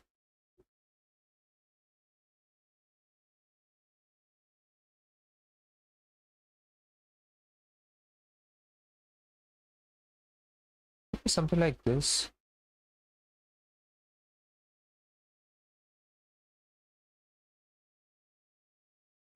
I think this is good enough. Back the highlights. With this button I can preview the effect on and off, and you can adjust for levels and also as it only affects beneath the way we can turn on my shot. Moving on pass. Local curation. We've all feel right for the scene that he is in. This is why we need to talk about integration. We've also talked about this in other videos. In the real world, light is always bouncing around. D. And now for this one on top, I will go to my effects presets, look for hue and saturation, and throw it on top. In here I can play with the hue of these colors, its saturation, and even its brightness. But there's an extra button that says colorize. Now everything has been tinted by the same hue. I will search for a hue that's closer to the scene that we're in. Perfect. We can increase the saturation a bit. And now by using a color blending mode, we will apply it on top. And you can see this doesn't work right now. I will press T for my opacity and throw it to 0. But check this out, as I start bringing it up, there is a point, let's say around 20%, where suddenly the colors feel like they are actually contaminated by the light that's bouncing in the scene. This integration pass is what allows us to use whatever color palette we want, while still just worrying about painting the local colors of my character. This way you can use the color of light to tell a story. But how do we know what colors to use? The key to this, as in everything in art, is to use references. But to know which references to search for, I recommend you create a color script, which is an exploration of what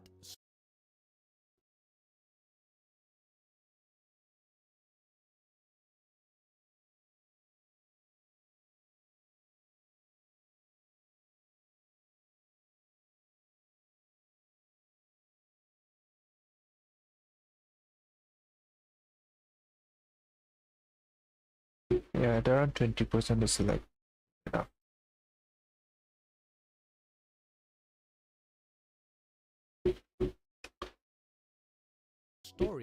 your lighting, and your other mood. That's up to you. Will fill the entire. Now, it goes on clicking on this arrow. Click again to open the mask option.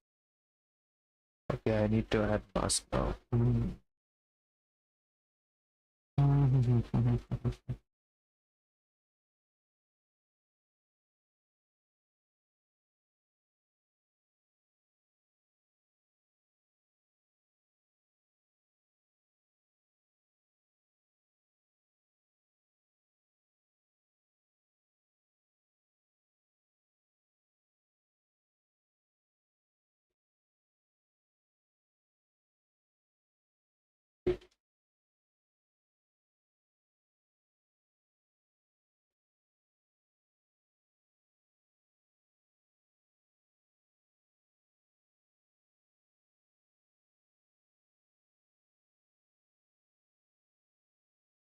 Okay, it does not show over here.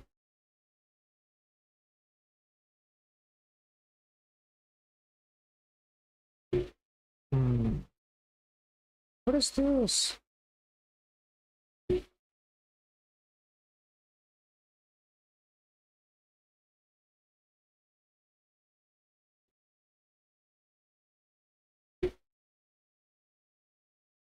Okay, I think I need something like a glow around that thing. So what I'm gonna do is a new solid.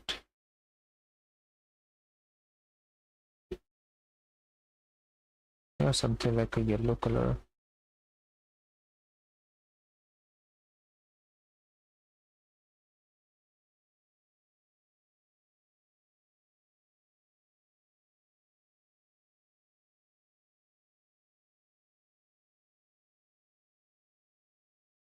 Hey yo, pen tool. Yeah, I have to use pen.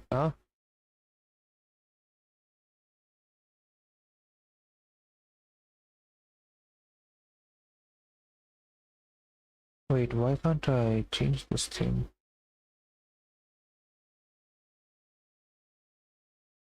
That's really weird.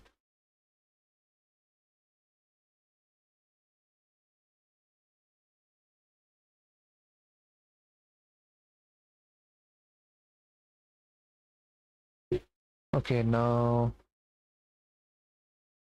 under masks, let's increase the feather to like 400.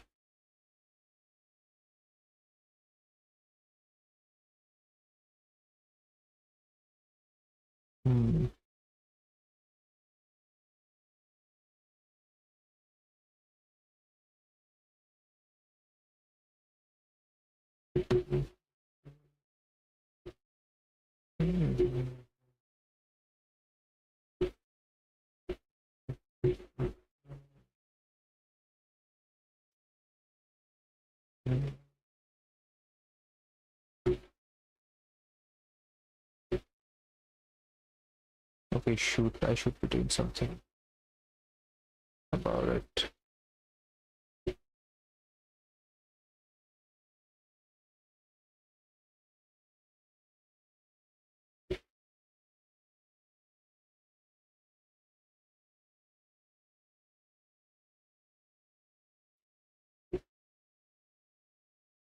Right? Wait. When you build an army for Warhammer the Old World, you're like, well, I can take a charge, but could I take a charge from Chaos Knights? Probably it's like not. the absolute pinnacle of the hardest hitting unit.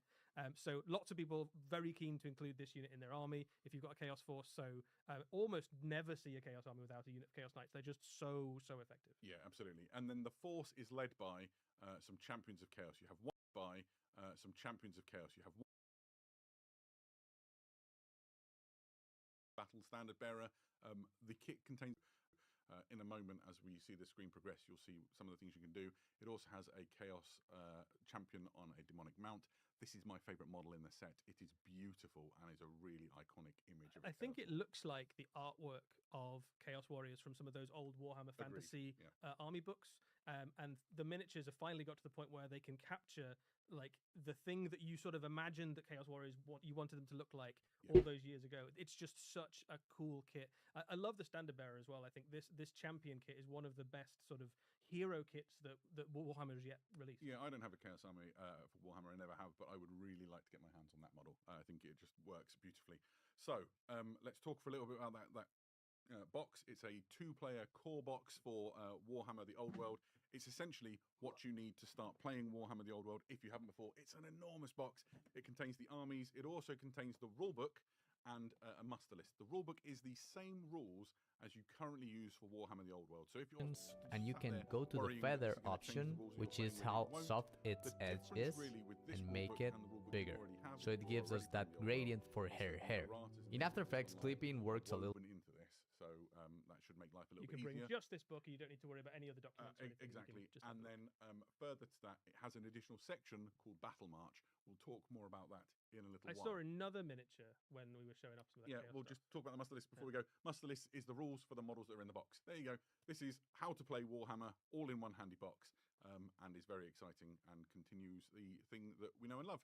Now, let's talk dragons, Adam. Yeah, let's talk dragons. We're all very excited. This might be my favourite thing in the entire preview. It is such a show-stopping model. This is the Warriors of Chaos, Lord on Chaos Dragon, and there's so much to talk about. Eddie? You just get a sense of the size of it just from that shot where it was already taller than the 3-story building Yeah, no behind kidding. it. It is an absolutely enormous, phenomenally cool miniature for Warhammer the Old World. I think probably the biggest monster we've had released yet. It's got to be right up there, and there have been some fantastic kits since Warhammer the Old World launched.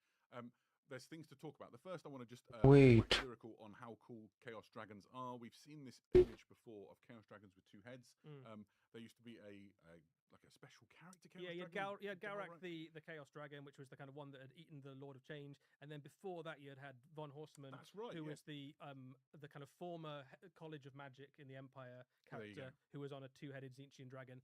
But that's a long time ago. We've never had a plastic version of it. A plastic 2-headed Chaos Dragon has been a long time coming, and I think even though we've waited decades for it, this is worth the wait. This is a really cool model. It's also what we sometimes call a 2 for kit, in that you can make a different option with it. So you've seen the Chaos Lord. This is a Sorcerer Lord, and there's some differences. The first is the Rider, obviously. He's 128. Chaos Sorcerer, which is a powerful unit in its own right. It can be up to a level 4 wizard. He's not bad in a fight. He's backed up by a 2-headed Chaos Dragon. Everything you would You're not going to kill enjoy. him with a light cavalry unit. Are you? No, absolutely not.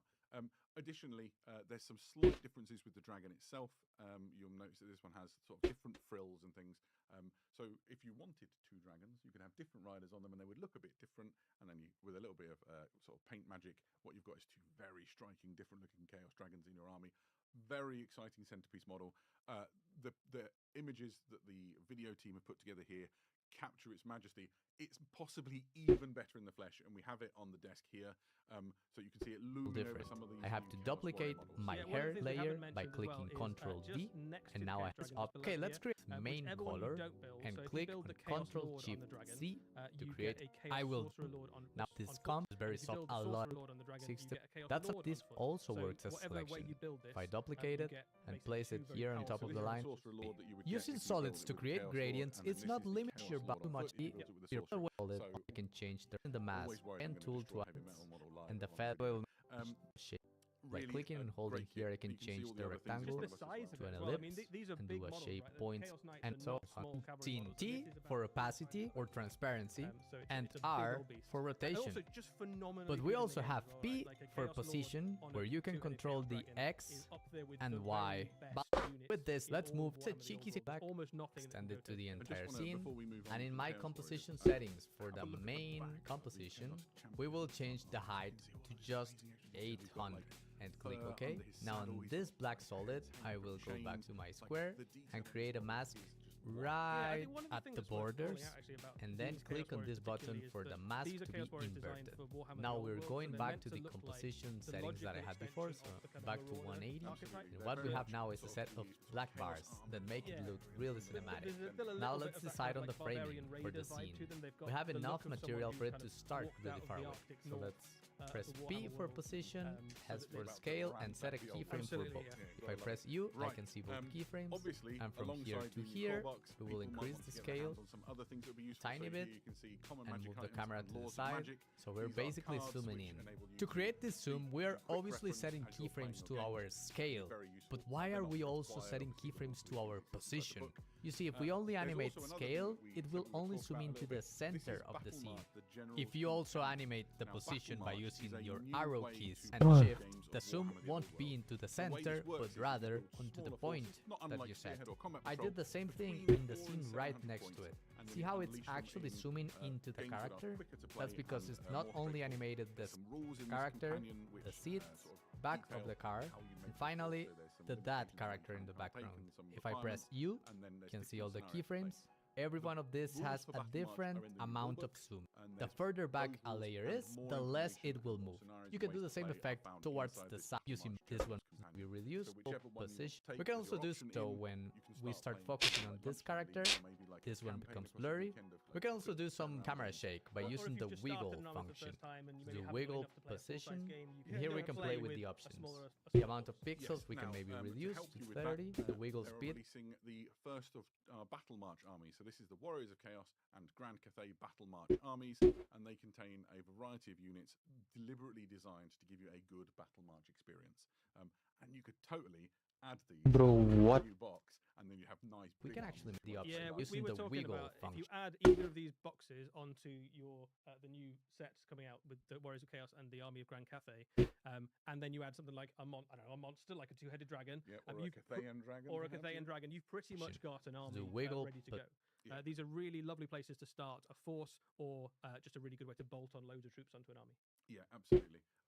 There's also more coming for the old world. This is the Arcane Journal, The March of Chaos. This continues the narrative that we're seeing unfold in the old world at the moment. The Chainbreaker, this Chaos Lord, is descending from the north with an enormous throng. They're ploughing through the northern provinces of the Empire. Even the forces of Grand Cathay have been called in, volunteered themselves to come in and try and stave off this invasion, and it's a grim affair. Magic is being fired around everywhere, so that card deck is for magic ploys, which the winds of magic are blowing so furiously that there's loads of different magic escapades and things to get on with.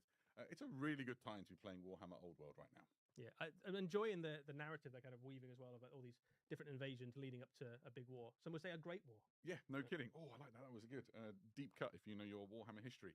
So, slight segue. It's not quite the old world, but it's very similar. Let's talk about Blood Bowl for a minute.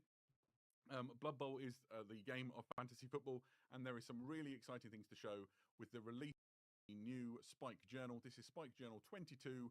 Blood Bowl 7s is the theme. What's Blood Bowl 7s? I hear you ask. Well, I'm glad you did. Adam? There you go. Perfect. Blood Bowl 7s is essentially a way of playing Blood Bowl which is akin to like rugby 7s or five-a-side football. Bro, what even is this? Your team, you're playing faster games on a smaller pitch. It's very frenetic. Football in this game? Are you serious? Ways that you would play. This is so ugly. Entirely very fun experience. You get You're supposed to kill Xenos with sword and gun. I'm playing football, like what the hell? But I'm even more excited. Yari khana khaya. Yep. Fantastic new Blood Bowl. Khana is done. First of which is I was almost gonna end my stream, but yeah, just a little bit of arrangement. I love this model. I think the thing that I most love about it is if you what else is remaining to do? And here we can play with the options. The amount of pixels we can maybe reduce to 30, the wiggle speed, we can actually make it faster, I think. Because one of the effects we have stolen from live. Oh yeah, you can do something more like zoom, right? Action cinema. Most people think of really heavy action sequence where the camera is moving. Did you have your dinner though? We can also use it softly to hands where I camera pan. Another one is to have this. I applied to this scene as well, but you can highlight the path using layer styles. Character in there, moving, but with how soft. Oh my gosh, highlights. This is a Minotaur. When painting it, so it doesn't go outside of the character's silhouette. This was on purpose because I wanted it all the layers. So go back out, place it on, and select the one on top. Blending mode like add, lower its opacity, and it's applied. We can also use the rectangle tool to create a mask. Lighting change. and going to So my this one mask here on the options, screen at the moment, relate rather than bands, hands where or even hooves, on it's this got kind of character, scorpion claws. you reduce go Yeah, blur, he's not going to do much catching, but he might do even better clobbering than click a regular is Minotaur. Yeah, a no little. kidding. Now, It's gonna zoom in those are until wonderful. here The thing with I'm this most one, so excited we're about, gonna right not click, it just for starts this to Blood click Bowl, this reveal, keyframes, go to but the maybe keyframe all of Blood assistant, Bowl is but our it's next actually He's your arrow favourite, Adam. setting Morgenthau this is my zoom. We're favourite thing obviously about setting Blood Bowl. I camera to the absolutely side, love him. our He's been an scale. iconic But character why are we right also from the setting start. keyframes to our There is a new position? You multi-part see, if we all plastic animator, model but to coming, it, and the he is assistant and click on wonderful. either position of Kit it. made We're gonna Dungeons right and Dragons click one of this three very keyframes, go iconic to the designs. keyframe, You see the the Right Clan assistant, Reavers and one, click. which Oh yeah, you can just simply artwork that we used to seeing with Morg. There's another version. This is him scale, yeah. eye motif when he played Please stop first. Yes, thank you. charms and things around his neck. This is for the Chaos This is gonna be the team. That was this over there. He's still got hair. This will be like the Chaos Gods icons on his little chain around his neck as well, which is really cool. Absolutely love it. If you are unfamiliar with Blood Bowl or Morg in particular, let me just tell you, he is genuinely one of. No. Take him in a halfling team. You can, and I have used him to lead my halflings to almost glory Almost a number glory, of times. Yeah, 105 He hits like a freight percentage. I think this is like a good amount of. possibly want, and he costs a load of points. So halflings are really cheap. So Can he stack throw a load of halflings? He can throw a halfling. In fact, my halfling. Okay, let's see in like full resolution. A touchdown or nearly died as he would be lobbed down the pitch. I could talk about Morg for far too long. Ease Coming out. soon. I'm very So excited. it starts Please, little let me by have one. little. Let's look at the It's gonna- models. Okay. I gave you all the Morgs. There we go. These are the beautiful heavy metal painted Morg models, and here you can see. Oh, man. Going sort of from this side onwards. This is Morg. Were you to build him in that sort of gouged eye look? Can you see his armor looks like the sort of armor that Black Hawks wear? Yeah, so you get different armor, different head, different chest plate. Yes. And then this is Morg with the Right Clan Reavers uniform, and then. Okay, why is it taking so much time, man? Yeah, a number of really. Why my processor so slow? Why am I cursed with such a slow ass computer? But ultimately, build your Morg how you want, and just go and. No, it's not slow. It's more like outdated. Yeah, that's the perfect term that I should use. It was never slow. A rat ogre, and then another. To begin with. These are all hulking so you models. get a really They good tower shot above of the that. average lineman. Right with the cheese There you go. That's the real star. Of the He's show, the star, yeah. Perfect. Oh, So there we go. man. A good time for Blood Bowl. 3 amazing new big characters coming your way. A new way to play Blood Bowl in the new Spike Journal. I am very excited about this, and we are nowhere near done with this preview. Let's keep going. Right. Why don't we go to the Age of Darkness?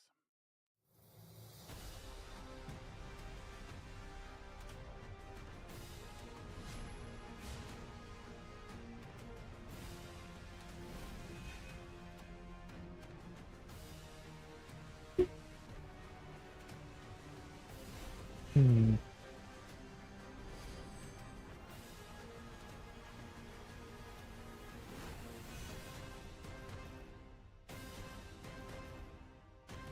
Let's send it switch it to third.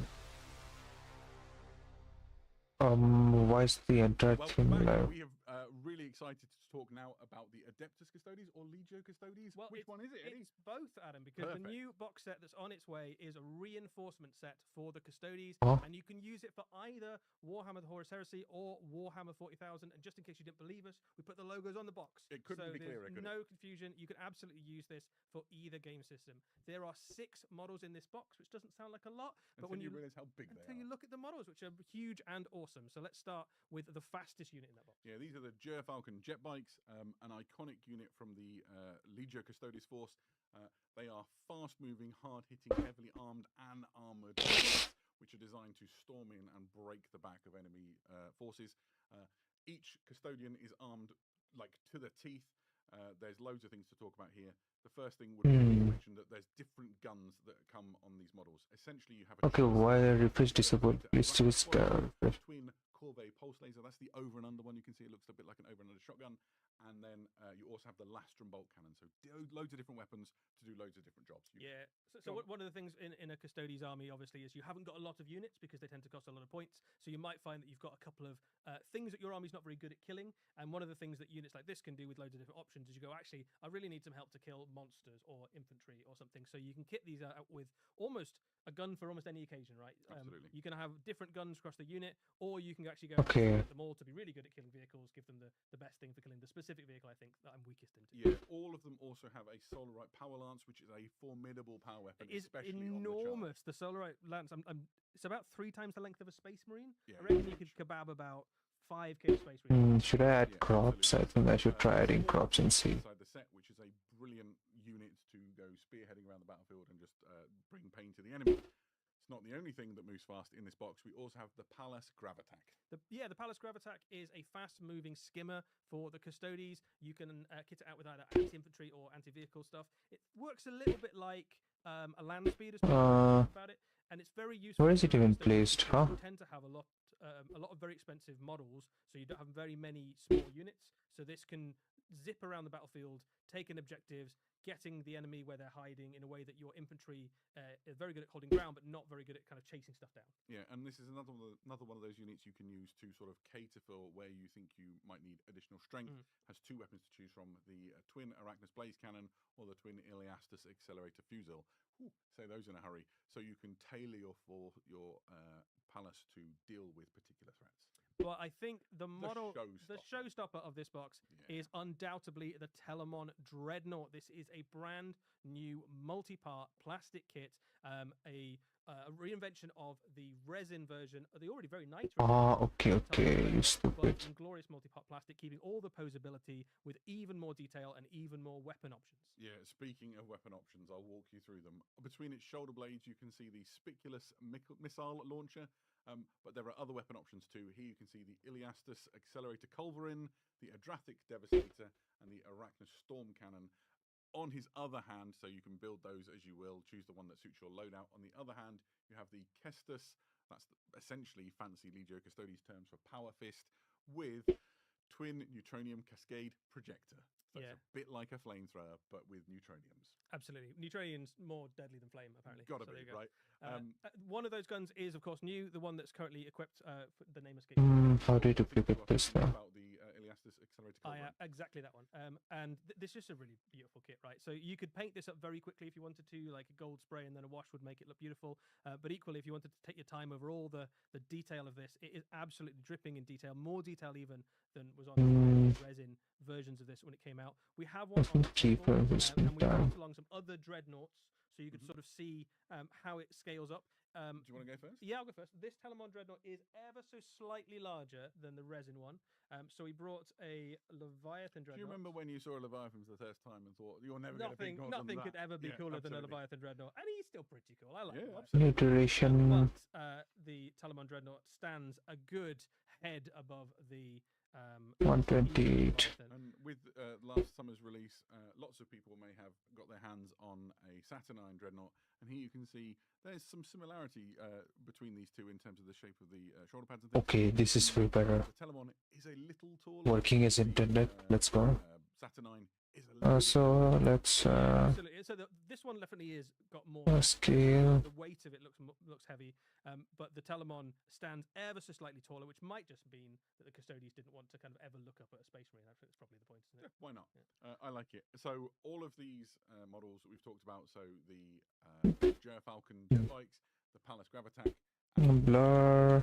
will be available in plastic for the first time as part of this box set. Camera lens blur. Available separately later down the line. Yeah. Blur radio.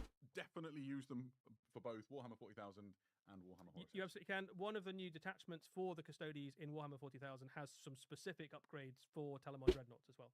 So there is. Great, nice. So that's not everything for the Age of Darkness. We also have a new Journal Tactica on the way. This is Journal Tactica Prospero Burns, the Judgment of Valdor. Enable time remapping. The actions of Constantine Valdor and the Legio Custodes during the burning of Prospero, when they joined forces with the Space Wolves to bring judgment to Magnus and his errant sons. Yeah, we know quite a lot about the burning of Prospero. We've seen it from the Thousand Suns perspective. We've seen it from the Space Wolves perspective. We know that the Custodes were there, but we haven't really heard much about what the Custodes were up to. And this Oh shoot! That I have to reverse direction this. Doing while the two legions were taking chunks out of it. Flip horizontally. About it is that the Custodes obviously on the other side. There are some Thousand Suns, but the main antagonist really for them is a demonic foe. Yeah, absolutely. For the first time, this presents for this edition a full army list for the Demons of Flip new seasons. So you can horizontally. the war Lama. of the patron who is Or salvation, possibly. No, as they see absolutely it. not. They Probably have it coming. ruined. It is They've got what probably they deserve. ruined, yeah. There's even more stuff in there than we've talked about here. There's some new rules for the Solo Auxilia. There's a whole bunch of stuff. This is a packed Journal Tactica, which really shines a light on an area of the Horus Heresy we've not looked at Very before. crop too. That's the best kind of Horus Heresy games. Ones where you're going back to those iconic moments in the lore and refighting it. Like, what if it was a little bit different? What if you had a slightly different mix? What if the tactics were different? Yeah, absolutely. Recreating those amazing stories is what it's all about. So, sticking with the Age of Empires, going a bit smaller as we look at some Legions Imperialis. Or possibly bigger. But yes, bigger and smaller at the same time. We have 3 models we're going to talk about now. These are models for the Titan Legions. This is the Warlord Battle Titan with Quake Cannon and Conversion Beam Extirpator. To extirpate means to destroy utterly. And that is what the weapon loadout on this Warlord Titan will do. As you see this video playing before you, you can see what all the different weapons are. There's a whole bunch, and they have really long and difficult to say Horizontally. such as But the you should still Conversion try, Beam I think. Extirpator. This is a kit which will come packaged all together, so you get the Warlord Titan and all of these weapons. It includes some extra bits and pieces, so there's some guns to go on the turrets. You've got Gatling blasters and turbo laser destructors. You have 2 Warlord heads inside the kit, and it also contains all the cards you would need to use this if you were playing Adeptus Titanicus. Nice. If you just want the weapons, they'll be available separately. You just won't get all the cards with it and stuff like that. Cool. This is one of 3 things we're going to talk about. The next one is the Warlord Battle Titan with Volkite Destructor and Macro Gatling Blaster. Again, not a thing to say too quickly on a Friday night. Here is another towering god engine of the Titan Legions. It has a whole bunch of different weapons playing out on your screen. Yeah, let's just transform from here. Terminator, which you can see here. It's the biggest graviton gun I've ever seen. Volkite Destructor, Macro Gatling Blaster, and the Vulcan Mega Bolter Array, which sits on its shoulders. It also includes a Warlord Titan heads and those cards I mentioned before if you wanted to play Adeptus Titanicus. But Adam, what if I had a slightly smaller Titan but still wanted loads of massive guns? And complicated names, then you are going to be fine, because this is the Titan Legions Reaver Titan with Graviton Obliterator and Volkite Annihilator. A mid-sized Titan that packs an incredible punch with weapons such as the aforementioned Graviton Obliterator, the Volkite Annihilator. It also has a Vulcan Mega Bolter option for its carapace, and you just saw it there, my favourite possibly of all the names that we've had this evening, which is the Conversion Beam Dissolutor. Those are some cool guns and some great verbs. Yeah, it also has a Reaver head and the cards you would need to play in Adeptus Titanicus. And you can get the weapon separately should you desire no more Titans. What's wrong with you? There we go. Pretty exciting should you play Little Heresy. Absolutely. There we go. Now duplicate Okay, this. now might be the time to talk a little bit about something coming to Warhammer Plus very soon. There is a new animation. Look at the Butcher's Nails.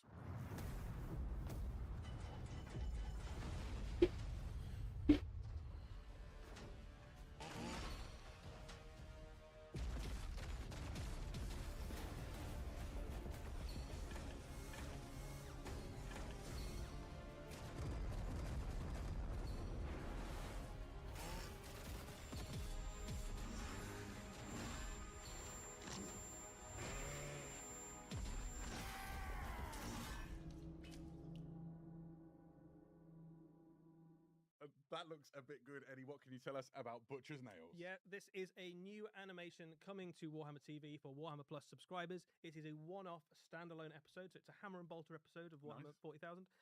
And effectively, it tells the story of a Khorne Berserker who is part of a chaos assault on an Imperial stronghold. As you would imagine for a World Eater story, it is incredibly violent. It is by some margin the bloodiest and most violent piece of Warhammer animation we have yet featured on Warhammer TV. And it is pretty much non-stop carnage from the moment that the shots open to the final battles. Fantastic.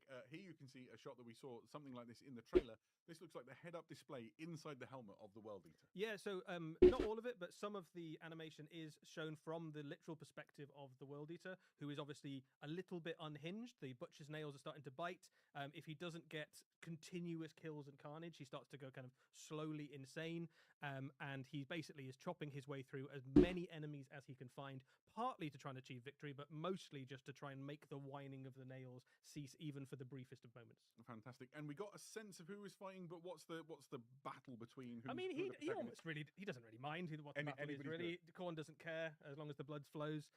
There are definitely some Astra Militarum. There's some guardsmen, some unfortunate guardsmen who have to stand up against the Berserker. There are some Space Marines of the Imperial Fist. There's some other Chaos Space Marines in the mix. Who I'm sure as well. don't get in the way They'll at get all. on fine. I'm sure. Lovely. You know, it's not like they're known for betrayal or anything. It's all good. But Fantastic. yes, it's going to be a non-stop action carnage fest. It's a really fun animation. Perfect. And coming out fairly soon. It comes out in August. Awesome. That's very exciting. So, from the Butcher's Nails and Warhammer Plus, let's go to the Mortal Realms for something more. The maw opens, hungering predator, sun eater, the gulping god. I see his will in the meat, in the marrow, in the blood. He is the hunger that endures through winter and war. He calls us to feast, to swallow the realms. Eat, eat, eat. First we're gonna beat 'em, then we're gonna eat 'em. First we're gonna beat 'em, then we're gonna eat 'em. First we're gonna beat 'em, then we're gonna What? eat 'em. First we're gonna beat 'em, then we're gonna eat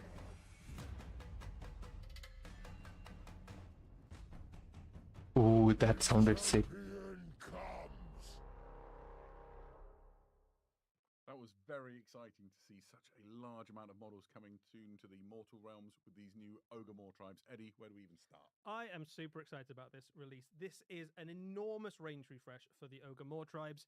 There's so much to talk about. I think let's start with the army set, which is coming out. This is the first place you'll get a chance to get your hands on some of the new miniatures. This is an enormous army launch set, a little bit like what we've seen with some of the armies recently. Yeah, like the Hellsmiths and so on. Exactly like the Hellsmith, same sort of concept. You get a cool version of the battle tome and the first chance to get hold of a bunch of the miniatures. Let's have a quick chat about some of the stuff in this set. Sure. So first out the gates would be sort of the mainstay unit for the Ogre tribes. These are the Gluttons, the sort of replacement fresh of what in old days you might have called Ogre Bulls, and boy do they look good. Yeah, the Ogre Bulls are still really cool models, but they are they've been around for a while now. They're more than 20 years old. You shocked me with that I'm when sorry I realised about how that, old I was. So they are well and truly deserving of a refresh. This is a really cool update for them. They still keep the kind of general aesthetic of the Ogre Bulls, but they're much more dynamic. They're a little bit bigger. The armor plates are much more impressive. I really like the shape of the helmets. They look like they're designed to deflect sort of downward blows. Yeah, and if from you the remember, like shoulders as well. the first time those models came out, they were designed for Warhammer Fantasy, where they'd have to rank up. So actually, the poses were quite sort of limiting on a lot of the dynamic miniatures. here, aren't they? These are much like cooler, more impressive poses. Even things like having those arms out, they just look really great. The detail on them is obviously 20 years on from the last time we saw the Ogre Bulls. So these are really, really cool miniatures. You get 10 of these in that launch box. This is only the most basic of the Ogre tribes units. Let's move on to, I think, might be one of my favorites. Yeah, so mine too. I think the Iron Guts have always looked really cool, and these are even cooler if possible. The Iron Guts are an elite Ogre unit. They can carry enormous weapons, and they wear more armor. So you can see those armor plates on the arms going all the way up to the shoulders. Their helmets are a little bit fancy, and they've got these massive two-handed weapons. They look like they mean absolute business, Yeah, right? no Like the size of those weapons, and again, much more dynamic, but those blades are about twice the size of a mortal human, right? So they are going to make an absolute mess. They already are an excellent unit in Warhammer Age of Sigmar. They're still an excellent unit, and now the miniatures are even better as well. Yeah, absolutely. To keep this rabble in line, you need an Ogre Tyrant. So this model is a multi-part kit. He enables you to build him in a couple of ways. Essentially, a really powerful, heavy-hitting Ogre character. Here you can see a couple of the options. I love this one with the fur cloak. It sort of fits into the more sort of huntery style thing you can do with an Ogre army, where you want to focus more on the beast if you want to, or you can go full Gutbuster with this one, whichever you prefer, really. Yeah, if you've got the kind of Claw Raider Yeah, vibe. absolutely. And I think you can obviously have a mix of them as well, but you've got a lot of different ways to kind of lean into different ogre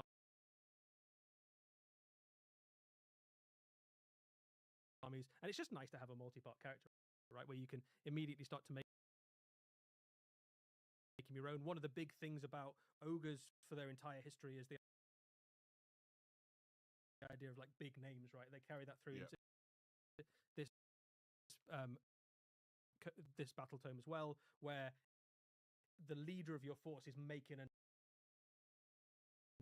making a name for himself by achieving various feats. So being able to kind of have the pelt of the things he's defeated on him absolutely makes sense. Those units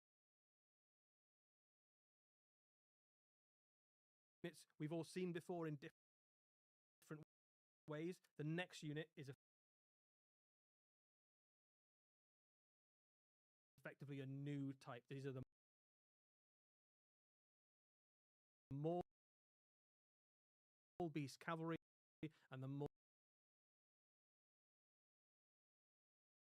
Beast Raiders. This is a 2-for kit, so you can make 2 different units. They function in a similar way. Both of them are cavalry units. The Maul Beast Raiders are your kind of fast-moving scout unit. The Maul Beast Cavalry are your hard-hitting shock cavalry. They're a little bit more armored. The guy in the back has more weapons, whereas the Maul Beast Raiders have some ranged attacks. Yeah. These effectively replace the Mournfang Cavalry in your ogre list. They fulfill a similar sort of role in the army. Yeah, and we'll talk a little bit more about just how tough they are and how hard they hit in a little while. So these are all the models that come inside that new Ogre army set. Obviously, you need the Battle Tome and the War Scroll cards as well. This is the Battle Tome that comes for the Ogre Moor tribes inside that set. It's got this lovely sort of finish to it. You can see the Tyrant on the front. Obviously, there'll be standard editions of the Battle Tome out in due time, and you'll be able to get the models separately. But if you want first in on the new Ogres, this is the way. It wasn't all we saw in that awesome video, though. Do you want to show the box? Yeah, I've got the box right here. So this is the box. It's really lovely. That is all the stuff you get in there. So just to confirm, you get 10 of those gluttons. You get the tyrant. You get 2 of the cavalry, and you get that big unit of Iron Guts, and then you get your battle tome in there as well. So it's a really lovely set. Fantastic. Right. So, what else is there to talk about? Well, I guess we saw some things which fit in a different sort of part of the Ogre army with the sort of Maw Seekers component, right? Yeah, so one of the bits of the Ogre force is the kind of Tyrant and the Iron Guts and things like that. But another fairly major part of Ogre society are the Maw Seekers, the Butchers, and the things that follow in the Butcher's wake. The Butcher, again, is a model that's been out for a very long time, well worth an update. This model is a phenomenally cool upgrade. Also deeply disturbing. Yeah, I think you've got some strong feelings on exactly how unpleasant this particular model. Really the model's unsettling. great, but he's definitely a bit grim, isn't he? And the longer you look, the more disturbing it gets. The way he's holding the corpse in his hand, the gore sloshing around in his cauldron, and all this for what is essentially a really beefy ogre wizard. Yeah, Butchers are sort of part wizard, part chef, part shaman, part mystic to the ogres. They're really important to ogre society. Ogre society basically is all about eating. All ogres at their core have this kind of unending hunger, which they interpret.